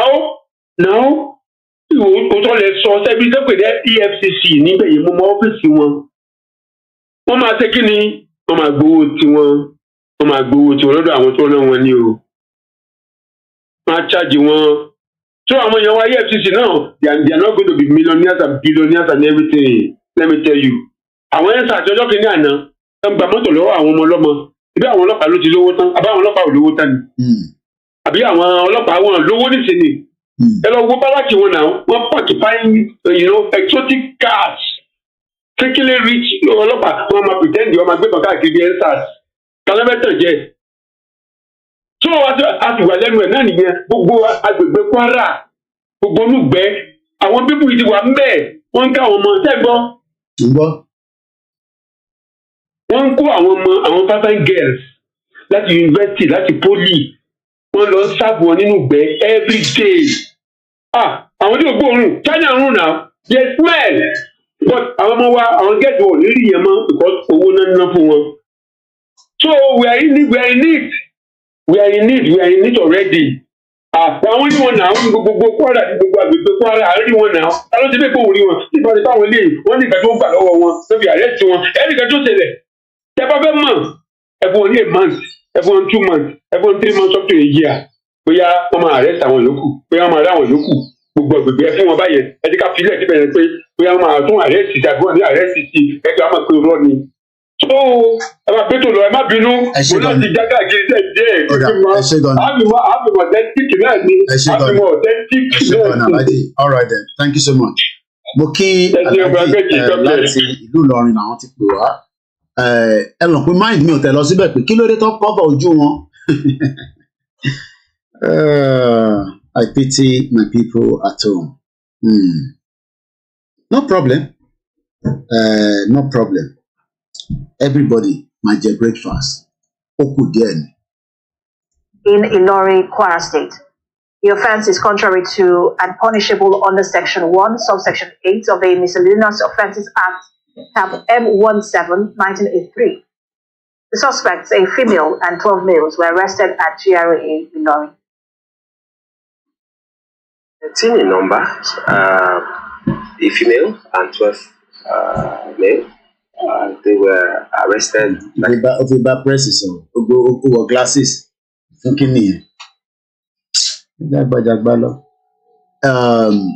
Anyway, ibi tá à ń bọ́rọ̀ lọ òun ni pé kò ń ṣe ní náà ti ń kó wọn wá bẹ́ẹ̀ gẹ́gẹ́ bí a ti ṣe gbọ́ wọ́n ń pa àwọn kan ní Lacandos. The Lacandos are the outcasts. They were settlers and adventurers of Portuguese origin in Senegambia, Cabo Verde, Guinea, Sierra Leone, and other areas on the coast of West Africa. Many were Jews, often neo-Christians, escaping persecution from the Portuguese Inquisition. Lacandos often took African wives. Alhaji ni wọ́n bá yàn kan sùn. Wọ́n ti ń bá wa sùn tipẹ́ oríṣiríṣi lè ní ìbọn làǹkà yìí. Lacandos wọ́n ń gba àwọn ìyàwó Áfíríkà tó bá gbóyìnbó tí mo kà tán yẹn. Àwọn local ruling families, securing protection and advantageous trading ties. They established clandestine trading network in weaponry, spice, and slaves. This black market angered the Portuguese crown by disrupting its ability to collect tax. And wọ́n gbowó orí. They showed them from the back as if they were using urine toilet. Bẹ́ẹ̀ni, abẹ́rẹ́ bọ́ ṣe wà lẹ́yìn. Tọ́ dájú wọn sẹ́yìn. Àwọn criminal ṣéyàn lè ṣeré ilé ní China. Ẹ ṣé gan ni Àbẹ̀bí Kentos. Ọlọ́bàndótì. Love you so much, my auntie. Mo kí gbogbo ẹ̀yin sisters wa náà káàkiri. Àníṣe àti wà nínú wàhálà. Although never in large numbers, just like àwọn eléyìí náà, gbogbo numbers wọn they are 13, but ẹ wo atrocity tó ń commit lójoojúmọ́. I'm sure pé wọ́n ní sí ní normal prison bí àwọn èèyàn ti wá. Ṣé rántí pé àwọn ọmọ EndSARS ẹlòmíì lò 2 years after EndSARS nínú Agodi prison. But lẹ́ni nísìn, Nigerians are like Koiki shut up, come back home. Tàbá rí ẹ, a máa dé pẹ̀lú ẹ, a máa mú ẹ, a máa ṣe this. I am 6,000 kilometers away. 15 years ni mo fi wọ Nigeria. So coming to Nigeria, kò differ kankan fún mi, wàláì. But I know that pé Nigeria máa pín before the time tí mo fi wọ Nigeria. I can assure us that because bí wọ́n ṣe ń lọ yìí, ó máa dé stage débi pé ẹ̀yin tí ẹjọ́ olóṣèlú gan ẹ máa wà force láti jáde ìfẹ́ sọ̀rọ̀. Ojú ló kọ́ gbogbo wa ní 15 years ni mo fi wọ Nigeria. So bí yàn kan bá náà máa mú mi ọkàn waste time rẹ̀ kọ Nigeria máa ti dàwó. A dẹ̀ ti máa wà nínú system pé tó bá tẹ̀ rí mi mú gan ìjọba ajọ́ náà lọ́hùn wọ́n gbọ́dọ̀ dí pẹ̀lú ẹ̀ ó gbọ́dọ̀ ṣẹ̀wọ̀n ni tó bá dẹ̀ ṣe jù bẹ́ẹ̀ lọ́gàn a máa pa ẹ́. You be killed. But for now àìtí dé stage yẹn. So if you are saying that Koiki o máa tó bá dẹ̀ wọ UK tó bá náà mú mi irọ́ ló pa ẹ̀wọ̀n ló máa kú sí ní bíbá torí pé èmi kọ́ mo bà Nàìjíríà jẹ́. And I don't care about whatever I have said to each and single one of you. Because I don't know why he was going away from a platform like this. Don't know to double check it become. Now, gbogbo yín tẹ́ lọ sí platform ṣé ẹ kó rí bẹ́ẹ̀. Ẹ kúrò lókọ́dọ̀ Koiki. Ẹ lọ gbọ́ ṣé ẹ kó rí bẹ́ẹ̀ nígbà yẹn. Ẹgbọ́n kan tóun náà sọ jáde nísìn. Ìyẹn dẹ̀ ń wá soft landing ní kòkòrò ìdọ́dọ̀ tèmi. Nítorí báwọn ni kò máa sọ, ó ní right lórí social media. And I don't want to divert the program this morning. And I don't want to reference to any other one of them. Ẹ fi platform tí ó ń educate yín 3 hours, 2 hours, back to back. Ẹ wá lọ sí Dagboru platform. Ó wá da gbogbo ẹ̀rú tán nísìn. Ó wá ń try láti fẹ́ ṣe amendment. It is too late. so gbogbo ẹ̀yin tẹ́ lọ sí platform yẹn ojú tì mí torí pé nígbà tí mo sọ fún yín pé kò sí nǹkan kan tó ń jẹ́ gbogbo tó ń sọ yẹn mo lọ sí job center mo ṣe analysis ẹ̀ fún yín mo explain it just as we are doing today every day ni à ń learn àmọ́ làkà ṣé ẹnìkan kan gbé làkàndóòsì rí tẹ́lẹ̀ èmi ò gbọ́ rí nínú program yìí náà láti learn ẹ̀ nínú program yìí láti rí pé àwọn kan náà wà tán ti lọ sí moon ibẹ̀ láti rí Voska ìyọ̀kan níwọ̀ lọ sí moon àwọn kan náà wọ́n lọ sí moon but the most important thing is wọ́n gbéra kúrò ní territory wọn wọ́n lọ sí space bọ́ọ̀ wá dé moon wọ́n dé moon ìyẹn mátà bẹ́ẹ̀ ni ìyàwó Dúpẹ́ Agbéwà èèyàn kúrò ní bíbà ní platform tí ó ń take time máa ṣe pronunciation àlọ́wọ́ English dictionary ẹ wá kúrò ní bíbà ẹ wá nítorí pé ẹ fẹ́ ló tún lọ́ọ́ máa ṣe comparison after tí gbogbo wa sọ pé at that point àti ní fake ní àwọn yẹn ẹ padà sẹ́yìn gbogbo ìgbà yẹn tó wá lọ síbẹ̀ mo ní gbogbo àìgbó mo ṣe ń gbọ́ gbogbo yín náà gbogbo comment yín la rí especially ẹ̀yin tẹ́ wà ní UK ojú tì mí fún gbogbo yín náà tí ó ti wá ń sọ̀rọ̀ against ìyá táwa náà ń sọ̀rọ̀ against ẹ̀ nísìn báwo lè ṣe wá fẹ́ feel I don't want to divert the program this morning too much lẹ́ẹ̀kan sí public spending nígbà tá a ti mọ àwọn tó ń pè ní lacandos àní láti waste too much time ẹ jẹ́ ká padà sí public spending America sọ pé public spending ṣẹ́rí pé ó yàtọ̀ sí public spending ti UK but the money the government spend on buying goods and providing services somebody's knocking the door let's listen to this. I'll come back again. As I said in my speech, this is a significant pay award. It's one of the most significant we've had in decades, and it is costing billions of pounds more than the government had budgeted for, and that has consequences. If we're going to prioritise paying public sector workers more, that money has to come from somewhere else, because I'm not prepared to put up people's taxes, and I don't think it would be responsible or right to borrow more, because that would just make inflation worse. So what we have done are two things to find this money. The first is we're going to increase the charges that we have for migrants who are coming to this country when they apply for visas, and indeed something called the Immigration Health Surcharge, which is the levy that they pay to access the NHS. So all of those fees are going to go up, and that will raise over £1 billion. So across the board, visa application fees are going to go up significantly, and similarly. Into UK fẹ́ náà ni ẹ pé a máa increase the fees yẹn. Kí ló need ẹ̀ fún? Òun la fẹ́ fàyọ. Into UK need owó yẹn fún. Òun ni pé owó tó fẹ́ san fún teacher, so that àwọn teacher tí wọ́n ní máa strike. Mokiyawa Kadijat, Mudashiru, Mokilaide, Kunle 08, Coolest Gold, good morning, and the rest of you, Lori Instagram. The reason is to have inflation, grow the economy, reduce our debt, cut waiting list, and stop the boat, our priorities. UK lè mí gbé, so tí UK bá lè tax yín, so that èmi á lè make sure pé wọ́n tọ́jú àwọn ọmọ tèmi, why not? Tí UK bá lè tax yín mọ́ torí pé káwọn ọmọ tèmi lè máa lọ sí school, yes, why not?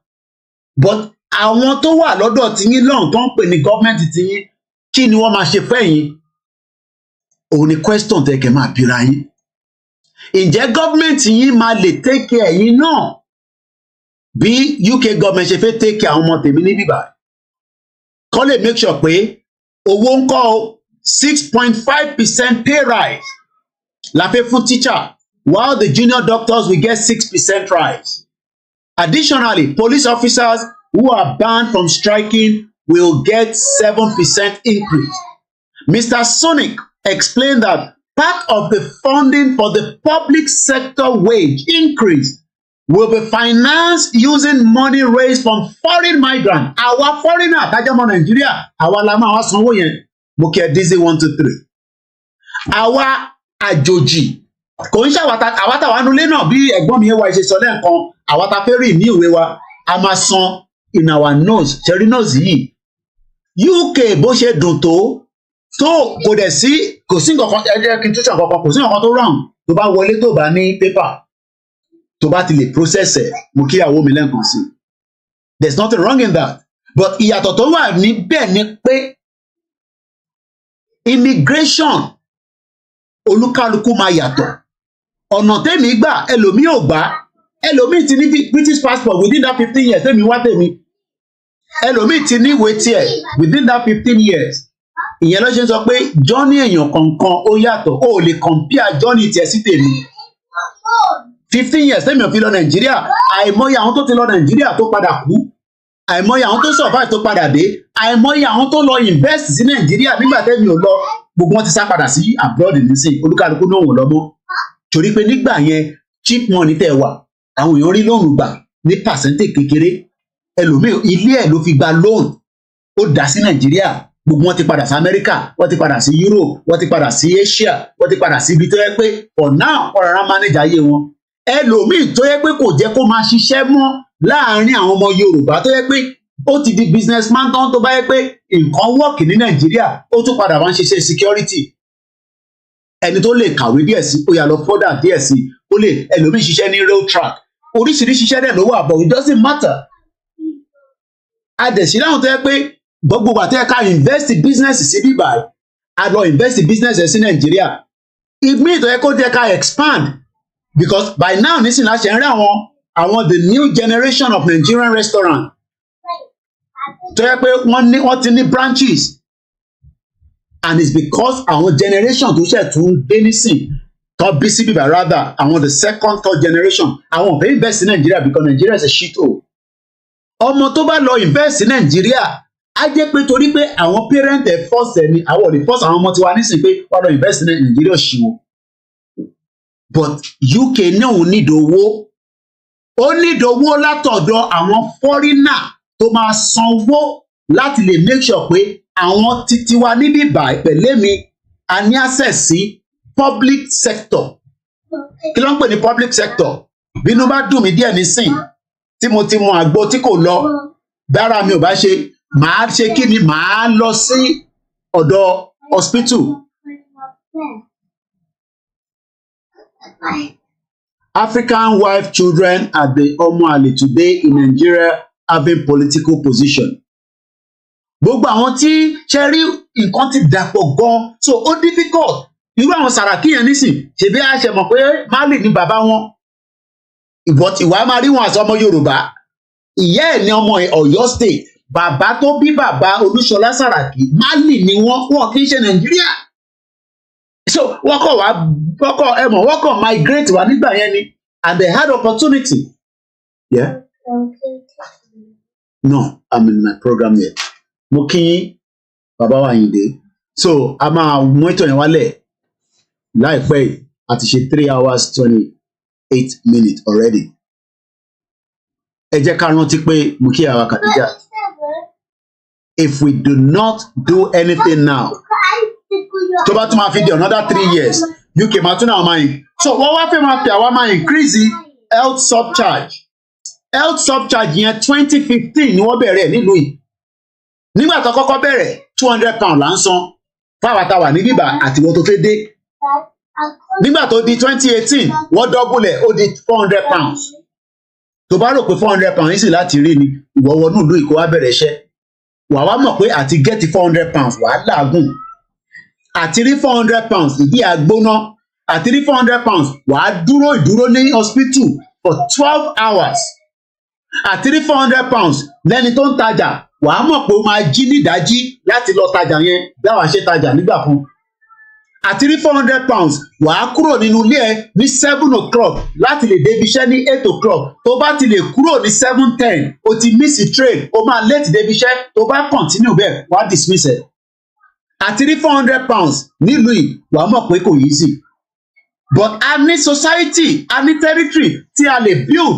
Tábà bá tẹ̀ ní owó recently nísìn, tàbá gbalẹ̀ wa, à á build the system yẹn fúnra wa, àwa náà á lè máa tax àwọn tó fẹ́ wá sọ́dọ̀ wa through immigration.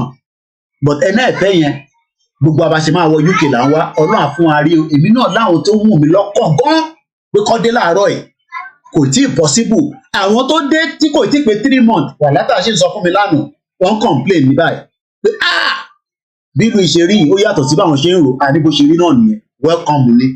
Ẹ mọ̀ pé tẹ́lẹ̀ nígbà tó wà Nàìjíríà ó lè sáré pè mí, ẹ̀gbọ́n mi ẹ bá mi sẹ́ndì kankan wá, màá wò títí tó dáa ìwọ náà gba £20 gba £50 but nísìnyí tó ti dé nísìnyí kò gbọdọ̀ pè mí kó wọn fẹ́ £50 kó wá bó ṣe máa wá £50 yẹn ni àmọ̀rúbà wọn ló ní right láti ṣiṣẹ́ ìdí ta mo kí ìyàwó Abọ́sẹ̀dé ìdí tí mo ṣe ń sọ continuously ni pé we must start thinking inward rather than thinking outward ni gbogbo ilé tá à ń ṣe pé a fẹ́ lọ abroad èmi ò ní kíyàn kankan máa wọ abroad but mo kì í ṣe visa nígbà tó di 2020 owó yẹn tó lọ sí £624 per adult so tó bá fẹ́ wá sí UK fún holiday ìwọ ìyàwó ọkọ ọmọ mẹ́ta ẹ̀yin márùn-ún ẹ máa wá san equivalent of £1,000 nísìnyí torí pé owó yẹn lọ sókè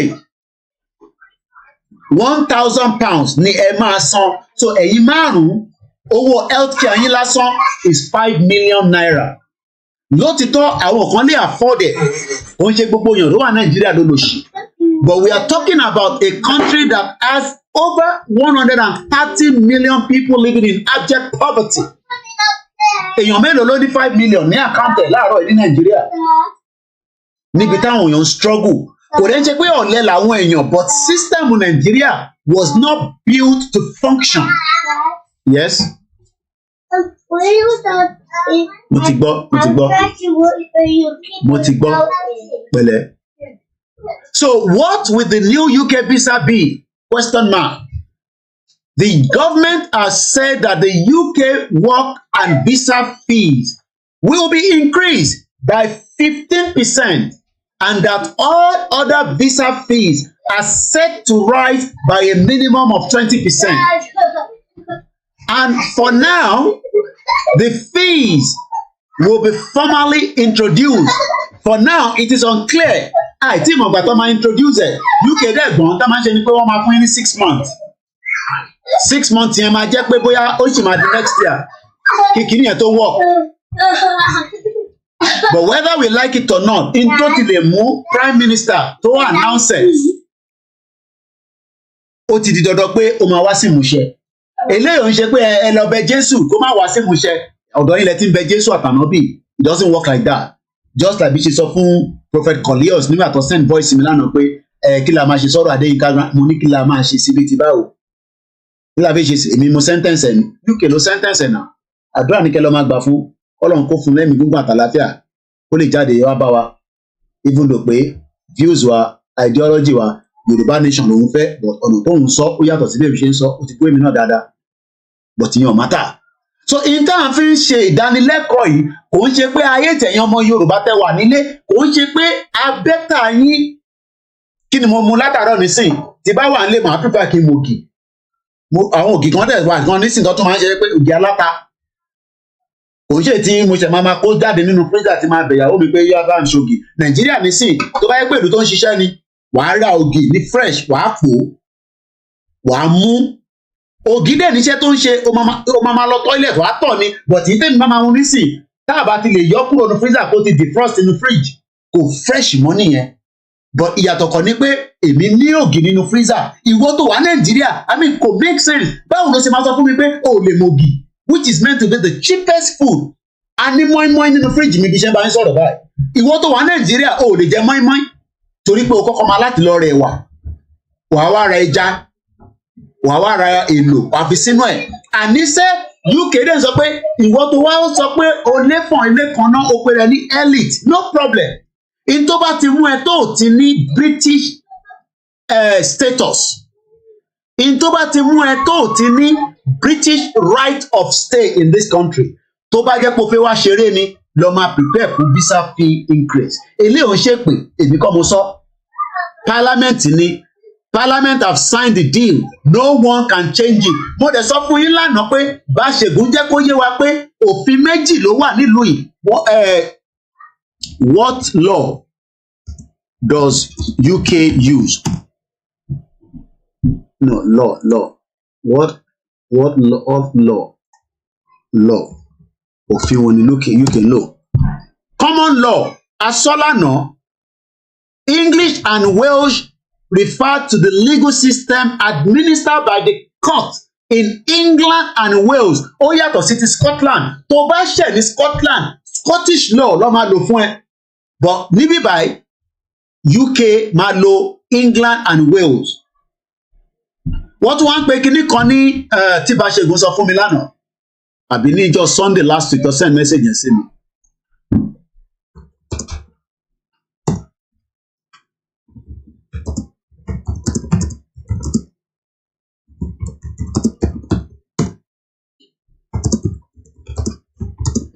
Mo ń bọ̀ o.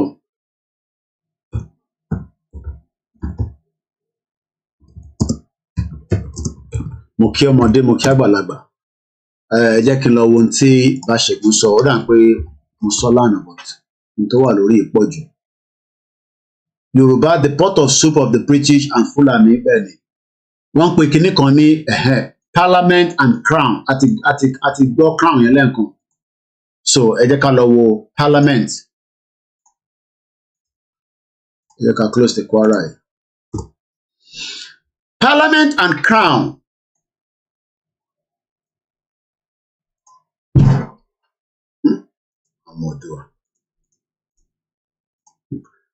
Parliament and Crown, along with the House of Commons and the House of Lords. House of Lords, she retired at the House of Lords. Mula Faniati attended Queen State of House state address. Lẹ́ẹ̀mejì ọ̀tọ̀ọ̀tọ̀ through invitation through Monsinu. So ẹ lè rí pé gbogbo tèmi ṣe is something tí mo ti wà nínú system yẹn. Mo ti wọ parliament kò ń ṣe through Nigerian society or Nigerian system kankan pé Nigerian community no kò ń ṣe through Nigerian community mo kọ́kọ́ máa fi wọnú parliament pé Monsinu ṣiṣẹ́ nínú House of Lords òun ló fún mi ní privilege láti wọnú bíbá. Then after that there were no Nigerian community we had the opportunity to engage so much activities there. My brother Shito Moumi. Along with the House of Commons and the House of Lords, the Crown is an integral part of institution of Parliament. The King plays a constitutional role in opening and dissolving the Parliament and approving the bills before becoming the law. Ìdí tá a ṣe ń sọ fáwọn ọba wa ni pé ó ti gba Sátọdé kúrò lọ́wọ́ wa. Báwo ni politician ṣe máa lágbára ju ọba lọ? Kò yẹ kó rí bẹ́ẹ̀. Parliament, the highest legislative authority in the United Kingdom, made up of House of Commons and House of Lords and the King, who is the UK current hereditary monarch. Elizabeth tó wà níbẹ̀ tẹ́lẹ̀ ó ti lọ kọ́nà fọ́run kẹ́ ní tó bá wọn ni wọ́n lè sọ UK lè mí gbé ìwọ lè sọ nǹkan tó bá wọn ẹ̀ èmi tèmi máa sọ lèmi sọ yẹn. But currently nísìn God bless the King òun ló wà níbẹ̀ nísìn Charles. A dẹ̀ ń sọ fún gbogbo ẹni tẹ́ wà nílé pé system tí wọ́n ń lò yìí òun ni wọ́n fi lọ́ọ̀kì wa bí ṣe kà á fún wa lánàá nígbà tí mò ń sọ tí Báṣẹ̀gùn sọ fún wa. Báṣẹ̀gùn jẹ́ kó yé wa pé Britain has two sources of legislative law tó ń pè ní Parliament àti Crown.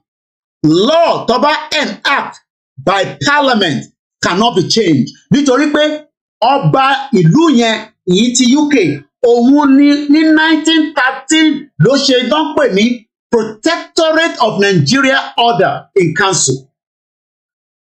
Ọba yẹn ló ṣe bẹ́ẹ̀. Ìdí tá a lè ṣe ń sọ fẹ́yìn tí ẹ fẹ́ gbọ́ ni pé kí ló dé tí ẹ fẹ́ jẹ́ ká kúrò ní Nàìjíríà. Parliament tẹ̀ ń wò yẹn ẹ rí i pé wọ́n kọ sílẹ̀ pé it is the highest legislative authority. Àwọn ni wọ́n enact Protectorate of Nigeria ní 1913. And they are not ready to change it.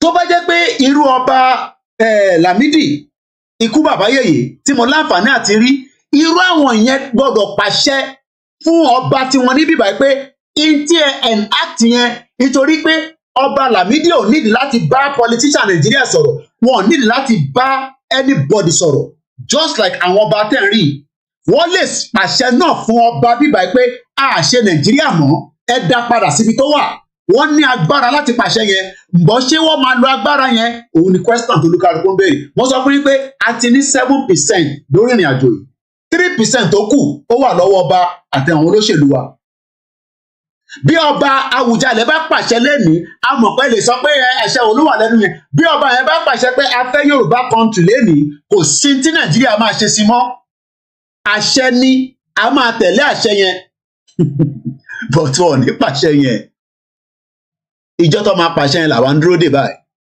bọ̀bọ́ máa pàṣẹ wọn ní pàṣẹ àtìkò kan máa wáyé ọba máa wàjà ọba ò kì í kú nílẹ̀ Yorùbá la máa ń sọ bọ̀ ọba yẹn máa wàjà tó bá jẹ́ pé irọ́ ni mò ń pa ìbá evidence ẹ̀ ń bọ̀ ẹ mú àwòrán ìwá ni tó bá jẹ́ pé irọ́ ni mò ń pa at some point koikimedia lílé pẹ̀lú kan náà àwọn ọba ilẹ̀ Yorùbá ọba yẹn dà léde nísìn ó dàgbà ó dògbó dáadáa wọ́n lọ báyìí nísìn wàhálà tó yẹ káwọn resolve délẹ̀ mo mọ tọ́ba yẹn sọ fún mi wọ́n parí ẹ̀ o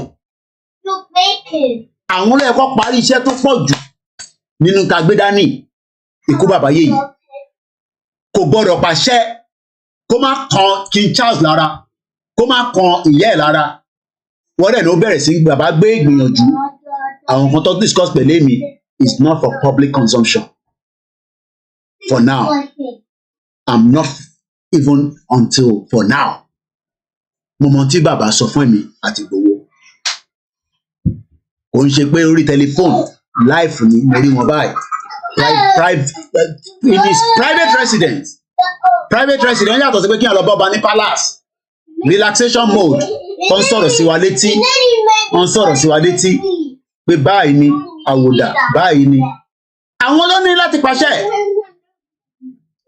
wọ́n ti ṣe ìrànjọ́ tó lè ṣe nísìn they're gone àtọba tó ti wà láyé àtọba tó ti wàjà ẹ gbọ́dọ̀ gbéra nísìn kẹ gbà wá kúrò nínú wàhálà tá a wà nínú ẹ̀ torí pé àfẹ máa sanwó UK visa fee àti sub fee kan àti kinní kan fee àwa tá a wà nínú ilé à ń san ó jẹ́ gbogbo àwọn ló ní British passport àwọn kan sì ń process application wọn pẹ̀lú home office ní gbogbo àgbáyé títí dé America kódà títí dé Turkey títí dé Spain títí dé Italy mo mọ bàbá wa kan after years ló ṣe lọlé lọ kíyàwó àtọmọ ẹ̀ nínú ìrìnàjò yìí ni o gbogbo tó lọlé nísì kò tí pé 4 months ojoojúmọ́ náà wà pẹ̀lú wa lórí program ní bíbá èmi lè mímọ̀ torí wọ́n confide in me mo ní láti sọ orúkọ wọn lẹ́yìn ọdún bíi 10 tó ti fìyàwó àtọmọ sílẹ̀ lọ́sẹ̀ lọlé that is pé for ọdún 10 kò súnmọ́ ìyàwó ẹ̀ ká gbèsè Elédùmarè wàhálà wà gan-an ìyà ń jẹ Yorùbá ṣá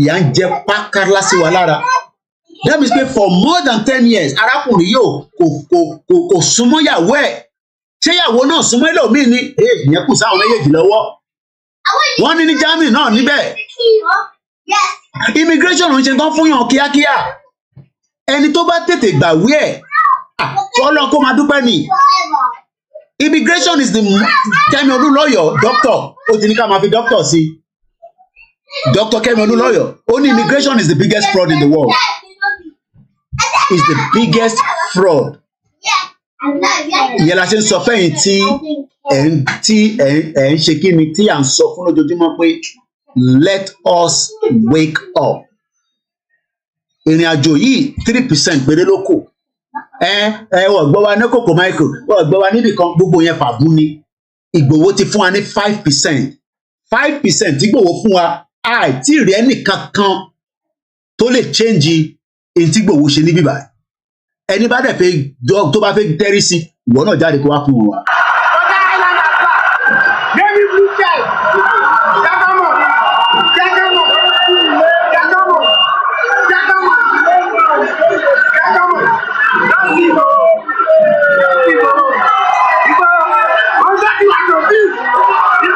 tó bá lè tẹ́rí sí wá tẹ́rí sí tó bá lè tẹ́rí sí wá tẹ́rí sí tó bá dẹ̀ sọ pé kò ṣe dáadáa tó níbẹ̀ yẹn ẹ̀bí akitì gbé lọ sílé.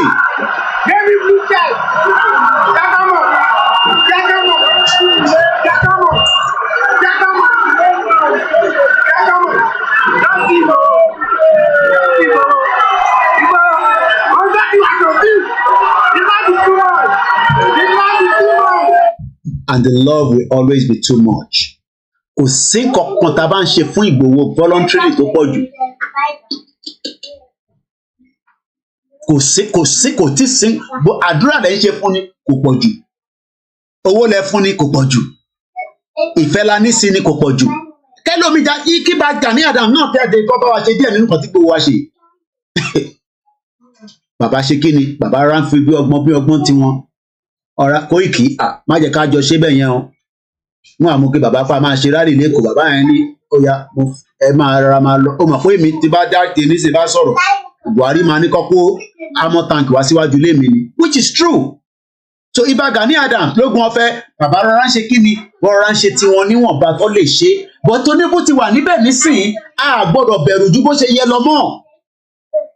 Tinubu wà níbẹ̀ nísìnyí a gbọ́dọ̀ ṣe kí ni a gbọ́dọ̀ bẹ̀rù ju bó ṣe yẹ lọ. Nígbà Buhari we know what Buhari could have done. Tinubu I don't expect Tinubu to overdo things. Kò gbọ́dọ̀ take it too personal. Whether pẹ̀lú àwa àbí Biafra kò gbọ́dọ̀ take it personal. We have just 15 minutes to the end of this program. Tinubu ò gbọ́dọ̀ take ọ̀rọ̀ Yoruba Nation yìí àtàwọn àti Biafra kò gbọ́dọ̀ take it personal. Kò ní láti respond to any one of us, but kò gbọ́dọ̀ take it personal. Wọ́n ò dẹ̀ gbọ́dọ̀ push Tinubu kó lọ fa wèrè lọ́yàn ní South East. Fact lèmi máa ń sọ ní bíbá. Àwọn ọmọ Igbo náà wọ́n fẹ́ lọ ẹ mọ̀ bẹ́ẹ̀ ṣe fẹ́ dialogue pẹ̀lú wọn. Ó lè fún wọn ní window pé okay a fẹ́ lọ ẹ̀ ní lọ a máa negotiate, kò ń ṣe tó máa yá ní kíákíá bẹ́ẹ̀ ṣe ń sọ yìí náà. Ẹ fún mi ní time in 3 years kájọ gbogbo àjọ jókòó padà kájọ wá dissolve ẹ̀ bí wọ́n ṣe ṣe ní Soviet Union. Bọ́ pé ó máa kó army máa kó bọ́ lọ síbẹ̀, àwọn ọmọ Igbo náà máa kó bọ́n jáde, àṣírí lẹ́gbọ́n yẹn. Fact ni kò ń ṣe eléyìí ṣe pé kínní tí Tinubu bá kó sójà lọ wọ́n lè má ní fire power bí sójà, bọ̀ wọ́n bá Nàìjíríà àti British jà for 3 years. Ẹ máa rántí yẹn. Àdẹ̀ sí ní that era mọ́. Àdẹ̀ nídìí yẹn, why do we need to kill ourselves before we go? Pé torí pé a ní àgbègbè papọ̀. Èmi bá ikú bàbá yèyé sọ̀rọ̀, mo mọ tó sọ fún mi, mo ní bàbá Yorùbá country ṣé ẹ̀ nífẹ̀ẹ́ ni ẹ̀ fẹ́ ni bàbá ní Koiki ọmọ Yorùbá ni mí. Mo ṣe nífẹ̀ẹ́ Yorùbá country. Bàbá sọ ẹ̀ fẹ́ mi bẹ́ẹ̀. Ìtẹ́ ìṣe àwọn nífẹ̀ẹ́ sí. But àwọn àṣírí tó kù tó bá rò kí n máa rìbí ìyẹn rọ́ ló pa ìyẹn lè jáde lẹ́nu mi. But ikú bàbá yèyé sọ fún mi pé àwọn nífẹ̀ẹ́ sí nǹkan tá à ń ṣe. Mo ní bàbá ẹ mọ̀ pé mo ò gbọ́dọ̀ because kò jẹ́ pé mo fẹ́ lọ síbẹ̀ ní sí mo máa ṣe recording máa no that was stupid of me for somebody that gave us an open air. I asked him different questions. Ẹ mọ̀ pé journalist lè ní ó bí wọ́n ní oríṣiríṣi ọ̀rọ̀ kò dẹ́ni bá record ẹ̀, but nígbà kan máa ní bàbá àbí kí n ká record yìí pé ó dà pé chief tẹ̀ ló sọ bẹ́ẹ̀ pé ẹ ti jẹ́ kí Koiki tẹ̀ ká tẹ̀ mo the same thing pẹ̀lú bàbá Fáyọ̀ Adébánjọ gbogbo wọn refuse wọn ní náà àwọn ọ̀fẹ́ ṣèbí mo fi picture bàbá Fáyọ̀ Adébánjọ ẹ rí picture yẹn rí ṣèbí nígbà July 1st mo release picture yẹn kọ́lọ̀ bá mi fọ̀run kẹ́ ẹ̀gbọ́n mi Yínká Odùmákin rather. So these are people that want Yoruba country as well, but they are just something that is just kí ni kò gbọ́dọ̀ létò yìí àwọn bá ṣe máa bá King Charles sọ̀rọ̀ káfí lọ King Charles máa wá sọ pé no a máa declare Yoruba Nation lẹ́sẹ̀kẹsẹ̀ ni ọba ló máa bá wa declare, but àwọn ò fi ṣe bẹ́ẹ̀ torí pé wọ́n ní ìdágbàlagbà ń rí Koiki ò rí ìtàn máa ń sọ nìyẹn. Wọ́n ní tó bá fẹ́ gégi àgbàlagbà mọbi tó máa wó sí bí aláyé àtijọ́ torí tí bá máa gégi nísìn wà látàwọn àmì àlànà à ń sọ̀rọ̀ nípa AI ni máa ní kó bá ń gégi yẹn bá mi gé sórí wọn orí ẹ̀ ló máa gé sí má gé sórí ẹ̀ kò ní gé sórí ẹ̀ níbi tí technology délé ni níbi tí mọ́tò ti wà tó ń self drive lẹ́yìn sọ pé níbi tó bá fẹ́ gégi sí ló máa gégi sí. So I mean that is a view tọ̀dọ̀ tí nìyẹn. I mean I met all these men our elder statesman I met them àwọn nǹkan tó sọ fún wa it's not for public consumption but I just hope that mo sọ fún yín pé mẹ́ta náà ló kù 3%. Ìgbòho ti ṣe 5%. Gbogbo wọn lọ́dún mọ̀ pé Ìgbòho ti ṣe 5%. Wọ́n sọ fún wa wọ́n ní Ìgbòho ìwọ ti ṣe tó yẹ kó ṣe but àwọn ló kù pín sí. Tinubu ti lọ bá Àwùjalẹ̀ àmọ́ tó discuss but I pray that in whatever tó bá discuss is in the favour of the Yoruba. Bọ́ pé ẹ wá bá wa ṣe títì Tinubu bá wa paná sí Ìjẹ̀bú Òde gbogbo yẹn fàbú nìyẹn in tó lè hold gbogbo nǹkan ó ní pé ká take control resources wa. We are just 10 minutes away to the end of the program. Mo dúpẹ́ lọ́wọ́ gbogbo wa. But tó bá ń dúró de eléyìí tí Gbajabiamila in táwọn fẹ́ nìyẹn, àwọn fẹ́ wà relevant ni. Àwọn náà ti jìyà because mo rí picture wọn àti Fẹ́mi Fani Káyọ̀dé no Fáyẹmí àti Délé Momodu ní Ghana. Délé Momodu posted sórí page lánàá. Délé Momodu ọ̀rẹ́ ní jàjà tẹ́mi ń jà ẹ̀ torí pé ó fẹ́ live life, ó fẹ́ gbádùn ayé ẹ̀, ó lọ́mọ. So gbogbo ilé tèmi ń ṣe nísìn á sọ fún mi pé òun náà ti ṣe tòun tóun ti lè ṣe. Ayé tóun fẹ́ jẹ nísìn ni pé ó fẹ́ wà within the elite system. Kọ́ mọ̀ pé sí nǹkan tó fẹ́ ṣe Nàìjíríà ni tí wọ́n máa invite Délé Momodu. Fact ni Morowan àti Anthony Disney àti Arise gbogbo wa ló ń promote gbogbo wọn bó ṣe ó ń promote Atiku promote this but ó mọ̀ pé the unity of Nigeria na lie kò lè work. Délé Momodu knows that. Ṣé Délé Momodu wa jẹ́ he's a well-read person. Yorùbá ló study ní University of Ife now. But tó bá tẹ bá expect pé Délé Momodu máa fi ovation ẹ̀ á fi campaign fún Yorùbá Nation ẹ lọ tutù ẹ̀ dànù. Ẹ lọ tutù ẹ̀ dànù oníṣẹ́ yẹn because it is not what he wants to do. Ani Koiki ìwọ náà lọ ṣe tí wọ́n ń ṣe òun náà ti gbìyànjú tòun but adúpẹ́ fọ́lọ́run pé àwa àníjẹ́ kó sú wa. But gbogbo yín náà ni wọ́n fi eléyìí wọ́n fi kàjọ yín ẹ jẹ́ ká gbádùn ká tó máa lọ. Buhari ti sọ̀rọ̀ àti gbọ́. Buhari ti sọ̀rọ̀ àti gbọ́. Buhari ti sọ̀rọ̀ àti gbọ́. Buhari ti sọ̀rọ̀ àti gbọ́.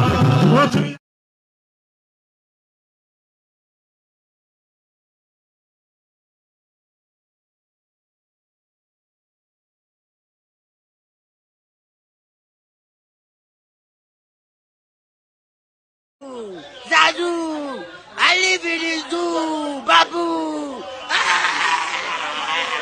I destroy you. Much indeed. Buhari ti sọ̀rọ̀ àti gbọ́. Buhari ti sọ̀rọ̀ àti gbọ́. Buhari ti sọ̀rọ̀ àti gbọ́. Buhari ti sọ̀rọ̀ àti gbọ́. Ó tún yá ṣe bàbá, ṣe Buhari, ṣe bàbá, ṣe Buhari, ṣe bàbá, ṣe Buhari.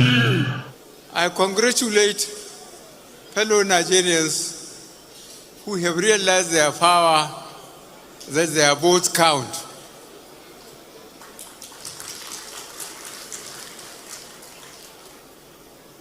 I'm looking forward to tomorrow to fly to my base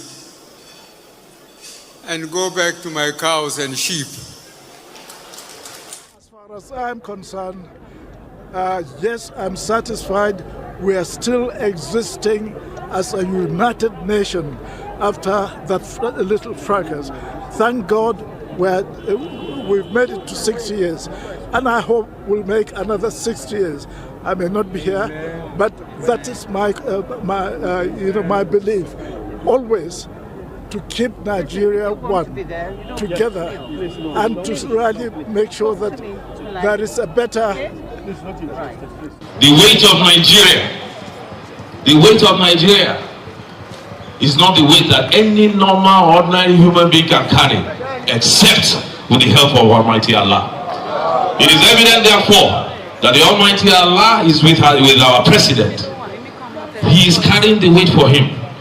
The weight of Nigeria. The Yoruba-speaking tribe of Nigeria has been accepted as the 45th member of the Unrepresented Nations and Peoples Organization. Leader of the Yoruba World Congress, Professor Banji Akintoye, says the membership represents a very important step in the collective quest of well-meaning Yoruba people to achieve the goal of dignity and self-determination. It is my great pleasure and pride to inform you that the Yoruba Nation has been admitted to the membership of UNPO. UNPO means Unrepresented Nations and Peoples Organization, with its headquarters in The Hague. The UNPO expressed their Oh yeah, and just 1 minute because time Martin Lord about to come out of women fit pay. No, they fit call 4 hours. Go straight to the point, please. Go ahead. Okay. Mo come across Kokolamo. Mo rí i pé ní wọ́n tún sọ wípé ní Délé Aláké sọ wípé àwọn fẹ́ ra ilẹ̀ wọ́n fi ṣe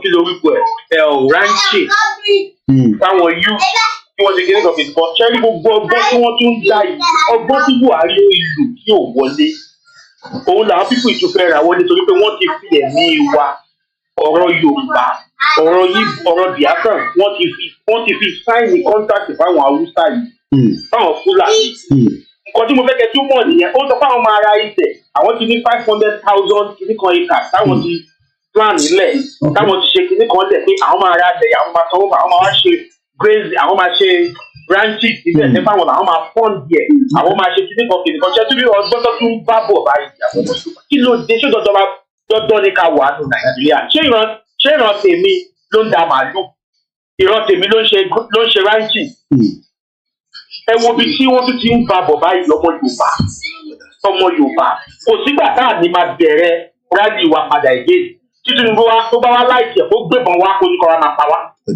ẹ ṣe gan ni. aláti bẹ̀rẹ̀ padà ìgbé aláti bẹ̀rẹ̀. I'm sure àwọn YSDM ẹ ṣe gan ni. Thank you my brother. I'm sure the YSDM will do that. Let's finish watching this as well. To welcome the Yoruba Nation as a new member of UNPO. And they are looking forward to working with us. It is important because it is a great stride and it represents a very important step in our collective quest to achieve the goal of dignity in the country in which we live and also to achieve the goal of self-determination for our nation. Our Yoruba Nation now has a voice on the international stage via the machinery of the UNPO, which maintains a permanent presence before the United Nations and before other international agencies like the European Union, the African Union, the United States government, and the governments of various other countries across the world. And this is how far we can go this morning. Thank you so much to each and every one of you. My name is Olami Koiki, and this is Koikimedia, bringing the world closer to your doorstep. Appreciation to everyone, wherever you are. Níbi tí ẹ ti gbọ́ wa ní wákàtí, Ọlọ́run Ọba Elédùmarè á jẹ́ kí gbogbo tí a jọ ń bára wa sọ kó wọnú etí wa dáadáa, nítorí pé bí a fẹ́ bí a kọ̀, ìran Yorùbá ó gbọ́dọ̀ bọ́ nínú oko ẹrú tí a wà tí wọ́n ń pè ní Nàìjíríà. Bí Nàìjíríà bá tún wà nínú Nàìjíríà fún 63 years kò lè ní lọ síwájú rárá. Ẹ jẹ́ ká break unity yẹn down. Country mẹ́wàá bá jáde nínú Nàìjíríà kò mátà, a máa ní àṣeyọrí tó pọ̀ nínú ẹ̀. Mo kí ọmọdé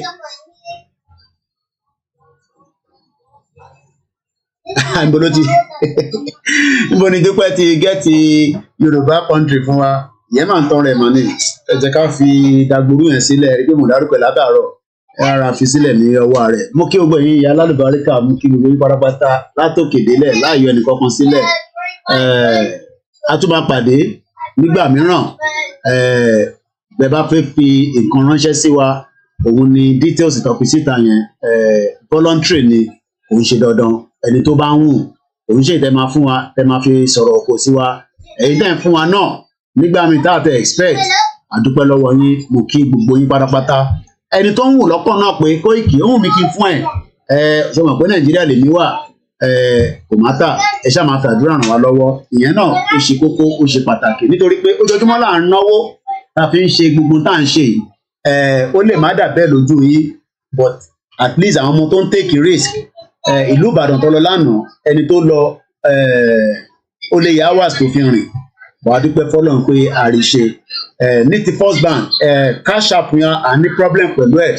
Mo rí pé ìyá wa kan ó dà ń pẹ́ fi send owó sínú cash app ó bounce padà. Àmọ́ reason why. So tẹ bá fi send owó sínú cash app for now, ẹ má bọ́dà kò ní wọlé. So ẹ kúkú send ẹ̀ sínú PayPal. Bẹ́ẹ̀ dẹ̀ send ẹ̀ sí UK, ẹ send ẹ̀ sí náírà. Oríṣẹ́ tó ń ṣe nínú ọ̀hún yẹn náà ó ń save èmi lówó láti máa send ẹ̀ sí ilé ni.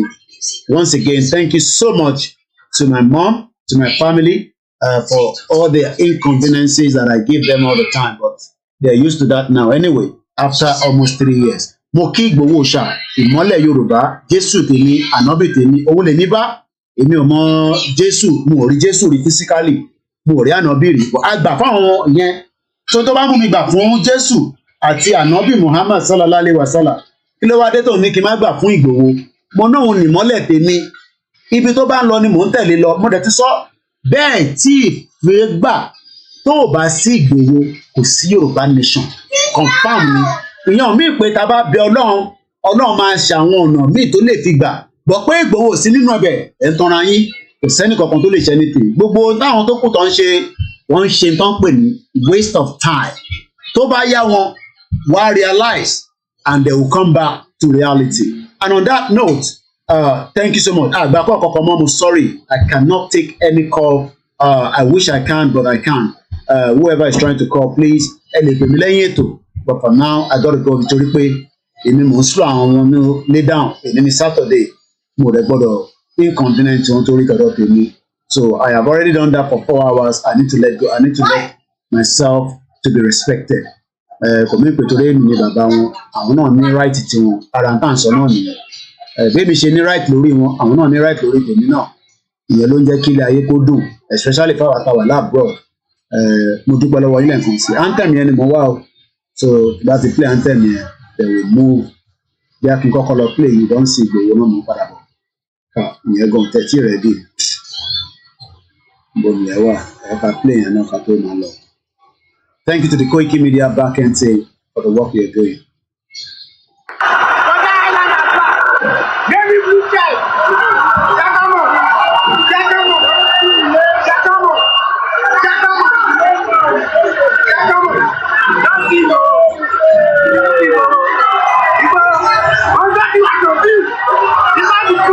Moki, Mr. Park.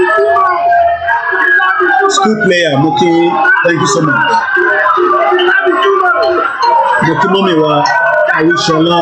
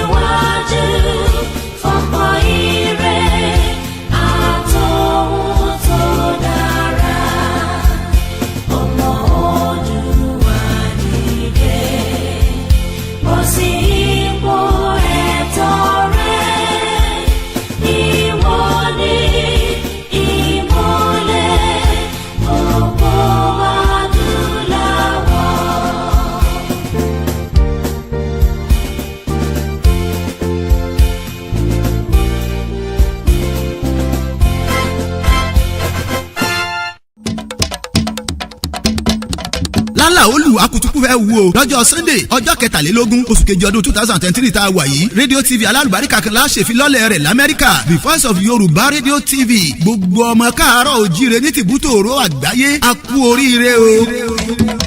a sì kó àmójúbà rédíò tv yìí dátọ́rọ́ àgbà tí ọba ti dátọ́rọ́ wọn lómi tó rọ bẹ̀rẹ̀ lásán ní òfin jẹun o. ìdí rèé tèmi àti àfigbádọ̀ kópa nínú ètò ìfilọ́lẹ̀ the voice of yorùbá rédíò tv tá a wí yìí èyí tẹ́gbẹ́ ìlànà ọmọ òdua lamẹ́ríkà gbé kalẹ̀ fún gbádùn gbogbo wa gbogbo alájọ wà níbẹ̀ tájọ fojú rí bí ó ṣe gbéra sọ ọjọ́ àìkú sunday ló bọ́ sí aago 3 ọ̀sán american time aago 4 lọ́sàn-án ló bọ́ sí ní brazilian time aago 8 alẹ́ làkókò tó bọ́ sí lórílẹ̀‐èdè nàìjíríà ẹni tó bá mojú ògún ní pabìnírè ẹni tó bá mojú eégún ní wọgbó ẹbọra ìdí rèé táwọn àgbà ṣàkóṣàkó ìlú mọ̀ká nínú iṣẹ́ ìgbóhùnsáfẹ́fẹ́ tó ìsún dáńtọ́ nínú èdè Yorùbá ó fi bá wa dá sí i Dr. Yẹmi Farounbi lólùfilọ́lẹ̀ pàtàkì ọ̀jọ̀gbọ́n Bánjí Akíntóyè ní bàbá àkàlẹ̀ lọ́jọ́ tá à ń wí yìí àgbà oyè Yẹmi Ẹlẹ́bùbọn Alhaji Àdúrà mi gbà Chief Imam múlẹ̀ Yorùbá Venerable Nelson Fadoju General Manager Ekimogun Radio àti Dr. Aliu làwọn bàbá tí ó bá wa sọ̀rọ̀ lọ́jọ́ náà virtual launching ní o tí gbogbo rẹ̀ ó máa dùn lọ tòmí alàgbà láfẹ́fẹ́ níbi tá a bá wà lórí afẹ́fẹ́ ayélujára Zoom link meeting ID 871-444-55168 lẹ́ẹ̀kan sí meeting ID 871-444-55168 passcode 830161 830161 kékulé kó gbọ́ kó sọ fún toko káàdì ó gbọ́ kó rò fún òbẹ̀ Sunday 23rd July 2023 the voice of Yoruba Radio TV ohùn ọmọ Yoruba Radio TV tẹ́gbẹ́ ìlànà ọmọ Oòduà nílẹ̀ Amẹ́ríkà dá sílẹ̀ yóò di ṣíṣí fún gbádùn gbogbo wa app wa lórí Google voice of Yoruba Radio TV www.voiceofyoruba.com lẹ́bàá máa gbádùn wa lọ tòmí alàgbà dáadáa barrister Dr. Gbadé Adékúnjọ USA coordinator ló ní kí n máa lọ́gun rẹ̀ bẹ́ẹ̀ tán.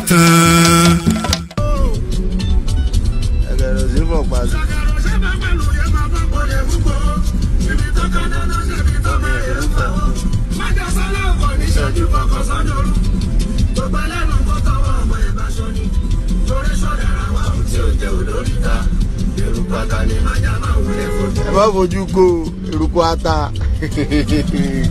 abẹ́ ń bẹ eruku ata tí o ti fojú ko bàbá wà gbogbo Nàìjíríà.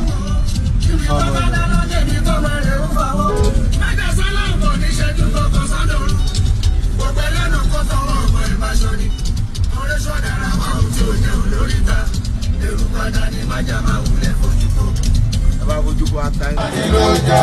Ọmọ Oòduà. Ọ̀gá Fúlàní ló jẹ́ o. Yorùbá Nation yìí ti gbogbo wa ni. Kó má gbọ́dọ̀ bàjẹ́. Torí kò sílùú mìíràn.